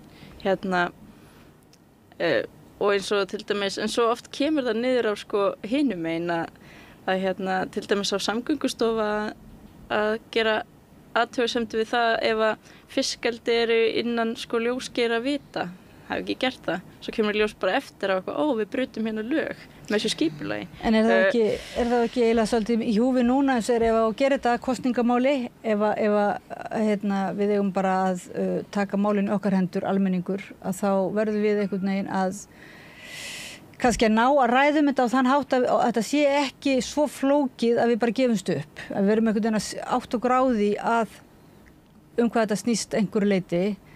Allavega það mikið að við getum svona ákveðið að kjósa þann sem að ætlar sér að gera eitthvað, er það ekki? Verðum ekki svolítið að treysta því? Í kosningu til Evrópuþingsins í vor hafði sænskur almenningur kjósendur mestar áhyggjur af loftslagsmálum. Og niðurstaðan var meðal annars svo að Svíþjóðdemókratar sem hata loftslagsaðgerðir, þeir komast ekki áfram. Þeir töpuðu ekki miklu en þeir voru ekki ná árangri. Það gerði eins og umhverfisflokkurinn í Svíþjóð. Þannig að ég held að almenningur hafi bara mjög mikið áhuga á þessu og það er auðvelt, en það er auðvelt fyrir flokka að svona lofa öllu fögru, gera ekki neitt. En hlutverk okkar er kannski vita aðhald. Og benda kannski á einmitt að þið talið nú að þetta er áróðustríð. Já, bara að minna á það, ekki að taka, við skulum ekki trúa einhverjum áróðri. Og sína líka bara svona efla með okkur sko samkennd og kærleika, fyrir þess að þetta snýst allt að reyna að gera vel fyrir okkur sjálf, fyrir komandi kynslóðir. Það er það sem það snýst ekki einhvern veginn að fara þetta á hnefanum að því að þetta er bara eitthvað sem ég vil eða Guðmundur vill eða eitthvað. Það snýst náttúrulega vísindin sem er að spá fyrir það sem við erum að gera núna hefur skaðlega áhrif á fólk sem að við þekkjum ekki, fólk í öðrum löndum og okkur komandi kynslóður og síðan okkur sjálf bara okkar líftíma eins og þetta er að gerast hraðar en við heldum og þetta snýst svona samkennd og samtakamátt en ég sé bara, ég held að það sé svona uppgangur alls konar populism að sé að því að og í kjölfar einhvern veginn COVID fólk er það treystir ekki hvert öðru, það treystir ekki vísindunum, það svona er ákveðin bylgja í gangi og það er eiginlega eina leið til að svara því held ég að hlusta og reyna að svona koma inn þessari samkennd og þessum kærleika eins og bara Halla Tómasdóttir núna með átaki í gangi, bara riddari kærleikans, ég held að þetta tengist 100% inn í sko bara öll þessi mál þegar við viljum gera vel að það þarf að mæta því með þessu viðmóti. Mér finnst svo mikilvægt og ég vona að einhver stjórnmálaflokkur eða maður í næstu kosningum muni segja það að aðgerðina sem þarf að ráðast í það gera lífið ekki verra, það gera það betra. Þetta eru allt góðar aðgerðir. Þetta er bara svona þetta er bara svona sambærilegt við það og þegar maður tekur ábyrgð á eigin heilsu. Það maður ráðast í að svona aðgerðir kunna virðast eitthvað íþykjandi eða kostnaðarsamar eða eitthvað slíkt, það er taka tíma frá þeir, en þeir mun líða betur. Þannig að og þetta er eiginlega allt þannig aðgerðir sem bara gera lífið allt saman betra og það bara fer sama við það. Og það verður að vera lokaorða minni hálfu en þess að ég þarf að fara við þurfum líka og takk fyrir spjallið. Þetta er að setja allar athugasemdir ykkar inn í gervigreind og veit hvort það kemur ekki bara flott Já, flott stefna ég segi svona. Kæra þakki fyrir komin og við höldum umræðin áfram og við þurfum að hætta. Vilt þú kannski segja eitthvað að lokum svona í dag hvað er svona, hvernig við getum eiginlega, hvað við þurfum að gera núna næstu dögum? Nú eru þið búin að vera duglega að skrifa, setja þetta inn á samráðsgátt. Getur almenningur einhvers staðar nálgast þetta inn á samráðsgáttin náttúrulega hægt að fara inn á og vefsíðu samtakana og vefsíðu samtakana ykkar, Náttúruverndarsamtaka Íslands, Landverndar og fleiri samtaka og líka muna þetta er stærra samhengi. Þú ert í Kvenréttindafélagi Íslands og þetta var það líka jafnréttið Þetta bara varðar náttúrulega bara samfélagið alltaf því við þurfum að breyta þessari svakalegu orkunotkun sem við erum með og sem fer bara vaxandi og kljást við rótvandans sem er losunin, ekki það við framleiðum ekki nóg endurnýjanlegri orku, heldur losunin sjálf. En svo það náttúrulega að skoða hvaða áhrif það hefur á viðkvæma hópa og það er náttúrulega alls ekki gert í þessari áætlun nema þegar kemur að byggðamálum og bara sammála þeim sem að hafa talað hérna og þetta er bara svakalega sorglegt að við séum að horfa upp á þessa aðgerðaáætlun núna þegar að það var algjörlega ljóst þegar að fyrsta aðgerðaáætlun kom að hún myndi ekki duga til þess að ná samdrætti í losun fyrir 2030 hvort sem hann átti að vera 35% eða 45% og svo bara verða að hamra á sama og bæta við fullt af skýslum og greiningum og einhverju huga að og stuðla að og einhverju svona bleflega orðagjálfuri þannig að já, það þið bara sjáðu verður að að þetta gera hefur áhrif á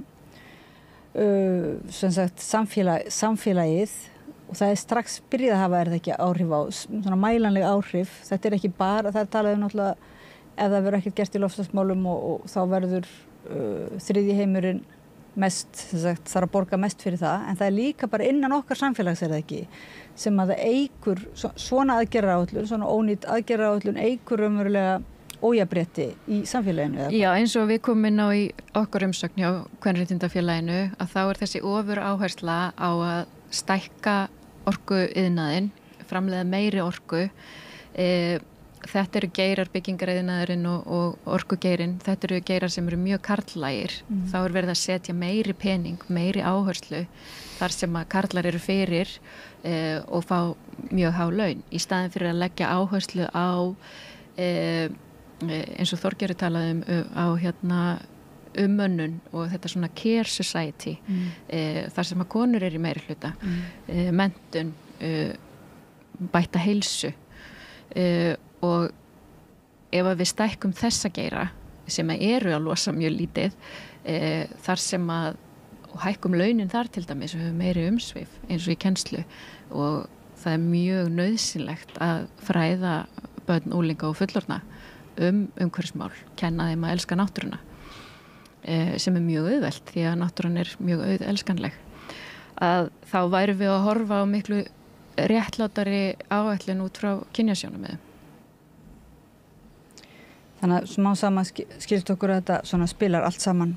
Árni, vilt þú segja nokkur orða lokum? Ég held að það sé mjög mikilvægt að stjórnvöld, þessi sem við kjósum á Alþingi, hafi lýðræðislegan sans fyrir því að nauðsynlegt er að fá alla að borðinu, ekki bara atvinnulífin, ekki bara samtök iðnaðarins, einhverja sem hafa nóga peninga milli handana til að standa sig vel í árarunum. Þeir eru náttúrulega skilgreindir sem hagsmunaaðilar en í ljós kemur að almenningur er stærsti hagsmunaaðilinn í þessari jöfnu svona, og náttúran náttúrulega sjálf. Hagaðili.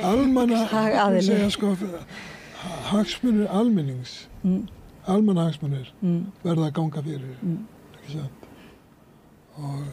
Við minnum þá kjósendur á það og höldum umræðinni gangandi. Þakka ykkur kærlega fyrir að koma.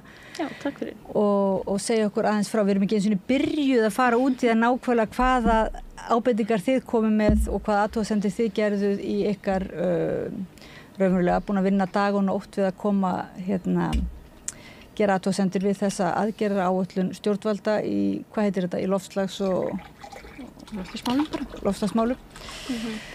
En það þarf að gera betur og það er vonandi bara það verði hlustað á það þessu sinni og þið verði kalluð að borðinu og hagsmunir almennings og okkar allara verði hafið að leiðarljósi. Þorgerður María Þorbjarnardóttir, formaður Landverndar, Árni Finnsson, formaður Náttúruverndarsamtaka Íslands, Auður Önnu Magnúsdóttir, framkvæmdastjóri Kvenréttindafélags Íslands og Guðmundur Steingrímsson sem þurfti rétt að stökkva af stað, var með okkur umhverfisfræðingur og varaformaður Landverndar. Kæra þakki fyrir að koma. Takk fyrir mig. Og hlustendum og áhorfendum þökkum við fyrir að fylgja ykkur eftir og halda samræðinni sannarlega áfram og gangandi. Við þurfum að spyrja okkur margra spurninga og við höldum áfram eftir stuttastund við rauða borðið. Segðu það á Samstöðinni. Samstöðin er í eigu hlustenda, áhorfenda og lesenda. Sláist í hópinn og gerist áskrifendur.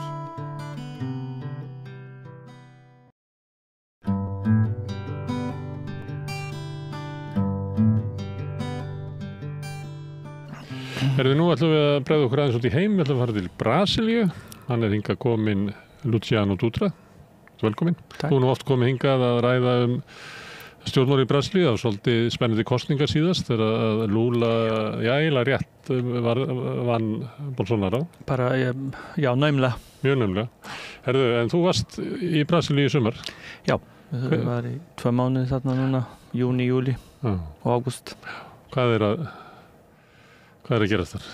Bara, það fer eftir hvaða svið við erum að tala Til dæmis ég var í heimaborginni minni Porto Alegre og þarna verið að leggjast í endurbyggingu eftir flóðum sem urðu í byrjun apríl, svona gríðarlega flóðir, verstu í 70 ár. Og þetta var svona fyrirséð, þetta myndi einhver tíma gerast og flóðarvarnir voru eiginlega í rústum samt. Þannig að það eru sveitakosningar núna eftir mánuð og þetta aðalmál þarna allavega í heimaborginni og svo á landsvísu þá náttúrulega þetta snýst líka sama baráttu milli Lula og Bolsonaro. Í São Paulo til dæmis 2 frambjóðendur sem að keppast að fá svona mestan stuðning frá Bolsonaro og hans fólk. Já, og eru líklegri að sigra með þann stuðning eða? Þetta Bolsonaro ennþá svona eins og Trump eftir að hann misti embætti? Að þá var hann eiginlega áfram leiðtogi hægrisins eða... Já, hann reynir eins og hann getur en hann má sjálfur ekki bjóða sig fram næstu 6-7 árum allavega. Þannig að hann að reyna að styðja við einhverja frambjóðenda hér og þar með misgóðum árangri. Til dæmis í São Paulo ungur frambjóðandi sem að reyna að veiða á sömu miðum og Bolsonaro. Þannig að þetta þarna kannski nær vinstri vængurinn forskott vegna þess að það eru 2 sem að deila þá kjósenda sín á milli sko. Annars myndi hægrið vinna Sábólu alltaf. Já, núverandi borgarstjóri af miðju til hægris flokknum sko. Það nú eitthvað svona landfræðileg skipting eða ekki í Brasilíu að vinstri menn eru sterkari í norðaustri. Já, þar sem fátækt mest og þar velferðarkerfi náttúrulega hefur meira að segja hversdaglegu lífi fólks og fólk velur með þá bara maganum með vasanum og það skiptir máli fyrir þá hverja krónu og þannig að já, þetta útskýra hluta allavega þessi sveifla þarna til vinstri. Og það gerðist í hægra megin að Bolsonaro sem var svona jaðarfígúra í stjórnmálum Brasilíu, hann náði svona stöðu og var forseti tíma. Fólst í því svona svipað að sé að gerast í Hollandi eða Frakklandi eða Ítalíu þar sem að svona nýja hægrið eiginlega tekur yfir sviðið eða var hægrið kannski alltaf populist í Brasilíu? Ekki í eins miklu mæli og hann, það skrítið vegna að hann var búinn að vera á brasilíska landsþingi í 30 ár og synir hans eru allir í pólitíkinni líka. Honum tókst samt að samfæra kjósendum að hann væri eitthvað nýtt, að hann væri andpolítikus og var einmitt að fá stuðning af fólki sem var bara þreytt af pólitíkinni og spillingunni í pólitíkinni. Þannig að þetta kannski einsdæmi í raun og veru já, einn í svona populískur forseti sem hefur átt var Getúlio Vargas á 3.-4. áratug. Þetta svo langt síðan. Ég menn eftir honum að því að páfagaukurinn í næsta húsi við okkur þegar ég var 2 ára, hann hét Vargas.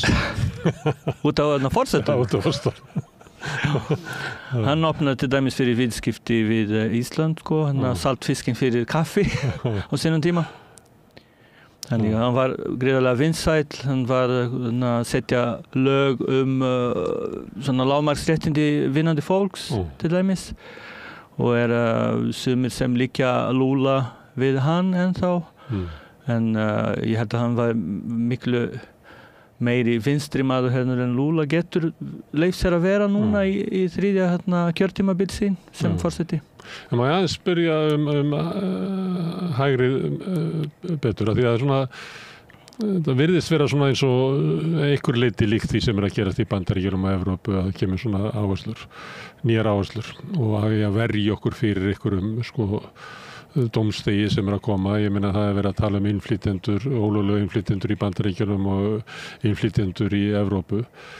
Og svo einhvern veginn hugmyndum það að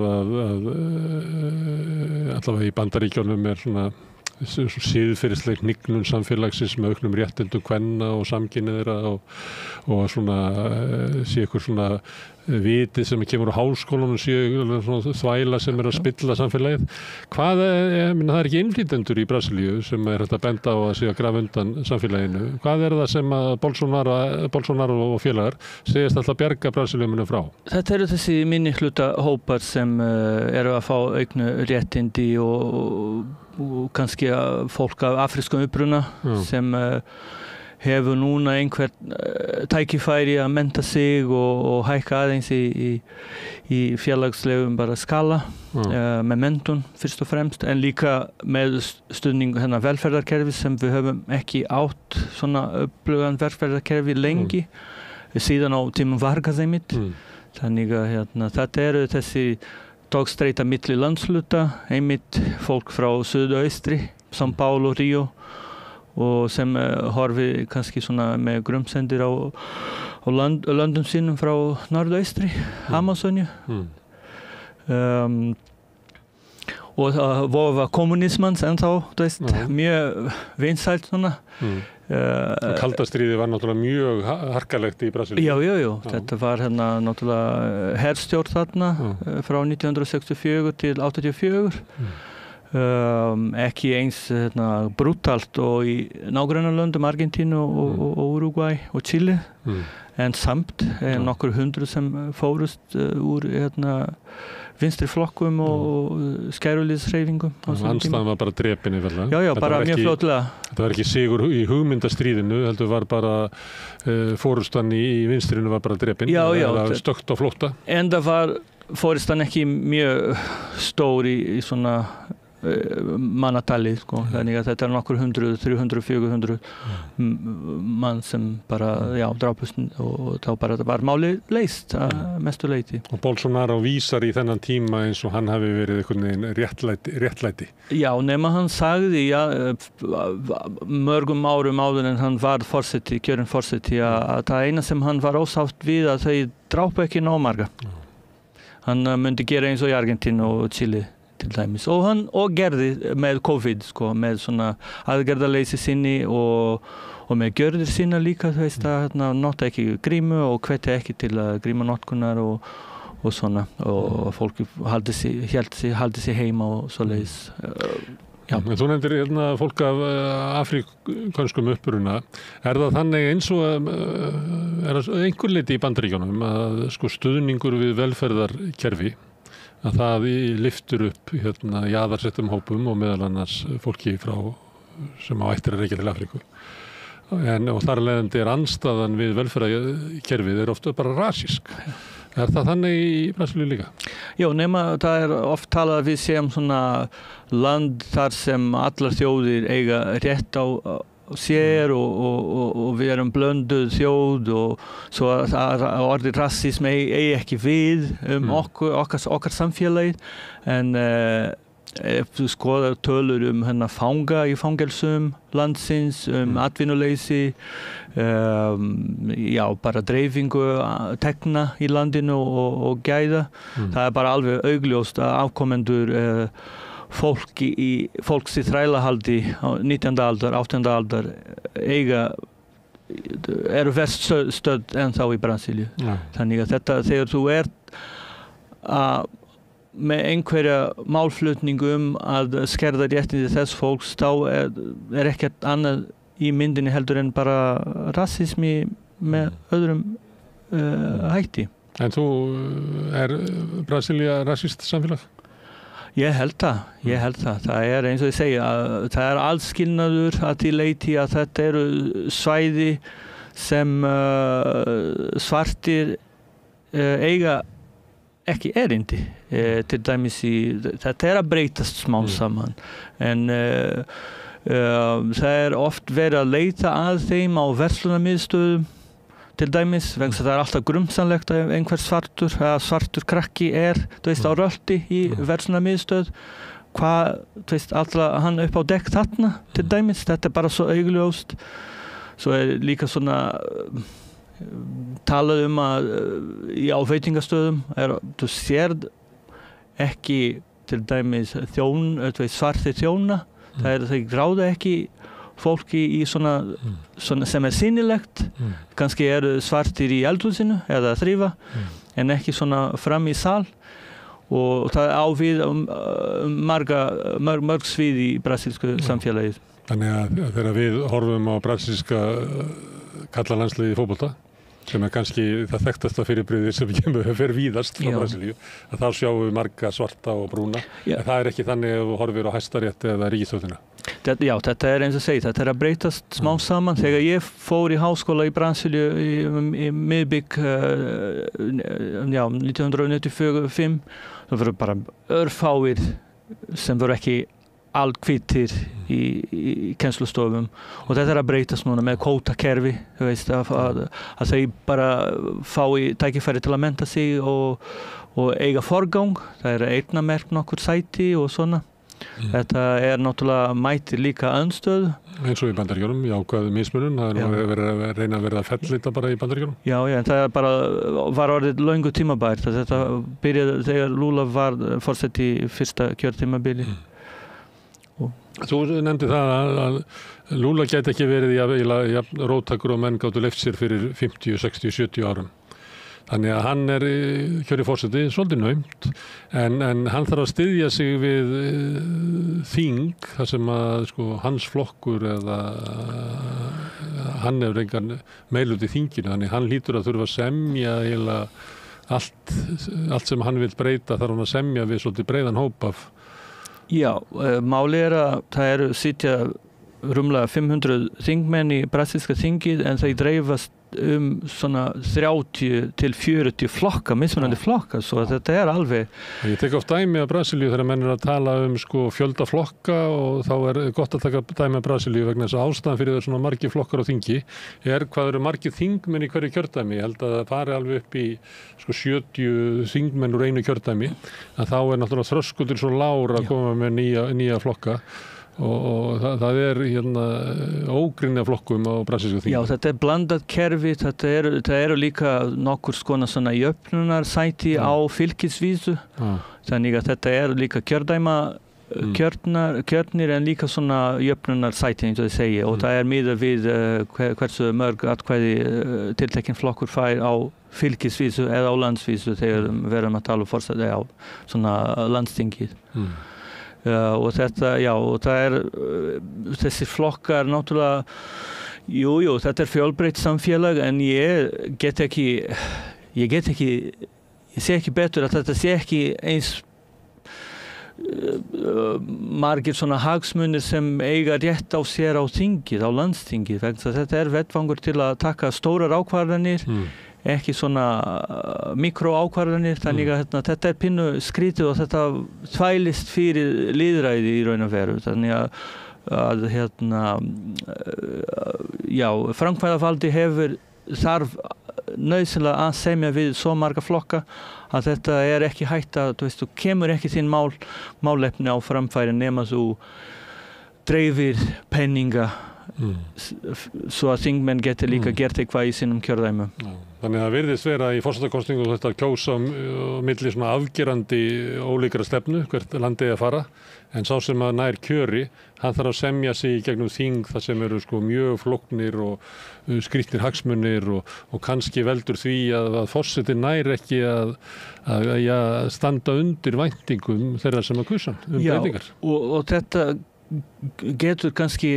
maður getur kannski fundið ástæðu fyrir þessa flókna dreifingu eða flokka að því að þegar nýja stjórnarskráin Brasilíu var samþykkt 1988 eftir herstjórnin og allt það var einmitt þannig að þau hugsuðu, þetta var í raun og veru var gert ráð fyrir að þetta yrði svona þingræði en á endanum var einhverjum málamiðlum og forseti hélt valdið sitt en samt fekk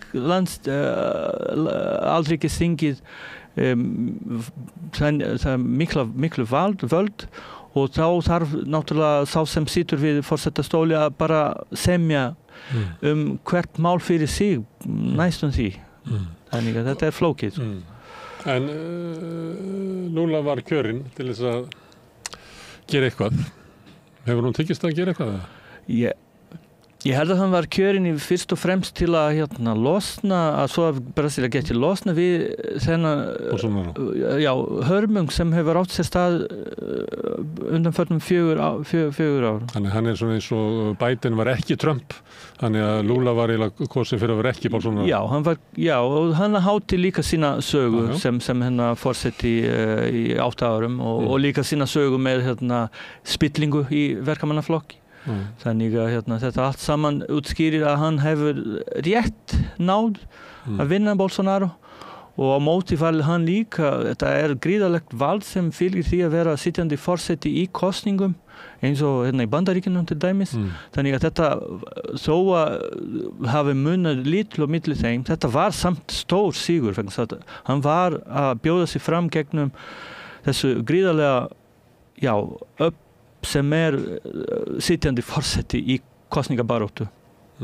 Þannig að og hann var kjörinn til að bara koma okkur aftur í kannski hversdagsleika politist en líka til að vinna á móti þessum niðurskurðum sem urðu á kjörtímabili Bolsonaro. Þú sagðir að Bolsonaro megi ekki bjóða sig fram og það svolítið einkenni á brasilískum stjórnmálum að það dómstólarnir eru alltaf að dæma stjórnmálamenn. Þau ekki yfir lögum hafnir. Nei. Það nefnilega málið. En það vegna þess að stjórnmálafólkið í Brasilíu svona spilt eða það vegna þess að dómstólarnir eru pólitískir? Svona Hæstiréttur bara í eðli sínu pólitískur. Vegna hlutverk Hæstaréttar bara hvar sem í heiminum að verja stjórnarskrá og stjórnarskrá politískt plagg það bara ekki hægt að deila það. Já, en ég var að minna svona pólitískur að þeir blandi sér inn í pólitískar deilur en í tilfelli Bolsonaro sem væntanlega frambjóða það í framtíðinni þá hann dæmdur úr leik af kosninga alríkiskosningadómstól og kosningalög eðli málsins samkvæmt líka eru pólitísk lög. Þetta mikið túlkunaratriði en reglunar eru svolítið ítarlegar og skýrar og ef þú til dæmis gerir eitthvað sem þú mátt ekki gera til dæmis ef þú að njóta einhverja styrki sem peningatvæti til dæmis eða misnota stöðu þína sem kjörinn embættismaður eins og Bolsonaro gerði þá geta flokkar sem eru í andstöðu bara kært og þá verður kosningadómstóll að koma einhverju niðurstöðu í ljósi kosningalaga og niðurstaðan í einu máli að 2 málum þar sem Bolsonaro var kærður var að hann braut kosningalögum og verður bara að svara fyrir því og meðal annars hann dæmdur hann ekki kosningabær þangað til 2031 allavega 8 árum eftir að hann hefur framið þessi lagabroti sem svolítið langt svona því hann nú komin á aldur svolítið Já, Lula eldri en hann í raun og veru en það kannski ekki aðalatrið heldur það að áhrif hans að fjara út smá saman. Það eru fleiri leikendur að koma á sviði eins og þessi frambjóðin sem var að nefna í São Paulo borginni. Þá stundum gerir það á svona þessu nýja hægri að sá sem að kemur næstur, hann eiginlega stillir sér upp ennþá með lengra til hægri. Já. Það það sem gerist, því miður, en kannski les einhver tíma kjósendur í gegnum þessu og þeir sé líka kjósa á móti sínum eigin hagsmunum eða betri vitund. Við vonum það allavega að þetta með tímanum fólk bara með betri svona mentunarstig og allt þetta skilir sér í betri kosningar líka fyrir Nágrannar ykkar í Argentínu kusu forseta sem líklega lengst til hægri af öllum sem hafa verið kostir nokkuð staðar. Já. Hefur það áhrif eða hefur það áhrif yfir til Brasilíu? Ég held að Bolsonaro hafi verið forseti í Brasilíu hefur haft áhrif á kostningum í Argentínu, á niðurstöðu í Argentínu. Bolsonaro náttúrulega stillir sér upp með Milei, eins og Elon Musk gerir líka, sem þessi stjarnahægri afla í heiminum núna. Trump. Þannig að auðvitað hefur þetta áhrif vegna þetta ég myndi segja það en ég hefði eins og segja Bolsonaro ekki eins vinsælt og hann var fyrir síðustu kosningar og ef hann úr pólitísku áhrifastöðu í 8 árum þá koma fleiri og nýir og kannski eins og þú segir bara róttækari frambjóðendur í hans stað. Annað af því að mikla breytingar í svona heimspólitíkinni og meðal annars svona eins og áhrifastaða vesturveldana sé að minnka og Kína, Indland, Brasilía, Suður-Ameríka eru svona, það svo að segja verða til einhver svona tilraun í suðrinu að byggja upp svona þeirra heimskipan og Lula hefur verið svolítið þáttakandi því. Já, samt þetta BRIC-löndin sem við erum að tala núna, Já, þetta var hans frumkvæði líka á sínum tíma, en við erum núna í smá, fyrirgefn. Ég bara veltar með hvort þetta, hvernig Brasilíumenn horfi á þetta, hvort þeir horfi á þetta sem jákvæða þróun eða hvort þetta sé bara eitthvað sem að Lula og stjórnmálastéttin í höfuðborginni að leika sér að. Já, þetta nýlendu þjóð sem var fundin upp af Portúgalum og við höfum verið í yfirráðasvæði Evrópu lengst af í okkar sögu, rúmlega 500 ára sögu sem þjóð, svona sem vestræn þjóð. Það verður náttúrulega þjóðir þarna undan og síðan eftir seinni heimsstyrjöld eru náttúrulega undir áhrifum Bandaríkjanna, kalda stríðið. En eins og þú segir, heimurinn að breytast og efnahagslega vald liggur eða dreifist núna meira, ekki aðeins í Norður-Atlantshafi. En Brasilíubúar kæra sig ekki kannski eins mikið þessar pælingar. Þau fara þangað sem áhrifavaldar sem eru pólitíkusar fara með þeim. Það líka 20 ára sög svona efnahagsbandalags milli þjóða Suður-Ameríku, Argentína, Brasilíu, Úrúgvæ og Chile.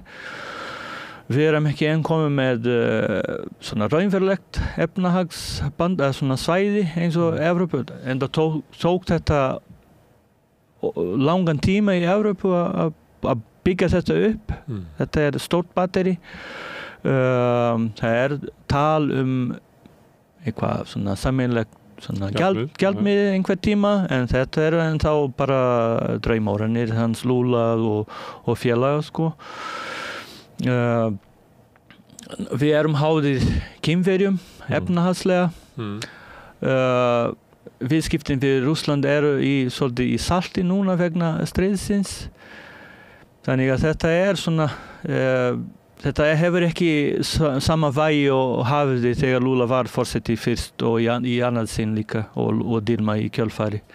Þannig að þetta býður kannski betri tíma.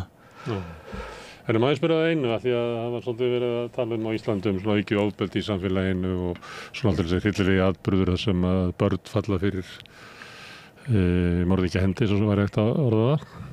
Og þá var maður að skoða svona mordtíðni hér og þar og þá náttúrulega hún hryllileg í Brasilíu. Hvað veldur þessu ofbeldi sem í þessu samfélagi? Ég held að sé bara misskipting, svona fyrst og fremst. Ég held að Brasilía sé samkvæmt tölur við með versta svona með versta stéttaskipting og misskipting gæða og tekna á Vesturlanda í Ameríku bara í heild. Þetta á pari við Afrikulöndin. Bara eitthvað svona elita sem á gríðarlega mikið af penningum og verðmætum og svo almúðurinn sem á ekki fyrir mat eða heilbrigðisþjónustu og svoleiðis. Þannig að ég held að það sé bara fyrst og fremst það. Náttúrulega þetta býður upp á að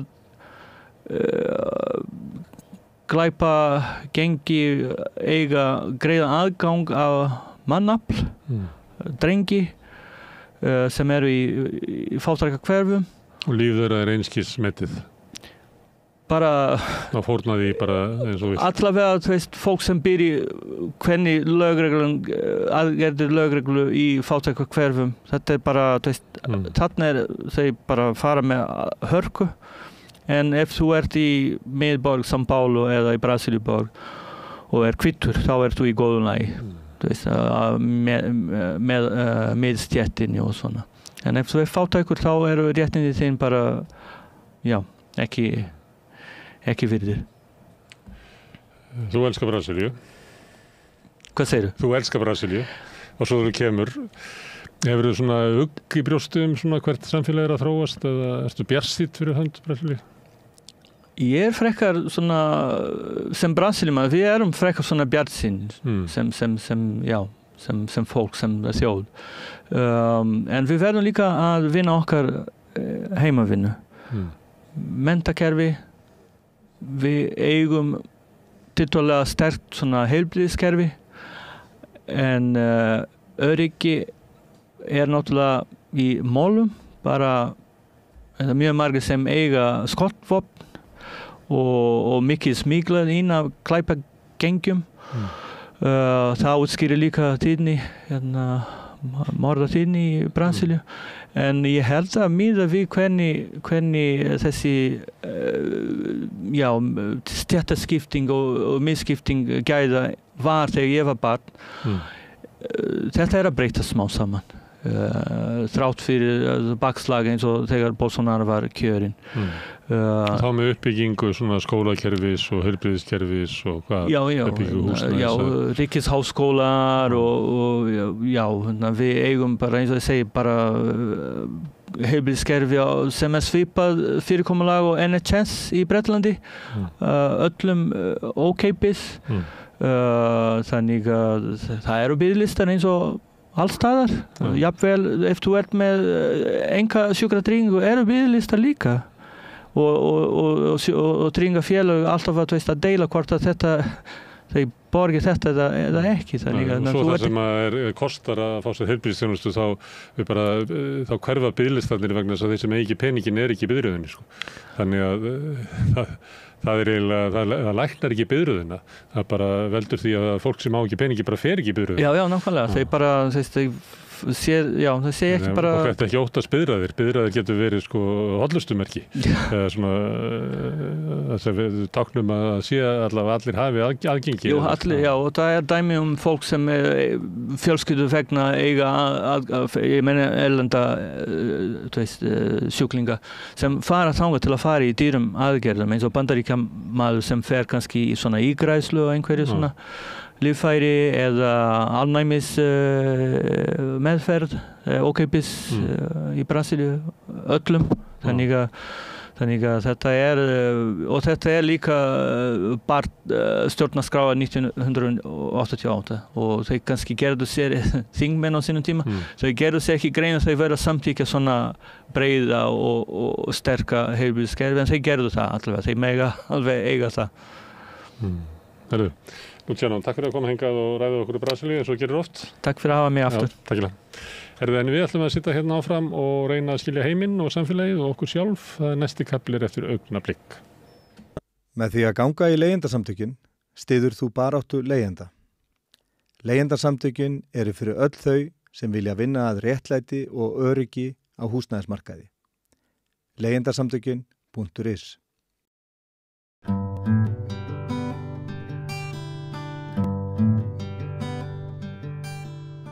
Á einhver smá pening til að stofna flugfélag með mér? Þannig spyr Ólína Freysteinsdóttir, íbúi á Akureyri í Facebook-ferslu. Hún þarf stundum, eins og títt með þá sem búa út á landi, að nota innanlandsflugið. En málið með innanlandsflugið, einkum í síðari tíð, að sitthvað bendir til að verðið svona jafnaði fyrir hvert flugsæti hafi rokið upp, jafnvel á sama tíma og þjónustan hefur minnkað. Og Ólína ætti að vera með okkur á Zoom sem stendur. Sæl og blessuð, heyrur í mér, Ólína? Já. Sæl og blessuð. Þú eins og ég vitnaði til, þú spyr hvort einhversi til í að setja peningi að stofna flugfélag með þér. Ertu til í að segja okkur svona hvatan að þessari færsluðinni, hvað leiddi til þess að þér var nóg boðið og þú veist fá félagið þína í lið með þér til þess að stofna nýtt flugfélag um innanlandsflugið? Algjörlega.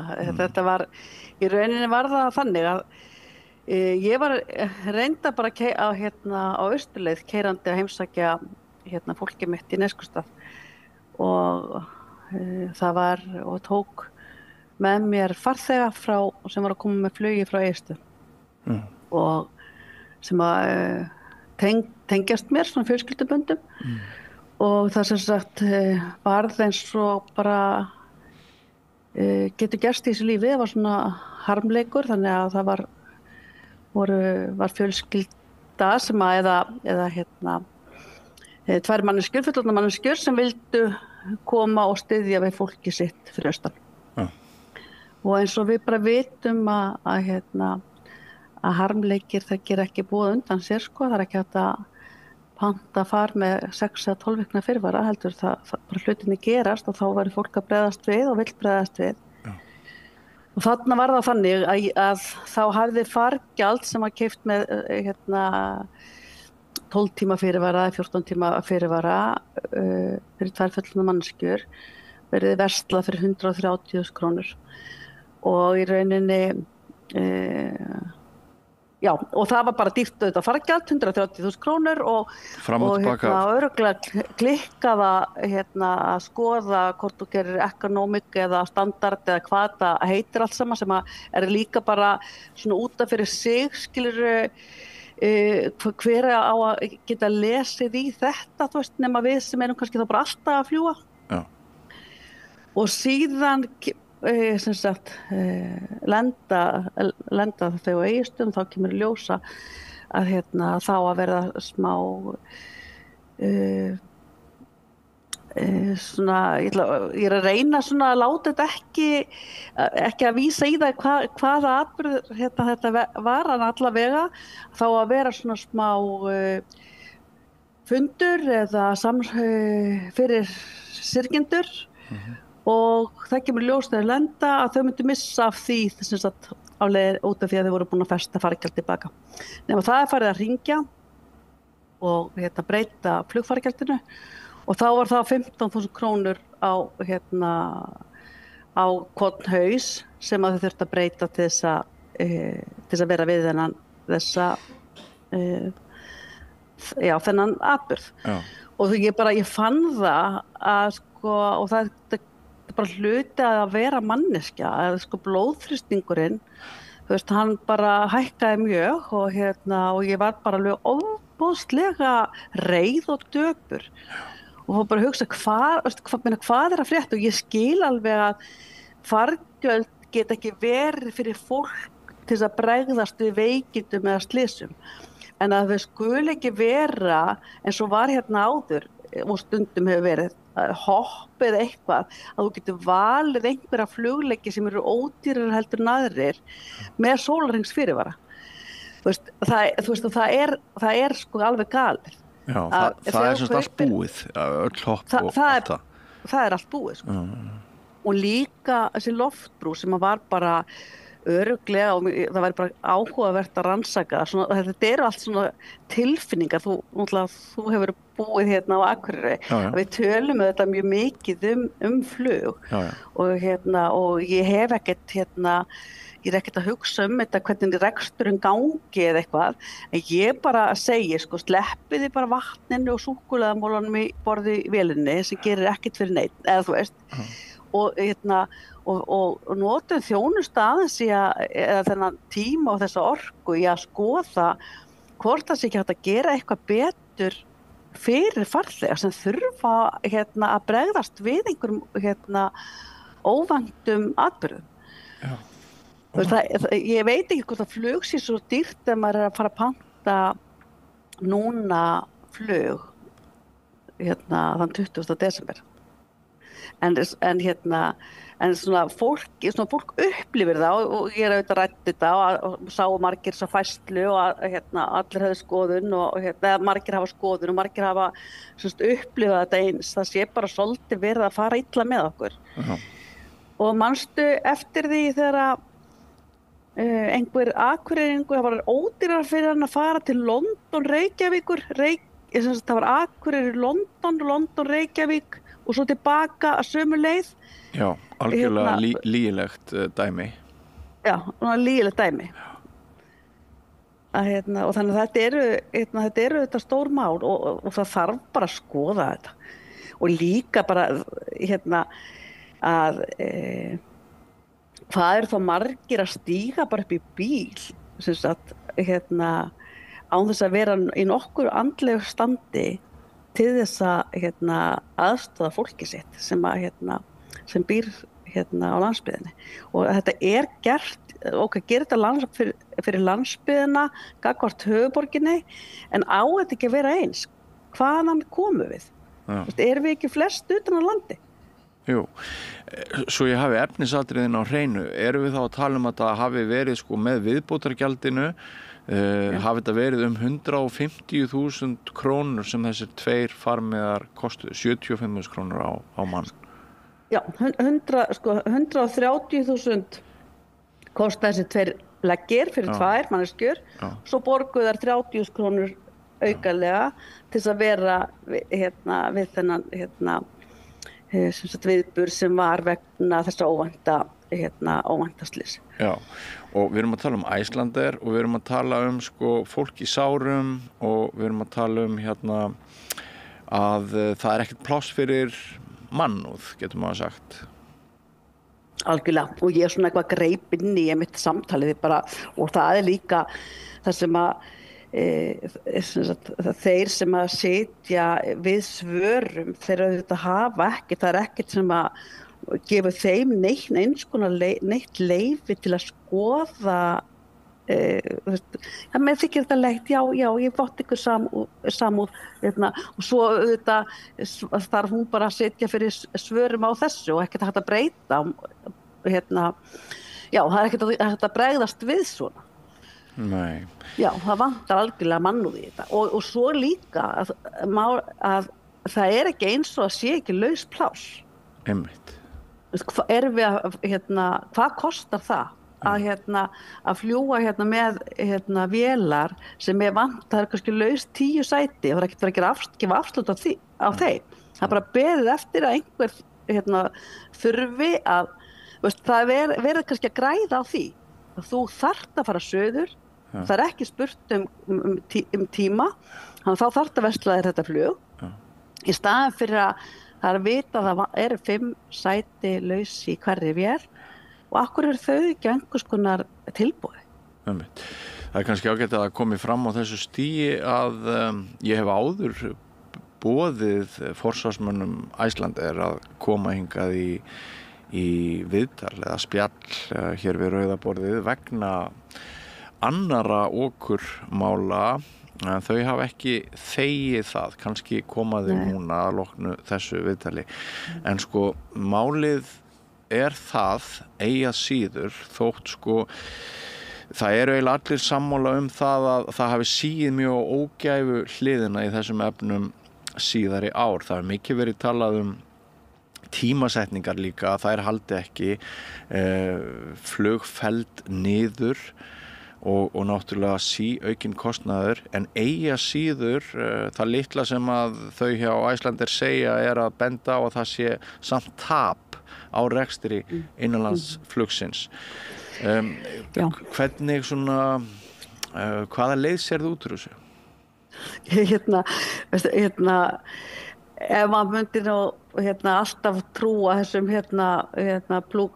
hvar settur hagnar og hvar tapið sett í þessum fyrirtækjum þá og auðvitað, ég hef bara ekkert ég bara að tala sem manneskja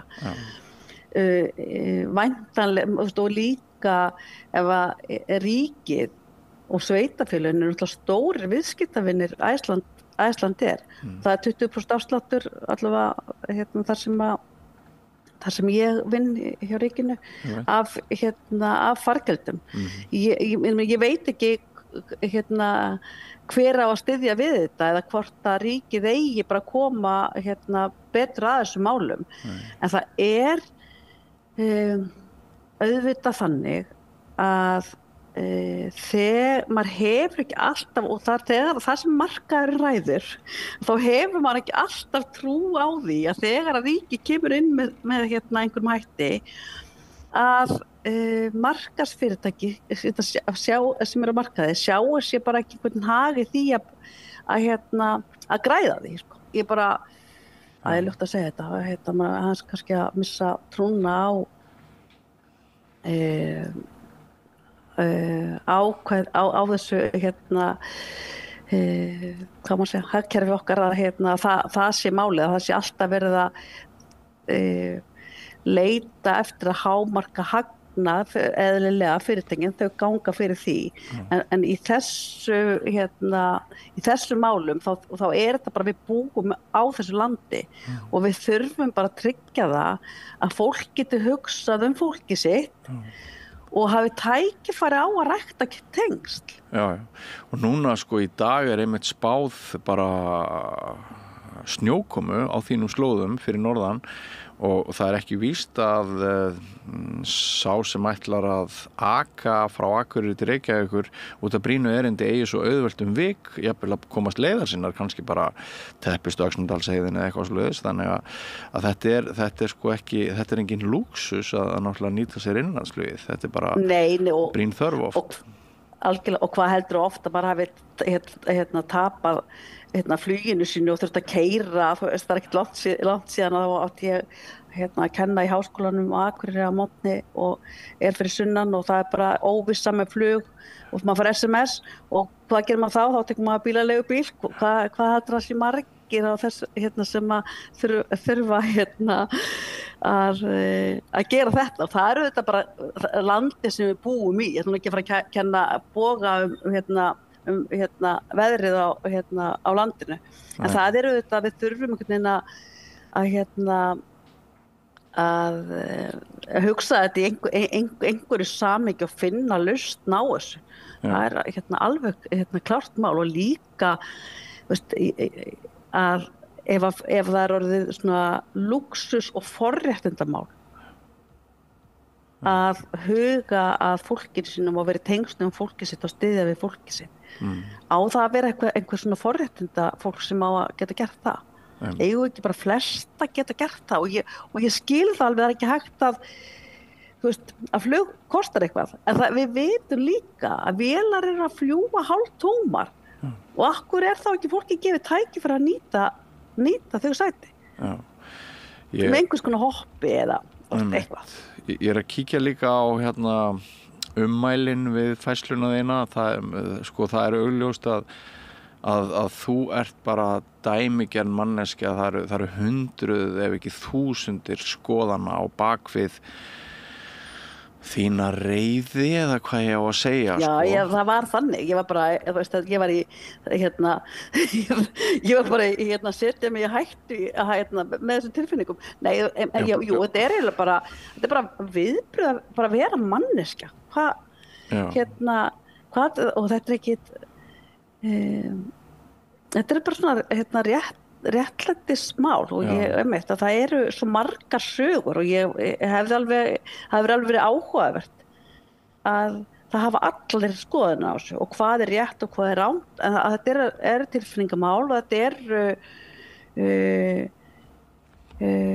er mál sem snerta marga og við þurfum bara að vita hvað býr að baki. Síðan vitum við líka það er búið að reyna að fara í einhverja samkeppni við Íslandi allavega tala þannig mann ekki hvernig það var síðast gert og þá ganga þau flugfélög ekki vegna þess að örugglega gengur ekki vera með 2 flugfélög á landinu, það er mjög trúlegt að það sé þannig, en líka vegna þess að þá allavega hefur segja sögurnar, þá hefur verið brugðist þannig við að flug hefur lækkað þannig að þeir hafi gefist upp á að vera markanum. Ég manst þú þetta, þú var náttúrulega miklu. Já, Íslandsflug var í samkeppni við Icelandair. Ég flög mikið á þeim árum þegar var samkeppni, þetta var kannski 95 til 2000 einhvern tímann á því bili.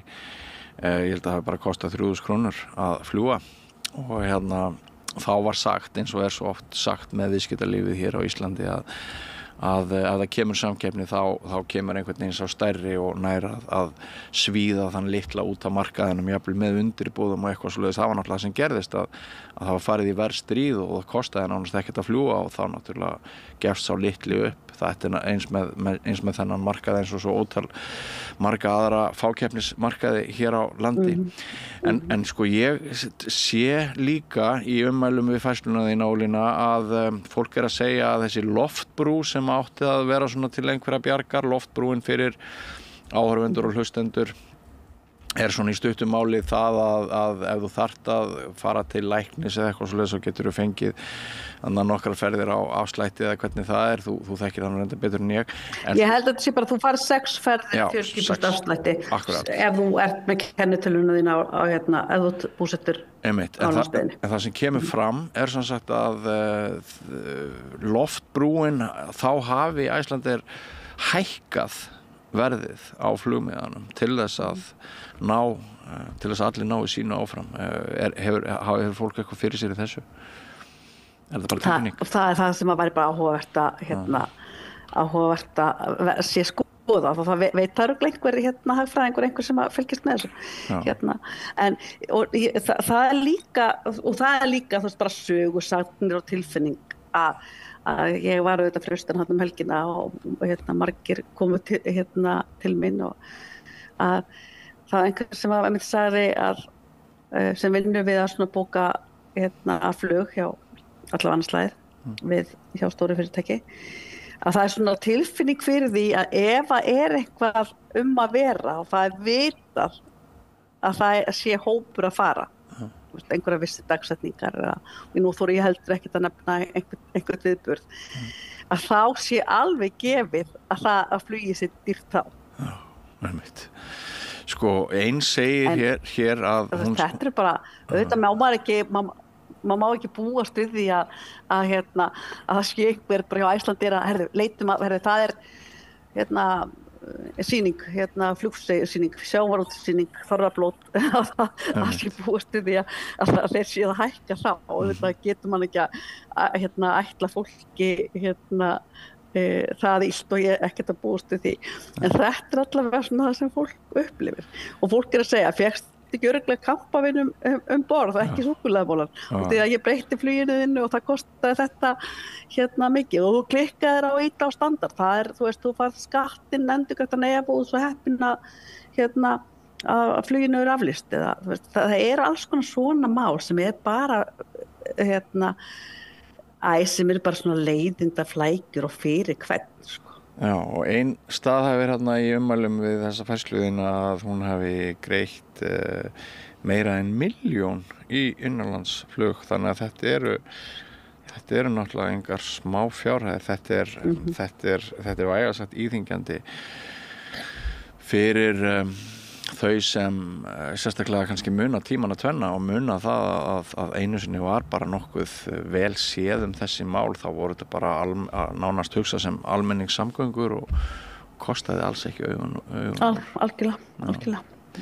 En Ólína, ég ætla að reyna að ná tali af forsvarsmönnum Icelandair og reyna að fá það til þess að spyrja þá út í það meðal annars hvort mannúðin sé horfin úr störfum stórfyrirtækja, samanber þína færslu og það við trúum því hér á samstöðunni að hvað var það neytendamálin, þá náum við helst umbótum einmitt með því að tjá okkur og lýsa óánægju okkar þegar við reykust á eitthvað eins og þú hefur gert og mér langar bara að þakka þér fyrir það að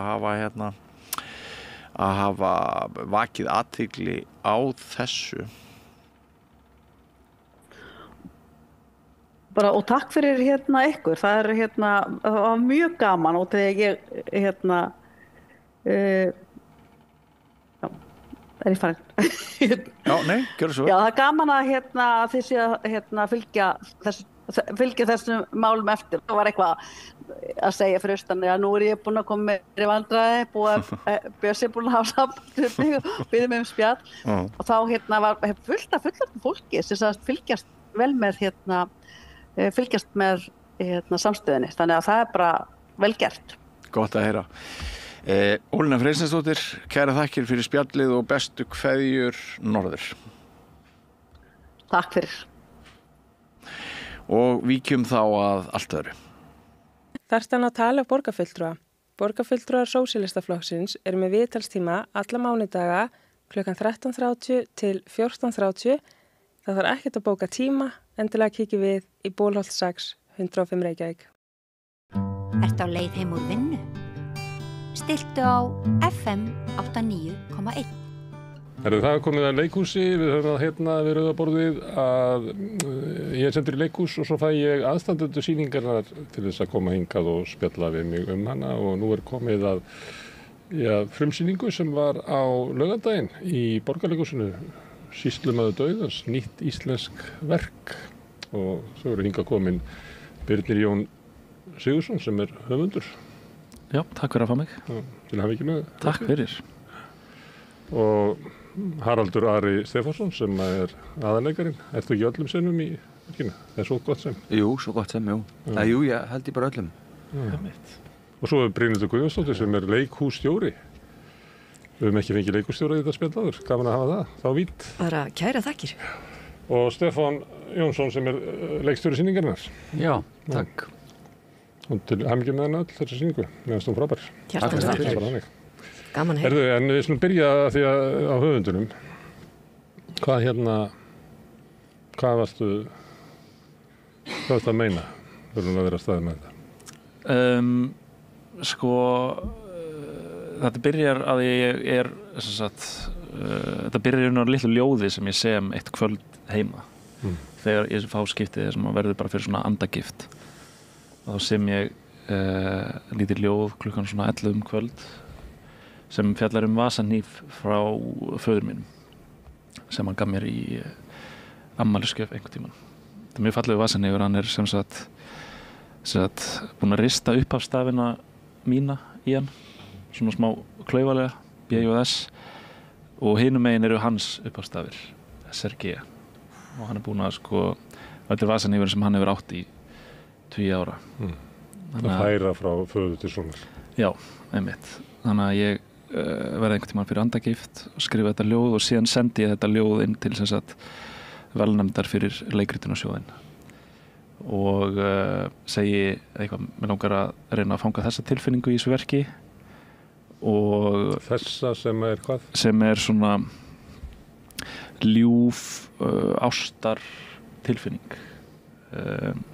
þetta er í rauninni ástaróður frá föður, eða frá sinni til föður Og leikritið það? Já, leikritið og mér langar það sem ég sagði í umsókninni var mér langar að fanga þessa tilfinningu og ég sé fyrir mér að faðirinn degi og ég sé fyrir mér að vera í lag í sýningunni Þannig að það er í raun smá upphafspunkturinn, sko.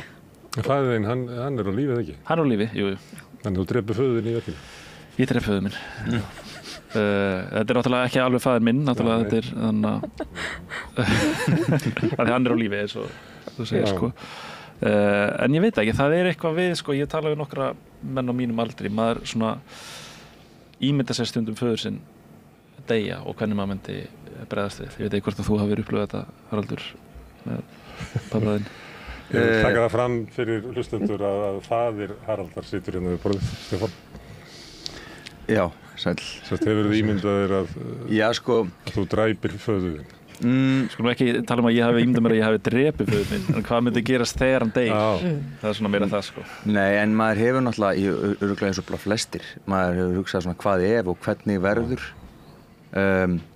hvernig væri, þú veist, lífið án einhverja mannesku, eða réttið sem maður hefur hugsað líka hvað gerist ef ég myndi falla frá. En ég hugsa ekki mikið það, sko. Bara sem betur fer.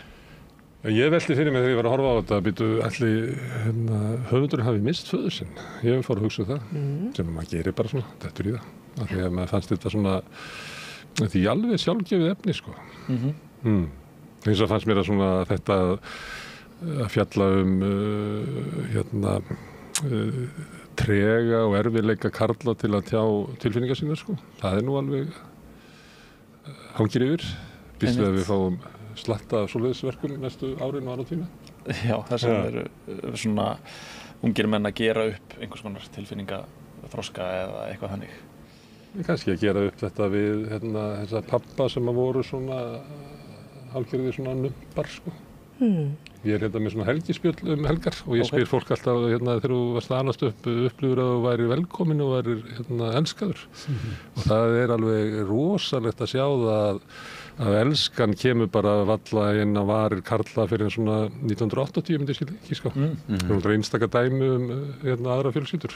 En það er bara þannig. Ég upplifa sko mjög mikla elsku frá mínum föður, sko. Þannig að það er kannski... Hvorn ungur? Hvernig gamall? 31 árs. Má ég þá spyrja leikurstjóran, er þetta ekki fáránlega gott verk með að við að hvað drengurinn er ungur? Algjörlega, eins og Birnir talaði umsóknina sína.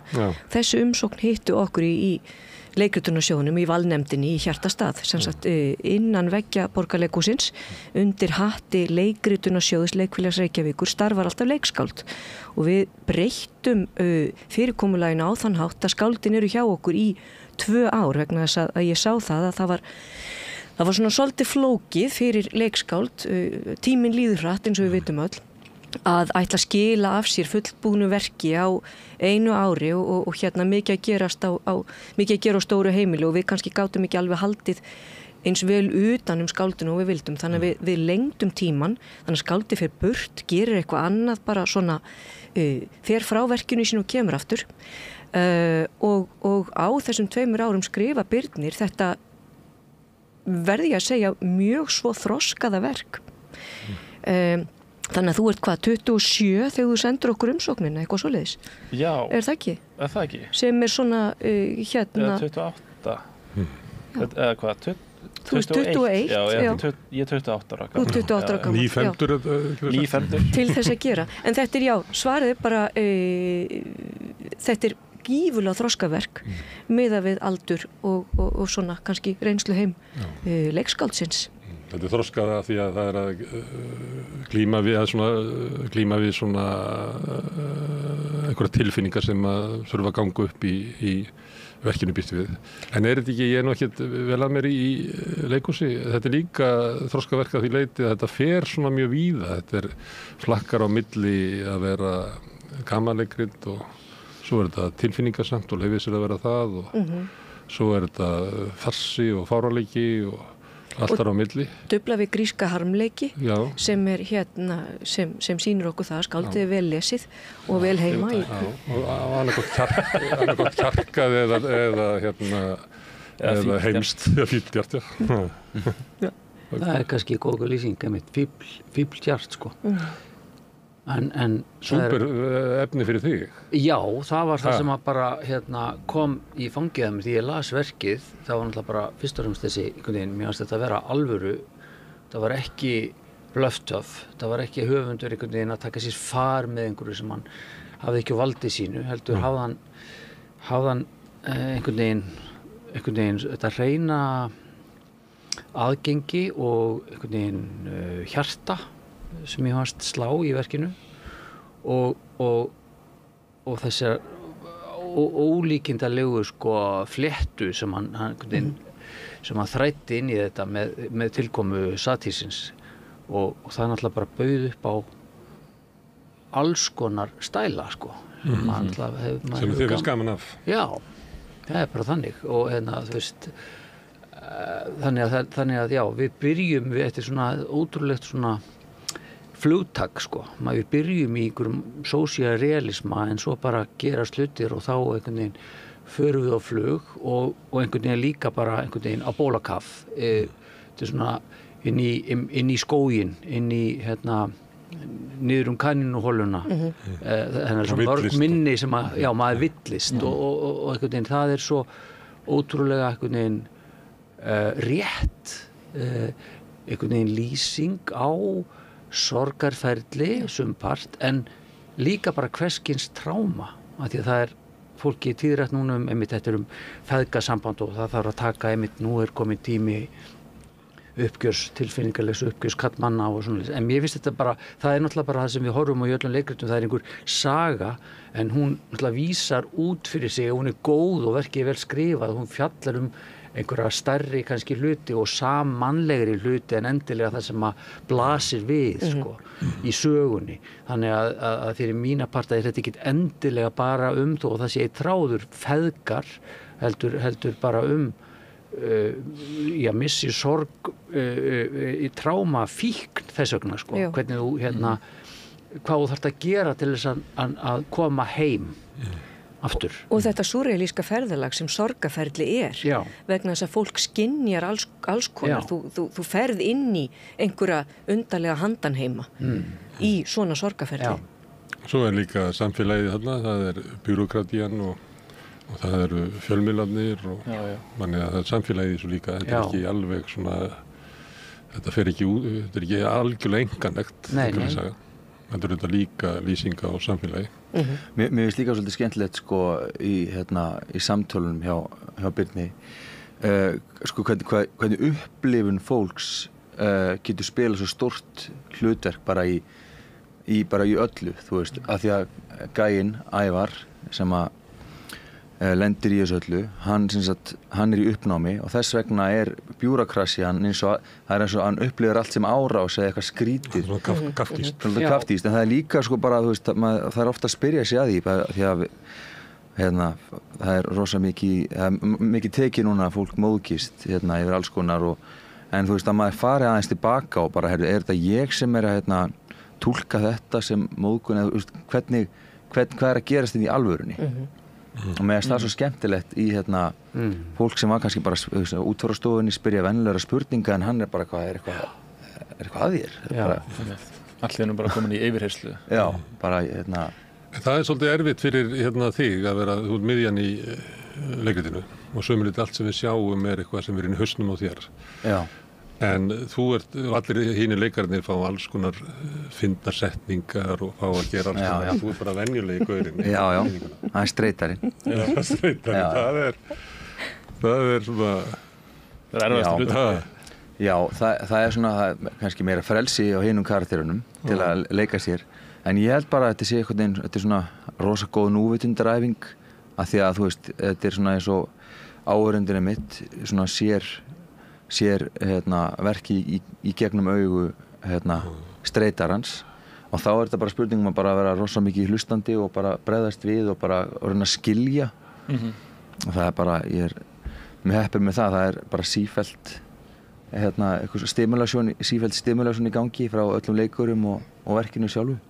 Mér finnst nefnilega sko miðjan á verkinu að einhver leiti vera eins og sko einleikur með 4 leikurum. Þetta er í raun eins og við sjáum svolítið núna bara upplifun eins karakters og þú veist þá að hinir leikarinn verða einhvern veginn hluti af þínum heila þetta er einhvers konar svona inside out svona kvíðafarsi einhver sko kvíðafarsi, þetta svolítið gott. En það mjög gott þetta var í Fúsa að vera að segja sögur svo leikara til aðstóðar. Við vorum að fjalla í gær Taktu flugið baby, það sem einleikur en með auka leikurum. Ég myndi ekki alveg, ég ekki fatta þetta en að sömuleyti tenging á milli, þar sem að þetta eiginlega saga þín og þau eiginlega til stuðnings. Nefna náttúrulega kannski Pálmi, hvað heitir hann í verkinu? Birkir. Eða moldvarpar. Hann fær sína farsa senur líka sko, sem moldvarpa. Já, sem líka, svona grótesku farsi sko. Já, sem líka samt einmitt svona ákveðin bara projeksjón aðal karaktersins, þessi pabbi sem hann alltaf allt snýst og þetta samviskubitt sem að síðan birtist í moldvörpunni eða moldvarpari þannig að setja í verkinu sko. En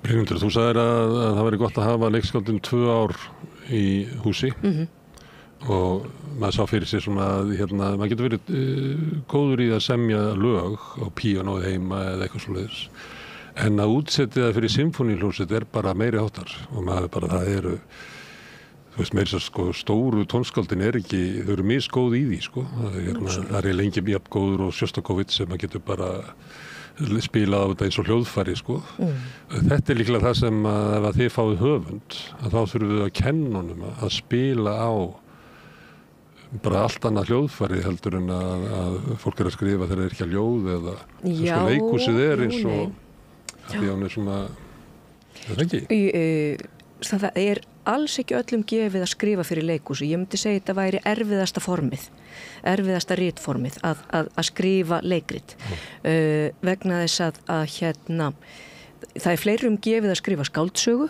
og töluvert mörgum gefið að skrifa ljóð en leikhúsi eða leikritarskrif það það allra erfiðasta og ég tek hatt minn ofan fyrir öllum þeim sem að hafa einhvern veginn meistaralega tekist á við þetta og byrnir á sko margfalt hrós skilið það eina sem við getum gert, við getum ekkert kennt neitt af því annarkvort fólk með þetta í blóðinu eða ekki við getum hins vegar sett upp vörður og aðstoða við að toga fram og beina á rétta leið af því að leikskáldið á sínu ferðalagi óhjákvæmilega stígur onni einhver drullupoll og allt í einu farið að spóla í einhverja ringi og þá getum við sagt, nei, þú ert algjörlega með þetta haltu áfram hér vörðurnar sem við setjum upp og þar koma dramatúrkar hússins sterkir inn við erum alltaf bara til skrafs og ráðagerða og við getum dramatúrkarnir geta lesið yfir við getum sett upp samlestra á ferðalaginu og ég held að við höfum lesið sýslumannin nokkuð oft yfir og alltaf endaði á sama stað það voru bara orðlaust og tárvott fólk við borðið en eftir ekki sammála því að dramatúrkarnir sérstaklega, það var fyrst manni það var stór punktur þegar Maggi las Magnús Þór Þorbergsson hann las drög 0 að verkinu drögin áður en fyrstu drög verða til og þannig að þau voru mjög léleg ég skal bara þannig að viðurkenna það og hann kom með þá bara svona nokkra generalpunkta og var mjög ljúfur sko og það var bara allt sem ég þurfti sko, ég þurfti bara smá svona eitthvað svoleiðis og síðan var organiseraður samlestur sem var líka mjög það var alveg briljant sko. Það var rosa hjálplegt að heyra raddirnar eða heyra orðin hrjóta af munni leikarana vegna þess að þá finnum að hvort að eðlið sé hvort að komi úr mergnum og skjótist fram eða hvort þetta sé bara ég meina fólk alltaf besti söngvarinn í sturtu heima hjá sér en svo þarf þetta að syngja fyrir fólk og það kannski öðruvísi og maður heyrir bara hvort sko hlutir virka finnst mér í samlestri sko. Þú veist það voru nokkra senur sem ég bara heyrði þá bara já það virka, ég þarf ekkert mikið að vinna þær meira og sem voru aðrar sem virkuði ekki og virka ertu þá að tala svona spennuna á milli persónana eða ertu að tala bara hvernig þetta flæði sem orð sem að geta koma út úr einhverju mannesku? Já, bara að samtalið flæði sko og ég veit ekki, ég vinn rosa mikið bara svona intuition, eitthvað svona þannig innsæi og bara ef ég finn tilfinningun að koma í lestrinum þá hugsaði ég, já ok, þetta virkar eins og það var kannski meira vesen að skrifa kannski miðjupartinn á leikritinu því ég vissi eiginlega frá byrjun bara að endirinn virkaði. Hann hefur verið mjög svona óbreyttur frekar eða þú veist mjög lengi. Það klart mál, auðvitað hvetjum við alla til þess að koma og sjá verkið en það eru tvær persónur sem eru svona bæði svona grótest og komíst dúó sem að Sigurlaug og Sævar sem að vinna á útfarastofinni sem hverfist síðan inn í þennan spjallþátt í sjónvarpi. Þetta gríðarleg kúnst að skrifa af því að þetta endurtekning, það byrjar aftur og aftur og aftur og verður þessi martraðikennda ferðalag Ævars að vera settur í spjallþátt aftur og aftur. Þetta myndi ég segja að væri mesta snilldin í skrifum í verkinu að láta þetta koma heim og saman og konan með míkrofónin. Þetta að því að endurtekningin svo oft.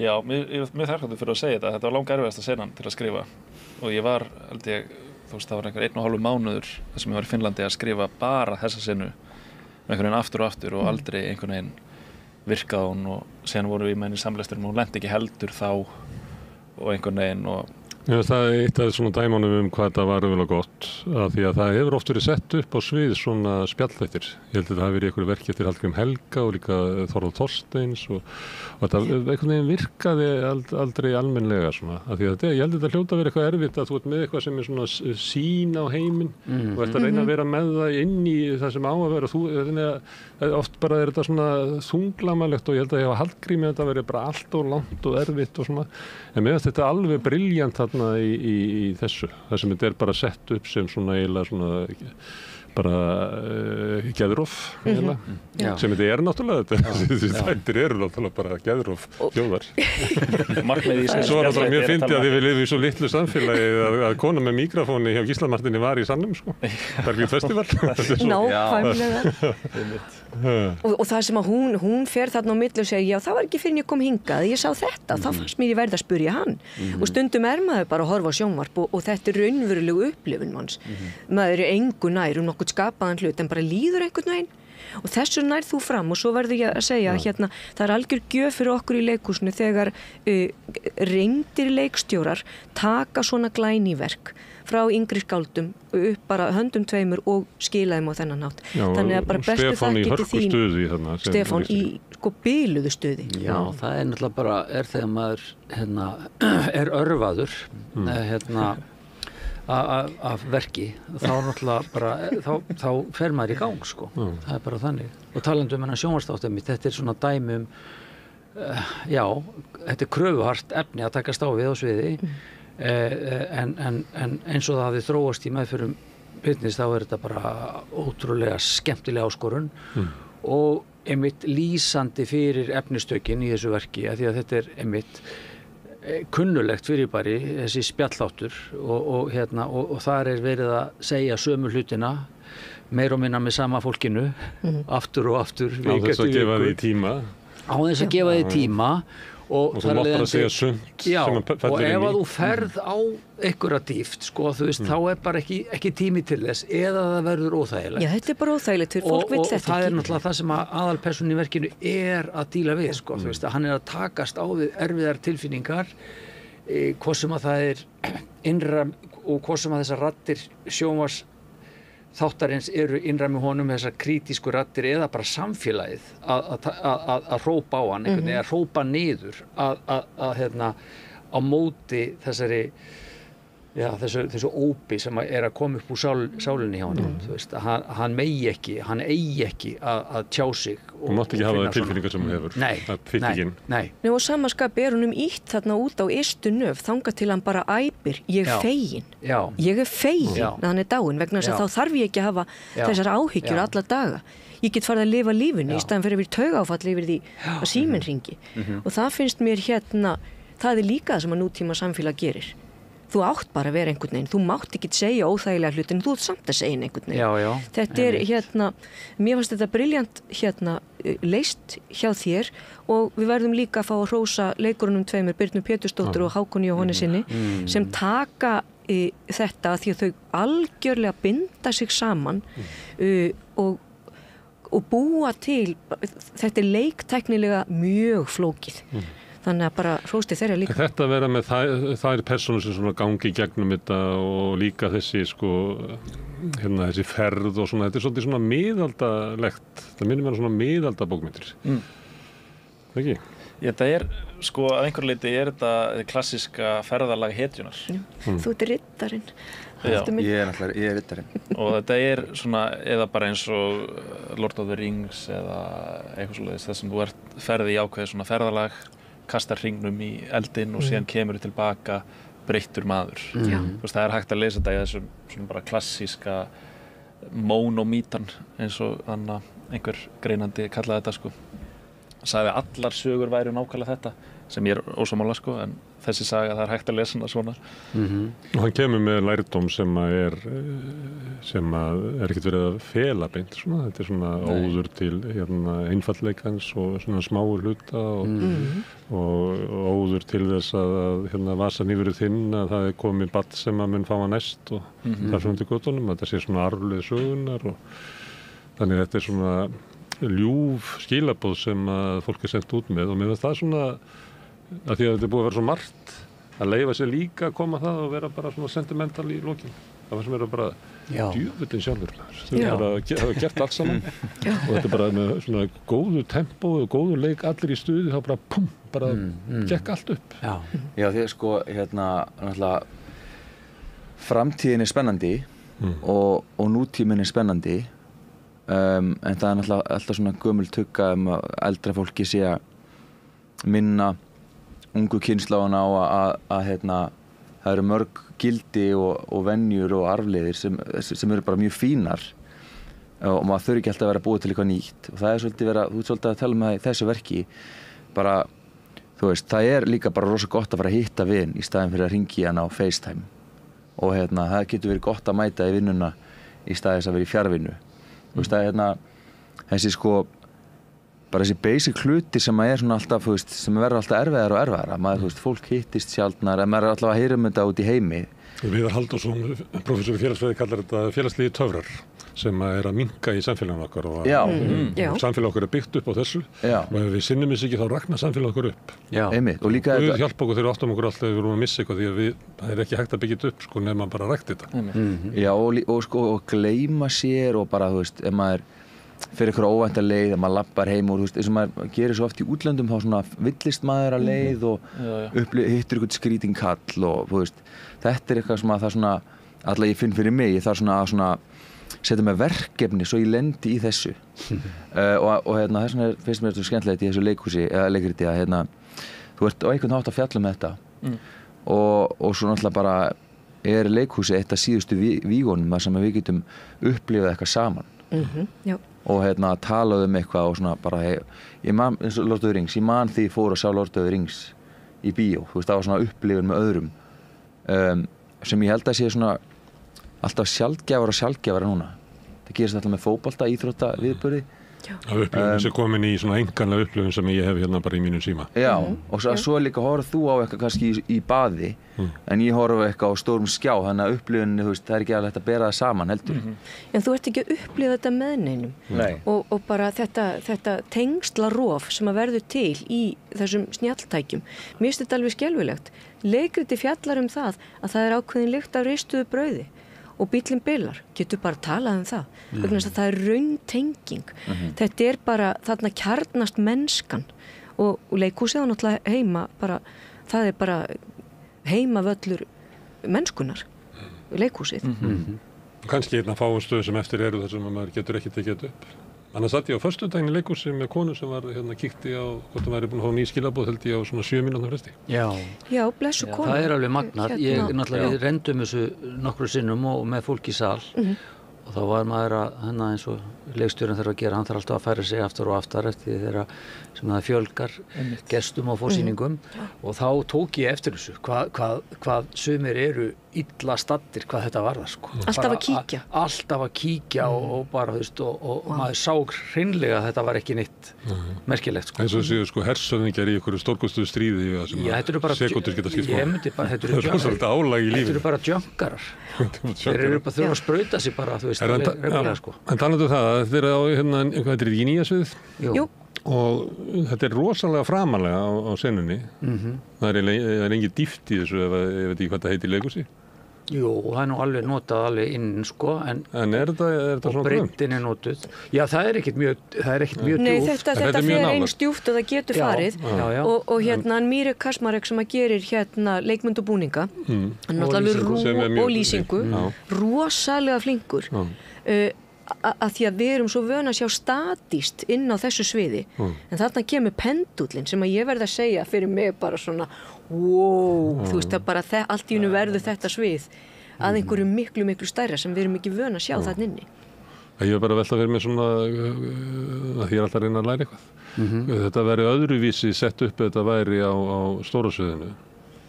Alveg klárlega, maður þarf alltaf að taka mið af sviðinu sem maður er að vinna á og ég hef nú unnið mikið á þessu sviði. Ég byrjaði minn feril sem leikstjóri þarna á þessu sviði alveg, og það var þannig að ég þekki það vel og það er mjög skemmtilegt. Það er mikil svona einhvern veginn, þetta er nálagt breiddin ég held hún sé bara svo sama eins og á stóra sviðinu, en hins vegar er það miklu grynnra. Og talandi Mírek, þann pólska snilling sem er vert að minnast á vegna þess að þegar maður fær svona verk og þegar ég fæ eitthvað verk þá er ég, og talandi flæði sem að Birnir kom inn á, þá er ég orðin sífellt meðvitaður það að fyrsti lestur skiptir miklu máli eða fyrstu lestrar mínir sem leikstjóra af því að þá verði ég að vera opinn fyrir hvað kemur til mín, hvaða litir, hvaða form, hvaða lykt og þetta er svona á mjög abstrakt plani en ótrúlega mikilvægu af því að þarna ræðst hvaða ekki bara hvaða leikari ég sé í hlutverkum heldur líka bara hvaða leikmyndahöfundur, búningahöfundur, tónlist hverjir verða mínir svona samstarfsmenn, samstarfsfólk og þarna var verkið eins og við talaði hér að það fer mikið ævintýri lýs í undralandi og inn í skóginn og vitundarferð má segja og þar að leiðandi þó ég hefi starfað með mörgum þarna einhvern veginn kom bara Mírek til mín sem ég hef séð til hér á sviði og meira sé einu sinni verið leikari í hans búning og leikmynd í Atómstöðinni þannig að mér fannst hann klárlega að vera maðurinn sem myndi koma með réttu og ég hef aldrei unnið með honum áður og Brynhildur hefði samband við hann og hann var til og við áttum bara mjög farsælt samstarf og það sem að því að hann er bæði mjög, hann er svona djarfur og ögrandi sem listamaður á sviði alveg hókin af reynslu þess að ég er búin að gera yfir 300 leikmyndir og er nú svo sem ekkert mjög gamall maður en þannig að hann bæði komplementaraði það sem að ég hafði fram að færa og ögraði mér líka sem er yndislegt og einstaklega ljúfur í samstarfi og holdt fyrir okkur líka að vinna með fólki frá bara þó þetta sé ekki mikið annar menningar heimur en það er sama, hann kemur með allt annan lestur með sér Austur-Evrópa og er bara ótrúlega flottur þannig að ég held að það sé líka bara ótrúlega mikilvægt fyrir íslenskt leikhúslíf og samfélag að fá áhrif að utan Hann kemur upphaflega með henni Unu Þorleifsdóttur, gerði Atómstöðina, gerði síðan prinsessuleikarna hjá okkur og þetta var bara svo ljúft þegar þið tengdu þarna. Já, mér fannst ykkar samstarf alveg ótrúlegt og bara algjör snilli að fá hann inn og Mér finnst það langflottasta leikmynd sem hann hefur gert sko. Mér finnst það bara flottasta leikmynd sem ég sé einfald leikasýning bara þegar brekkan bakkar nei ég meina þetta er bara fyrsti veggun hreyfist það er bara svona þetta er svo gaman og við erum að fá mjög og ég er að fá mjög sterk viðbrögð frá myndlistarfólki það ekki það er nefnilega svolítið magna líka nú er svo sem ekki langt liðið það er búið að sína eina sýningu en sko strax einhvern veginn bæði frá myndlistarfólki og eins bókmennta svona sterk viðbrögð við þessum heimi sem að þarna birtist á sviðinu og við þessum skrifum en ekki prestum, ekki góða Jú, við erum með eitt prest í sýningunni sem kemur fram þarna í einu vídeo og það er alvöru prestur sko. En þetta er hérna fyrir utan allt annað, þá er þetta verkum feðga og þið eru feðgar hafið þið unnið saman áður? Nei Ég var reyndar að muna Þú lékst prest í Ölmu Já, við höfum unnið saman í bíómynd Í bíómynd, en ekki En skiptið það máli fyrir ykkur svona er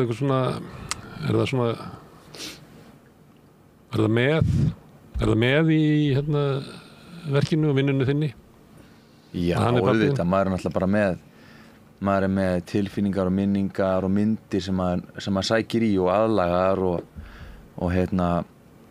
og við eigum mjög gott samband þannig að það hjálpar þú veist, feðgarnir áttu gott samband og margar góða minningar en já ég meni ég bara verið aðdáandi og fylgst með honum lengi og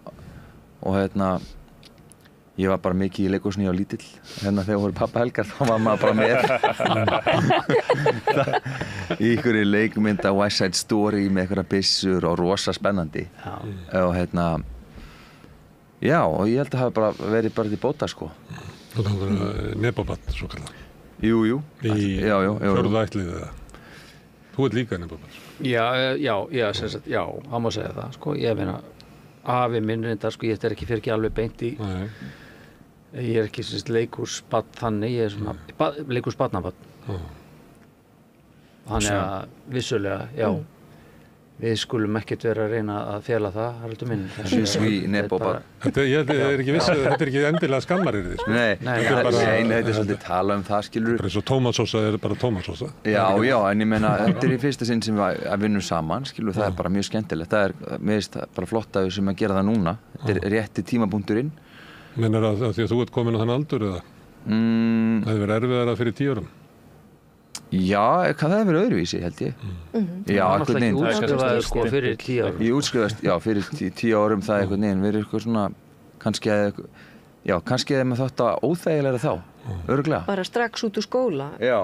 Ég líka bara, þú veist, auðvitað, þetta samstarf var bara yndislegt vegna sem við eigum mjög gott samband, ég og Haraldur, hann er minn elsti sonur og við höfum bara alltaf verið mjög nánir þannig að ég var ekki stressaði fyrir því og það bara kom á daginn hann náttúrulega bara er ótrúlega flottur leikari og vinnur vel samviskusamur og duglegur og hlífir sér hvergi þú veist og kemur með sína fínu menntun frá Bretlandi og Sentraskóla Spitzendrama þar sem ég hef fylgst með honum og gefið honum sko svona kommenta og allt sem hann gerir, hann leita til mín þannig að þetta hefur bara verið þú veist, en ég var algjörlega fullviss um það að ég ætlaði aldrei að fara að kasta honum í eitthvað sem ekki myndi hæfa honum eða ég treysti honum ekki fyrir ég bara þar kemur að mínu listræna mati þú veist, það er bara kannski að kúltúrböll lendi því að fá eitthvað í fangið sem það ráð ekki við sko of snemma kannski of snemma eða eitthvað skilur það má vel vera sko þegar að foreldrið gætir ekki að sér sko einhvern veginn til þess að koma því áfram einhvern veginn en það hefur aldrei kallað að mér að kasta hann í eitthvað bara að því bara sko En efni sem er svona feðgasamband hafði það svona áhrif á ykkur á meðu voru það þið eru feðgar? Já, við gátum vísað í eitthvað bara, þú veist, þetta eins og manstu. Já, boðleiðirnar voru styttri. Já. Þannig að það er eitthvað í verkinu, í uppsetningunni, sem að þið þekkið sem að tengist ykkar sögu, sem að við fæstum ekki náttúrulega í sal. Nei, og það er bara svo fallegt hvernig þessi vefnaður verður til í leikhúsinu. Það er svona bæði eitthvað sem er byggt á sannsögulegu og síðan bara, þú veist, svo er einhver rökhugsun en síðan er bara einhver fantasía og órar og verkið sem betur fer eins gott og það býður einmitt upp á þetta og það er það sem ég elska líka að fara á þetta djúpsævi í leikritinu, í útfærslum á ákveðnum senum þar sem að maður vinnur eins og Birnir segir, vinnur með innsæinu og það ég elska þegar verk býður mér þannig inn að ég get með góðum hópi í æfingu í húsi við götu einhvern veginn komist á þann stað í innsæinu að þú veist, eitthvað verður til og ég veit ekki af hverju eins og gerðist það sem að einhver leið með senu verður til en hún bara algjörlega við fundum öll þetta er rétt en vá, hvernig komumst við hingað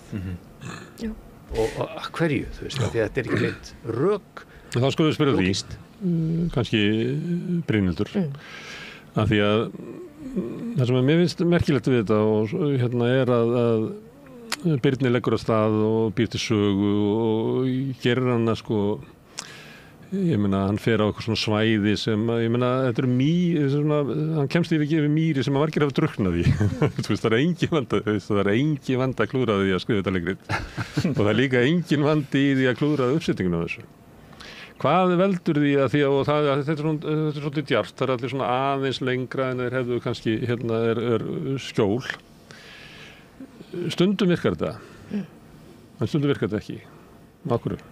Samsending listræna teymisins, myndi ég segja.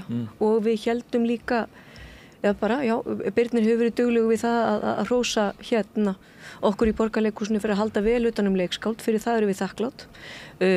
Og dramatúrgar stóðu vaktina, við vorum alltaf til skrafs og ráðagerða eins og ég sagði. Og ég held að þessi samsetning listræna teymisins og bara rétt kastað í hlutverk. En ef þetta væri svona, þá myndu öll verk ganga upp. Já, þá bara gerur allt rétt og þá gengur allt upp. Það er bara ekki alveg þannig. Nei, það er alveg rétt hjá þér. Þá er þetta bara himintunglin, einhvern veginn. Himintunglin röðuðist þannig upp. Þetta heppnaðist bara. Það er það sem er hið undursamlega og hið stórkostlega og svo ég vitni aftur í verkið í loka andartak, kannski feðgana. Að það er það sem er svo yndislegt en leið háskalegt við þessa listgrein og svo sem kannski bara við list almennt að þú veist aldrei og ég vitna stundum í Peter Brook, þann gamla hund sem að margir þola ekki en læði nú aldeilis sinns gerð til þróun leiklistar 20. öld að þú getur þetta er svolítið svona eins og að reyna að kveikja eld og finna upp eldin alltaf því að búa til leiksýningu þú býr til eitthvað svona hreiður eða eitthvað svona umhverfi og þú tínir til hráefni og velur fólk til að hjálpa þér við að búa til það umhverfi og það eldstæði þar sem að mögulegt er að það verið til eldur og þetta er eitthvað svo auðmjúkt viðhorf þú veist, það er engin hroki í þessu, þú gerir þitt besta og þetta er einmitt til þess að kveikja líf, þetta er svona eins og hreiður og það eru egg En stundum kveiknar eldur og allir fá eitthvað að borða. En stundum kveiknar ekki eldur og bara allir fara að svangir að sofa. Það er bara eins og það er. Og þannig er bara leikhús. Við vitum aldrei þegar við leggjum á stað. Mun þetta heppnast eða mun þetta ekki heppnast. Og þú veist ekki eins og með hverja sýningu fyrir sig, sko. Þú veist, þegar ég var að tala við leikarana fyrir frumsýningu, þú veist, í bíómynd þá, þú veist, eru allir búin að gera sitt og það er búið að klippa hana og hljóðsetja og hún er bara sýnd í bíó og hún breytist ekki. Ég meina, jafnvel í bíó samt, þá er ekki á vísan ró og þú veist ekkert hvað gerist. Jafnvel þú sér alveg frábært lið á öllum postum. En í leikhúsinu þá ertu þar að auki með hverja sýningu sko ný augnablik, aldrei eins, þannig að þú veist, það aldrei á vísan að róa, hvað gerist núna, hvort að lífið kvikni í efninu, ég meina, þú getur verið með góða og hvort það haldi út til enda. Já, það getur bara verið alls konar sem gerist, bara stemning í salnum og sér, því að svo koma áhorfendur og þeir eru líka mótleikarar. En það sem okkur á sviði, talandi sem leikari, það sem okkur finnst vera alveg bara hímin og haf, það kannski einhver svona 8% núans. Sýningin alltaf svo sama, en það ekkert verra en að leika í leiksýningu sem má ekki þroskast. Og ég held að við getum öll verið sammála það að leikhús sem algjörlega niðurnjörvað, greift í stein, þú veist, það bara ekkert gaman. Það bara ekki lifandi. Mér fannst vera eitt moment í þessari sýningu að þau vorum að tala að velja listrænt teymi sem sko í ferlinu þá frekar tala að velja listrænt teymi það sem annarkvort getur kviknað eða ekki var þegar Ásgeir Trausti var valinn til þess að Einmitt, ég ætlaði að segja það koma einu feðgar í viðbót með óbeinum hætti. Já, og þannig að Stefán stakk upp Ásgeir Trausta og mér fannst það góð hugmynd af því að ég veist líka hann var með þessa fyrsta platan hans saman eftir ljóðum frá pappa hans og ég bara, eins og þessi fyrsta platan hans alveg frábær og bara þú veist hann frábær tónlistarmaður. Önnur platan svona það var vilt í leikriti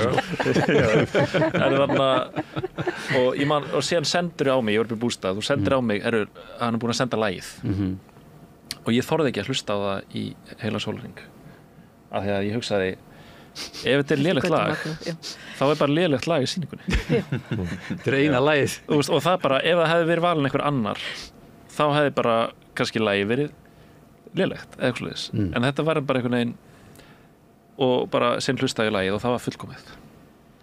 Því ég ringdi Ásgeir Trausta þá var hann í Krónunni og kaupi matinn. Það bara einhvern veginn allar þessar venjulegu, það var bara eins og hann væri bara að rista brauð. Það var ég meina, þú veist, það einmitt svona dæmi þar sem ég hélt á þessi fanginu í margar vikur, mánuði, hver ætti að semja þetta lag. Það sem sagt eitt lag fyrir þau sem ekki sem gegnum gangandi, sem svo fallegt eins og svo margt í verkinu líka að það komið að einhver, það eins og ferðalag hnífsins í gegnum sýninguna. Það líka svona taktskipti þegar þetta kemur þessi sena, það sem skiptir yfir í svona annað og það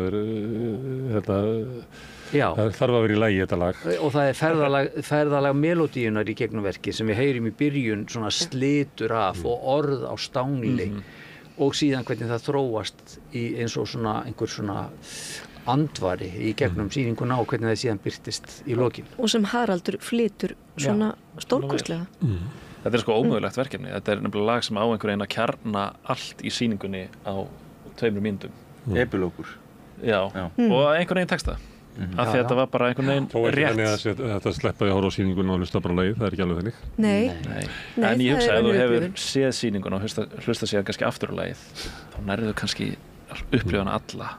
Ég að spyrja ykkur svona galdurinn í leikhúsinu. Það eitt sem að því að það var frumsýning og var stundum að farið á frumsýningu þar sem að stundum náttúrulega bara séð verk sem að þau ná ekki einhvern veginn í gegn sko. Það bara, þetta byrjar vel og svona svo bara svona eins og þrekið brestur og ég hef ímyndað með það að þetta sé fyrst og fremst sko að það sé fjandanum erfiðar að vera leikstjóri og hann þurfi einhvern veginn að koma þessu svona í gegn og ef hann bara búinn á því að halda sko hópnum áfram að þá kemur þetta oft svona það svona fyrir að fjara út. Stundu sem maður þetta svona á frumsýningum að segja þetta 2 sýningar verður þetta bara mjög gott. En þessi sýning fór bara einhvern veginn bara alveg í gegn á fullu, maður hugsaði bara það sem þessi var að reyna að lýsa á það sko.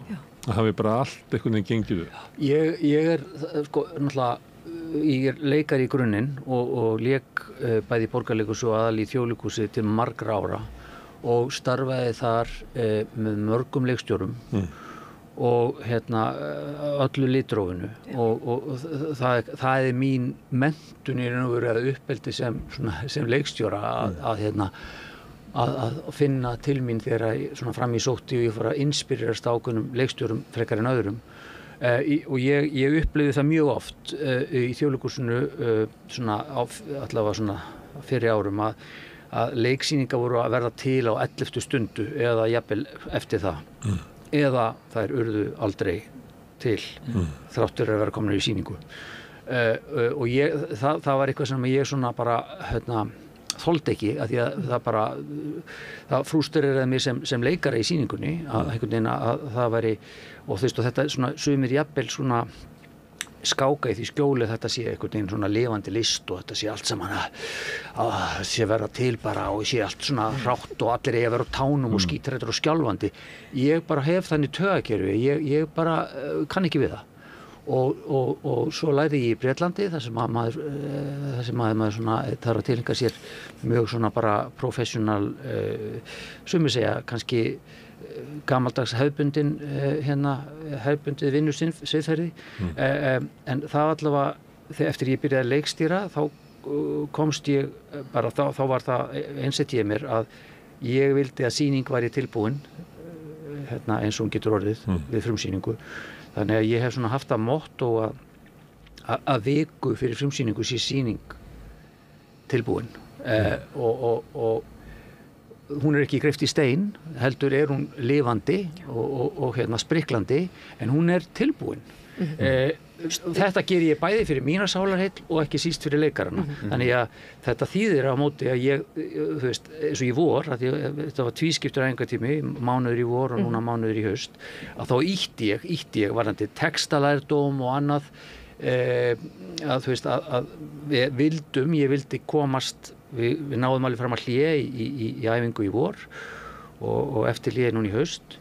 Þannig að ég vildi bara að leikarinnir kynnu nóturnar sínar sem fyrst og þessi mýta að læra texta, það sé ekki nú listrænt einhvern veginn að vera búin að læra textan og fljótt, þetta þurfa að koma, þetta bara svona afsökun fyrir því að nenni ekki að læra textan sinn, myndi ég segja, vegna þess að þetta bara eins og píanisti skilur sem að þú kannt ekki nóturnar, þú veist, og ert ekki komið þær og hreint þá ert ekki færum að fara... Þú getur ekki spilað músíkina. Þú getur ekki spilað músíkina og þú getur ekki farið að láta hana, þú veist, verið í, þú veist, að því að þetta hefur ekkert að gera með, þú veist, þú hefur fullt frelsi og þú hefur ennþá meira frelsi þegar þú kannt nóturnar.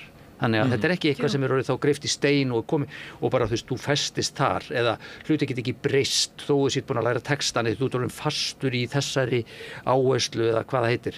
Heldur, án þess að þú sért að segja að allir verða að kunna textan bara fyrir fyrsta dag æfinga. Nei, ég ekki að segja það, en þetta bara svona, þú veist, þú bara því meira frelsi. En þú ýttir eftir þeim að læra textan Já, og bara vera, þú veist, að leggja senur, ég voru líka að leggja senur eins og það heitir, svona ákvaða traffíkin í þeim og mér finnst það allavega, mér líður mun betur og það mér einsla að öllum líður betur þegar svona er unnið. Þið náttúrulega hafið þá tækifæri líka til þess að renna og nostra og leikarinn bara svona fylla algjörlega út í sig og Herðu, en hérna hefur komið fram sem að ég hefði ekki átt að mig á að hérna eru 3 menntaðir leikarar, allir menntaðir í Bretlandi. Já.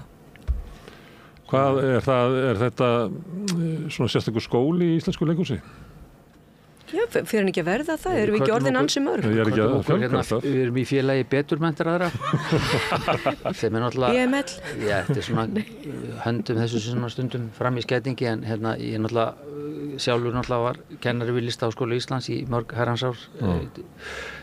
Þannig að ég ætti nú ekki að segja svona, en hérna, en ég minna að þetta var náttúrulega bara, við Brynhildur náttúrulega með þess að lærðum í sama skóla, Guildhall School of Music and Drama, og hérna, verandi einmitt þetta leikhúsbarn sem ég var sem barn og unglingur þá kom ekkert annað til greina en einhvern veginn, mér langaði svolítið að þú veist, að ég komst mér þessi inn í skólan en ég sótti því ég var að bíða eftir svari að utan, þú veist, en þannig að þegar svari komið utan þá tók við bara svona undir feldi í sólarhring og hérna, ég hugsaði með mér, ég vil fara út, ég vil einhvern veginn byrja á nulli, ég vil hleypa heimdraganum, ég vil breið út vangina og fara í starra samingi en Ísland nokkur tíma getur boðið upp á en það reyndist það bara að vera happadrjúgt því að ég þurfti einhvern veginn algjörlega að byrja á nulli, ég var bara eitthvað nobody sem talaði vonda ensku og var svona þar að litin hornauga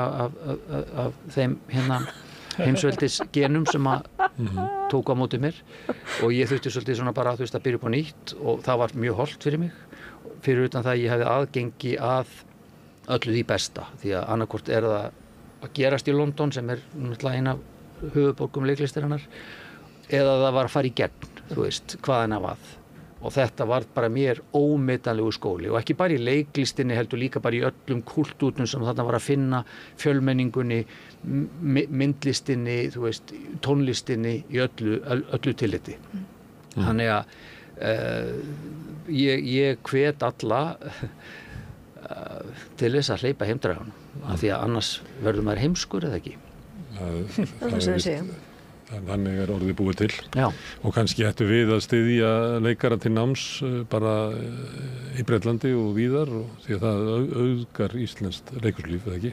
Ég held að það hljóta að gera það. 100%. Já. Og það ekki lengur þannig að þeir sem einhvern tíma var það svona hugmynd að ef þú hefði lært úti að það væri erfiðara fyrir að koma inn því að skóli náttúrulega líka tengslamyndun og eitthvað fleira. Partíið byrjað þegar þú kemur síðan menntuð utan. Það óhjákvæmilega þannig að þau sem í Listaháskóli Íslands þau hafa miklu meira aðgengi að okkur. Okkur boðið á allar sýningar, allar söngkynningar. Þannig óhjákvæmilega eru þarna 8-10 manns sem að við bara þekkjum. Ég setti á fót að við erum með núna pröfur byrjuðum í COVID, þá eru rafrænar pröfur, bara pröfur fyrir menntaða leikara á öllum aldri og þarna eru við að fá að sjá þau sem að læra erlendis og það eru nokkur komið núna inn í hús sem að læruðu úti. Og við erum Birna meðalans líka, ekki?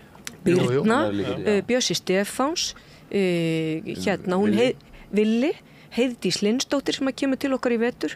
En þarna eru við að sjá bara talent, bara velmenntað frábært fólk sem að Sólveig náttúrulega frá Þýskalandi.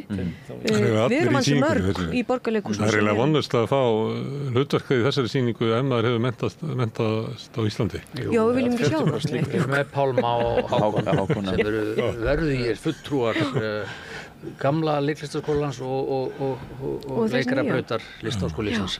En það mjög mikilvægt einmitt að opna vettvanginn fyrir öllum sem að kjósa að læra erlendis. Það bara heilbrigt og gott. Erðu Birnir alltaf að skrifa fyrir leikrit? Já, ég að vinna í einu leikriti sem ennþá þarna á svona ritstýpluferli þannig að ég get ekkert sagt það. Þannig að það gengur illa núna.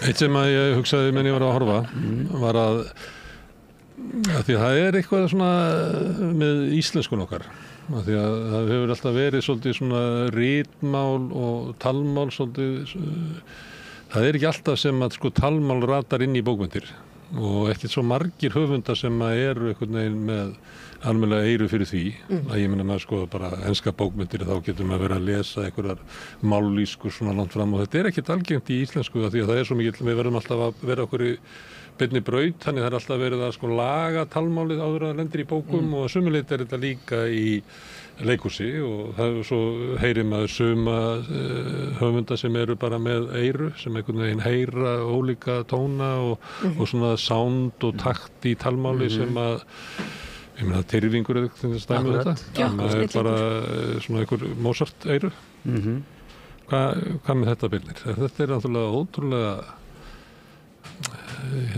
erfitt fyrir myndi ég halda annarkvort sumir með þetta bara en ég finnst að sé eitthvað sem að fólk þurfi að bara skissa til þess að ná svona góður hæfni í þessu því að svona íslenskan okkar svona menningarheimurinn okkar ekki mikil stuðningu við þetta því að það alltaf verið að skrifa á okkur svona semi-ritmáli kannistu þetta, þeir eru leikarar þeir fáið oft upp í ykkur svona á einhverju tungumáli sem að stundum veltum með fyrir þessu, þetta tungumál til? Já. Þetta ekki rittalmál? En mér finnst líka mér finnst bara svo gefið, þú veist, það alltaf verið að tala um hnignun íslenskunar og áhyggjur af hnignun íslenskunar og mér finnst bara svo liggja í augum uppi hvað auðvelt að laga þetta. Þú veist, þú talar um þú veist, og bara frábær skáld sem þú nefndir áðan, Tyrfingur og Birnir með, þú veist, þeir eru mjög góða færni á talmálinu og að láta texta lifna upp og láta samræði vera eðlilegar. Svo náttúrulega þetta eru tveir ólíkir heimar, það leikhúsi sem ekki venjulegt mál, það er ákveðin póetík í því líka, því lift og svo ertu með bíóið, en mér liggja svo augum uppi bara það, ef þú er áhyggjur að því, þá er það ekki flóknara en það bara að framleiða meira efni, setja meiri pening í íslenska framleiðslu. Þú veist, hvað eru börn að horfa? Ég á litla stelpu, ef hún er að horfa eitthvað, hún vill horfa eitthvað sem er skemmtilegt, akkur ekki vera að borga einhverjum fyrir að gera, þú veist, það er til dæmis einn gæi sem heitir Solon, eitt vinsælasta efni á YouTube er eitthvað sem heitir Blippi eða Bluppi, hann er bara eitthvað að fíblast og leika sér á ensku. Solon er að gera svipaða hluti, akkur er ekki settu peningur í þetta kostar ekki mikið, sko, og bara gera eitthvað, þú veist, því meira svo heyrir af þessu, eins og ef við horfum bara til Danmerkur, það er framleitt ógeðslega mikið af góðu efni, það er líka því það er bara fullt af pening sem er sett í þetta og þess vegna helst kúltúrin, þess vegna tala fólk dönsku og er stolt að því að tala dönsku, að því ekki alltaf að vera eitthvað væla yfir ykkur og miklu þetta svona fyrir sig, bara spurningum að setja bara, þú veist, henda mörgum önglum út. Hann er til náttúrulega hættan á svo að íslenskan einhvern veginn strandi, af því að hún næri ekki að þroskast með samfélaginu og við fáum ekki efni sem er búið til á íslenskunni sem er talað hverju sinni og þá setjum við uppi með svona gelísku eða eitthvað. Akkurat. Já. En ég er ekki að sammála því sem þú segir, það vantar fjármagn og við getum ekki treyst á gervigreind til þess að þýða fyrir okkur. Það er stór hættulegt. Þetta er bara eitt af mörgum málum á Íslandi í dag, einhvern veginn sem að einmitt eins og Haraldur segir, væri svo auðvelt og talandi bara forvarnir og það er margt sem kemur upp í huga núna í íslenskri umræðu, þú veist, það virðist vera eins og við, að því við höfum haft svo marga áratugi til þess að horfa á nágrannalönd okkar, þú veist, einhvern veginn stíga í einhverja drullupolla og takast á við einhver flókin ágreiningsmál og áskoranir í æmeiri fjölmenningar heimi og við sjáum hvar hefur við gengið vel og hvers vegna og hvar ekki hefur gengið vel en það er eins og við höfum bara einhvern veginn sofnað á verðinum og einhvern veginn bíðum síðan eftir að þetta komi á okkar fjörur og lendum í sömu drullupollanum eins og við erum búin að sjá og fá dæmi erlendis að þú veist hvernig fer ef það er ekki slegin vannagli, ef það er ekki brugðist við. Þannig að við viljum alltaf einhvern veginn, já við þurfum að lenda í sömu pollunum eins og stóru strákarnir út í heimi, skilurðu.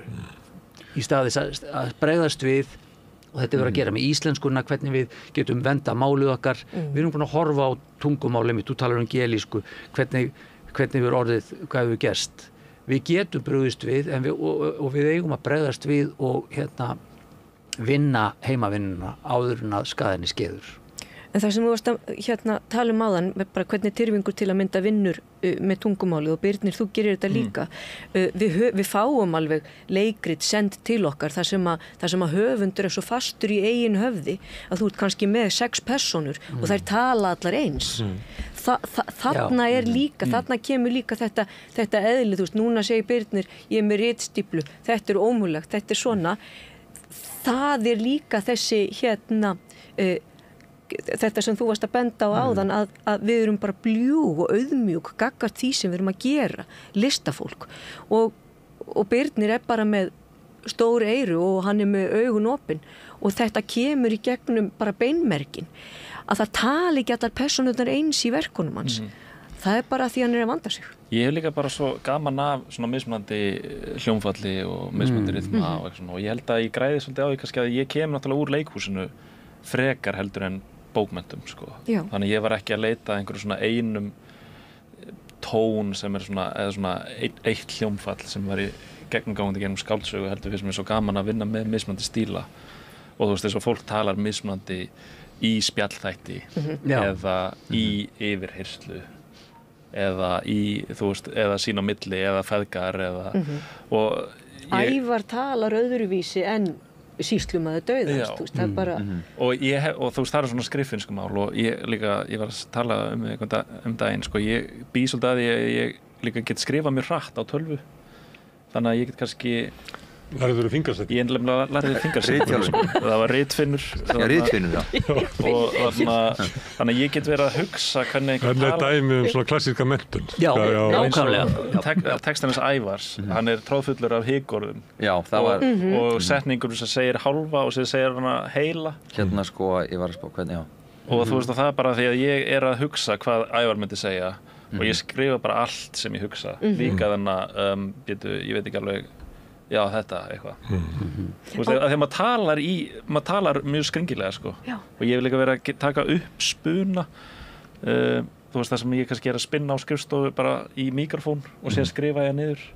Og þá það óskiljanlegt rugl. Það óskiljanlegt, en það miklu betra að leika það heldur en að leika skrifaðar setningar. Og svo kynslóðamunur hjá þér. Og svo talar Birkir allt öðruvísi, faðirinn. Það hérna Þetta er hérna, nú hann Birnir búinn að ljóstra upp góðri aðferð fyrir höfunda til að vinna með texta.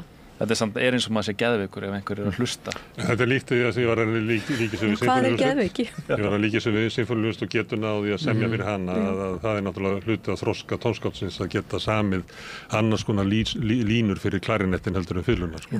Og þú þarft að vera orðin svolítið, þú þarft að leggja þig fram við það. Sko. Það er ekki, þetta sprettur ekki innan þér.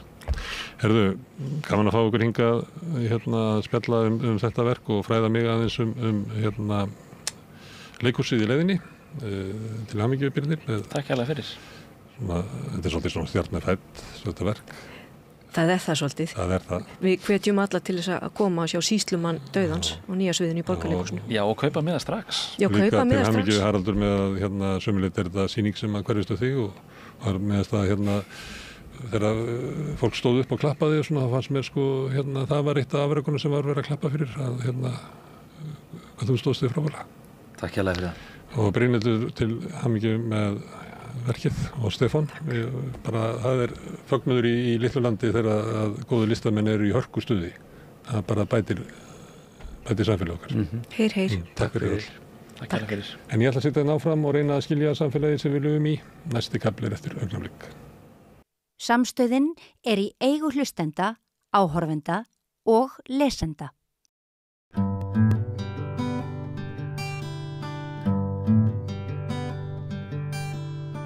Og komið sæl og verið velkomin að Rauðaborðinu. Til minni kominn góður gestur frá Suðurlandi, ef við köllum hann frá Suðurlandi, utan af landi. Það er svona því að samstöðin er svolítið staðbundin. Því miður og heyrist jafnvel ekki einu sinni í útvarpinu heim til þín, en það er hægt að nálgast það náttúrulega á netinu. Og það er Hulda Brynjólfsdóttir bóndi og svona kölluð ullardrottning. Hún rekur með manni sínum svolítið sérstaka spunaverksmiðju, litla spunaverksmiðju í anda bara gamallar tíðar sem að heitir Uppspuni.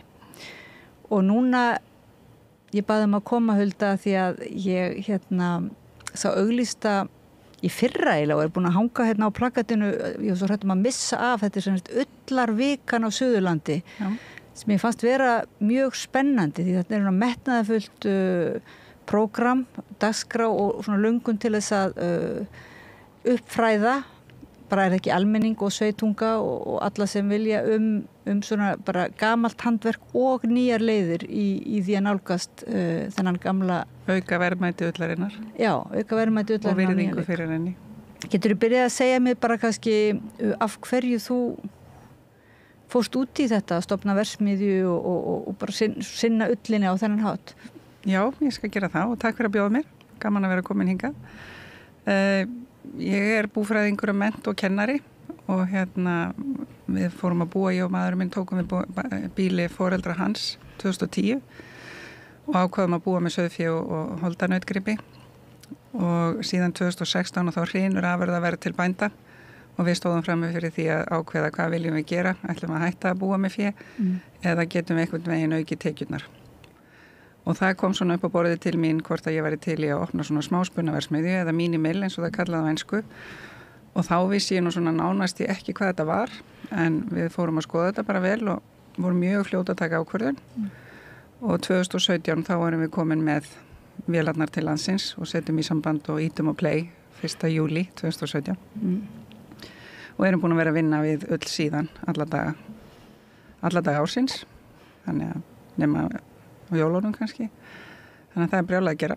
Það er brjálæði að gera og það er mikil eftirspurn eftir bæði þá raunverulega ykkar afurðum en líka ekki síst kannski þekkingun eða hvað, uppfræðslunni. Jú, það er heilmikið verið og það er rauninni, það er svona ítir aðeins undir kennaran minn að koma þessu frá mér. Ég býð upp á kynningar og fólk getur komið og fræðist og svo hef ég farið hingað og þangað bæði hérlendis og erlendis með kynningarerindi. Við erum að vinna alla okkar ull af okkar kindum, við erum með 80 kindur, vorum með 300 þegar við byrjuðum en bara þetta skilar orðið það góðu og við erum líka svo mikið upptekinn við eða önnum kafinn við að vinna ull fyrir aðra. Fólk getur komið ull til okkar og fengið garnið sitt tilbaka og við getum unnið í smáum stíl, þannig að við getum tekið eitt reifi af einni kind og unnið það frá A til Ö og við komandi fær garnið af sinni kind. Og eins líka, og það er mjög vinsælt, ef að fólk er með nokkra kindur þá getur það fengið bara að þetta er af henni hölsu eða krúnu eða surtlu og ég veit eina sem er að setja mynd af kindinni á garnið þegar hún er að láta það frá sér. Þannig að það er mjög gaman að það er svo margir möguleikar þegar þetta er orðið á svona litlum skala. En er þetta eitthvað svona sem að telur þú að þetta sé vöntur núna inn í framleiðslu eða svona þessum ullariðnaði sem er orðið hvað, er ekki mjög mikið af ullinni sent úr landi, er ekki spuna? Nei, það var gert. Þá var verið að senda alla mislita ull, sem sagt flekkótt og það sem er ekki hreinkvít og hreinir sauðalitir. Það var selt úr landi mest í Bretlands til að búa til teppi en Ístex er farið að finna fleiri leiðir til að nýta aðra ull heldur en bara þessa hvítu og er að búa til sængur og ýmislegt fleira, þannig að þeir eru að nota orðið meira mislit ullina. En það var vöntun á þessu þegar við byrjuðum og fólk var farið að senda ull erlendis í svipaðar smáspunaversmiður til að fá sitt gatt tilbaka því að það vildi geta notað sína ull. Þannig að það var vöntun á að opna þetta. En hver er munurinn fyrir aðra? Þá sem ekki eiga þá sínar kindur og vilja fá sitt garn fyrir aðra, hver er þá ávinningurinn, myndur þú segja, að koma til ykkar og kaupa garn þarna en ekki bara í kaupfélaginu eða einhvers staðar í búð og kaupa lopa? Já, okkar garn er mýkra en maður á að venjast með íslensku ullina og það er fyrst og fremst fyrir það að við erum með mjög litlar vélar sem að fara mjúkum höndum hráefnið og svo notum við engin kemísk efni. Þannig að það er mjög mikið af ullarfitunni í garninu þegar við erum búin að vinna hana til enda og síðan mýkist þetta enn meira við notkun. Þannig að það er allt önnur áferð og svo er þetta 100% íslensku ull og við vinnum með sauðalitina. Þannig að við erum aldrei með sama litin á milli ára því það getur verið mjög breytilegt. Bæði það er svo margt sem hefur áhrif á endapunktinn á garninu. Það er ekki bara það hvernig við spinnum það. Það er líka hvað kindin borðar og hvar hún er. Það er til dæmis allt öðruvísu ull af kindum sem fara til fjalla eða eru í heimahögum og það eru bara óteljandi þættir sem að hafa áhrif á þetta, þannig að kindin af henni Móru er kannski öðruvísi 2023 heldur en 2024 af því að það var bara meiri rigning í sumar heldur en í fyrra. Og hefur þú tök á því að þið að svona safna saman þessari þekkingu eða punta hjá ykkur þessar athuganir sem sagt að stunda einhvers konar rannsóknir eða er einhverjir aðrir í því, eru margir í því að núna að rannsaka eiginleika íslensku ullarinnar?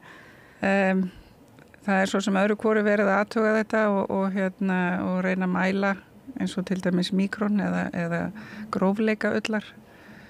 Ekki spyrja mig hvað er mörg míkrónullin, ég man það ekki núna.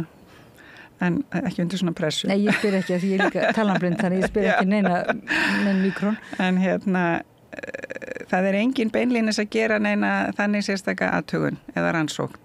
Það eru óendanlegir hlutir sem mig langar að rannsóka en ég hef ekki tíma til. En já, það er líka svo margt sem maður hefur á tilfinningunni og með því að vera með hendurnar í ullinni alla daga ársins, allan daginn,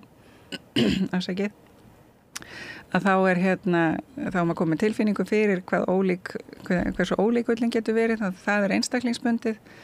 það er ekki bara litirnir en af því að ég nefndi það mislita öllin sem sagt flekkótt, hún hefði verið svona verð minnst hérna áður fyrr, hún er eiginlega alltaf mixed og mér finnst langskemmtilegast að vinna með hana. En merkilegt. Þannig að var henni raunverulega, hún var flutt úr landi en var henni jafnvel bara flykt? Þegar COVID byrjaði þá var, skal ég segja þér, lokaðis Bretlandsmarkaður og þá sátu þeir uppi með, ég man ekki hvað marga 20 tonna af þessari mislit ull og þá borguður bændum 0 krónur fyrir hana.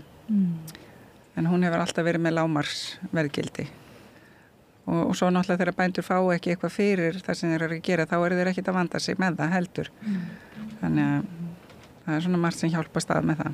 Þannig að þannig eru þeir umverulega að gera eitthvað sem er svona mælist til, er það ekki í umhverfisvænum anda að fullvinna eða vinna? Og nýta allt.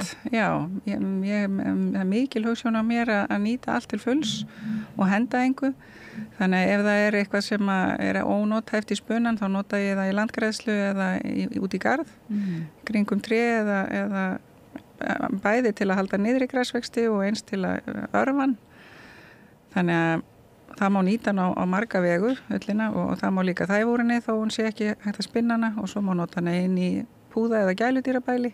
Þannig að það eru endalausir möguleikar og fólk er einmitt líka búið að vera, ég ætla bara að segja keppni, þar sem að verið að reyna að finna möguleika á að nýta mislitullina og þar hafa komið fram ýmsar sniðugar hugmyndir, til dæmis að setja fræ í ull og dreifa henni beint út og svo spýra fræið í gegnum ullina upp úr og vex svona í moldina. Það er einn sem er að búa til svona kotta fyrir til að hjálpa sér með brjóskloss og er að reyna að koma honum á markað, þannig að það er og einangra hús. Ég segi ef að það er ekki hægt að gera það með ullina þá er það því okkur hefur ekki dottið það í hug. En þarna er nýsköpunar starf í gangi. Já. Og finnst þér að fá stuðning svona? Er þetta komið á þann stað að þetta er orðið dálítið markvisst? Það er mikill áhugi á því sem við erum að gera og nota þetta garn og mér finnst líka fólk hafa mikinn áhuga á að nýta ullina. Við erum hins vegar í þeirri stöðu. Við höfum alltaf þurft að nota ull af því hér er kalt og vindasamt og ullin er það eina sem að virkilega heldur á okkur hita. Og ég segi alltaf Guði sé lof fyrir Ístex því að þeir stóðu af sér mikil harðindi á ákveðnum tímapunkti þegar það gekk illa og hafa alltaf búið til garn. Þannig að við erum með þann möguleika að senda ullina til þeirra og fá hana unna.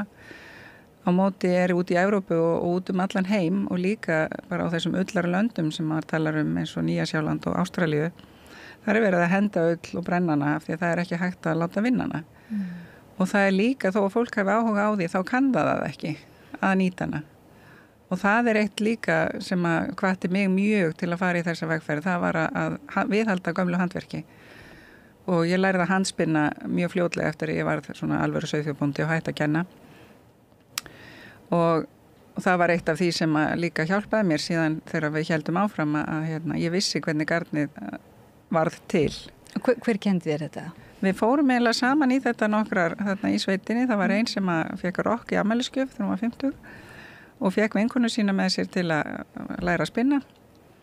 Og bara ári síðar detti ég inn í þann hóp á svona mákonu minni og við förum að hittast aðra hverja helgi yfir veturinn og erum bara að spinna og læra hver annari og við erum að fá kennara og læra af þeim og fara á alls konar svona ullarráðstefnur.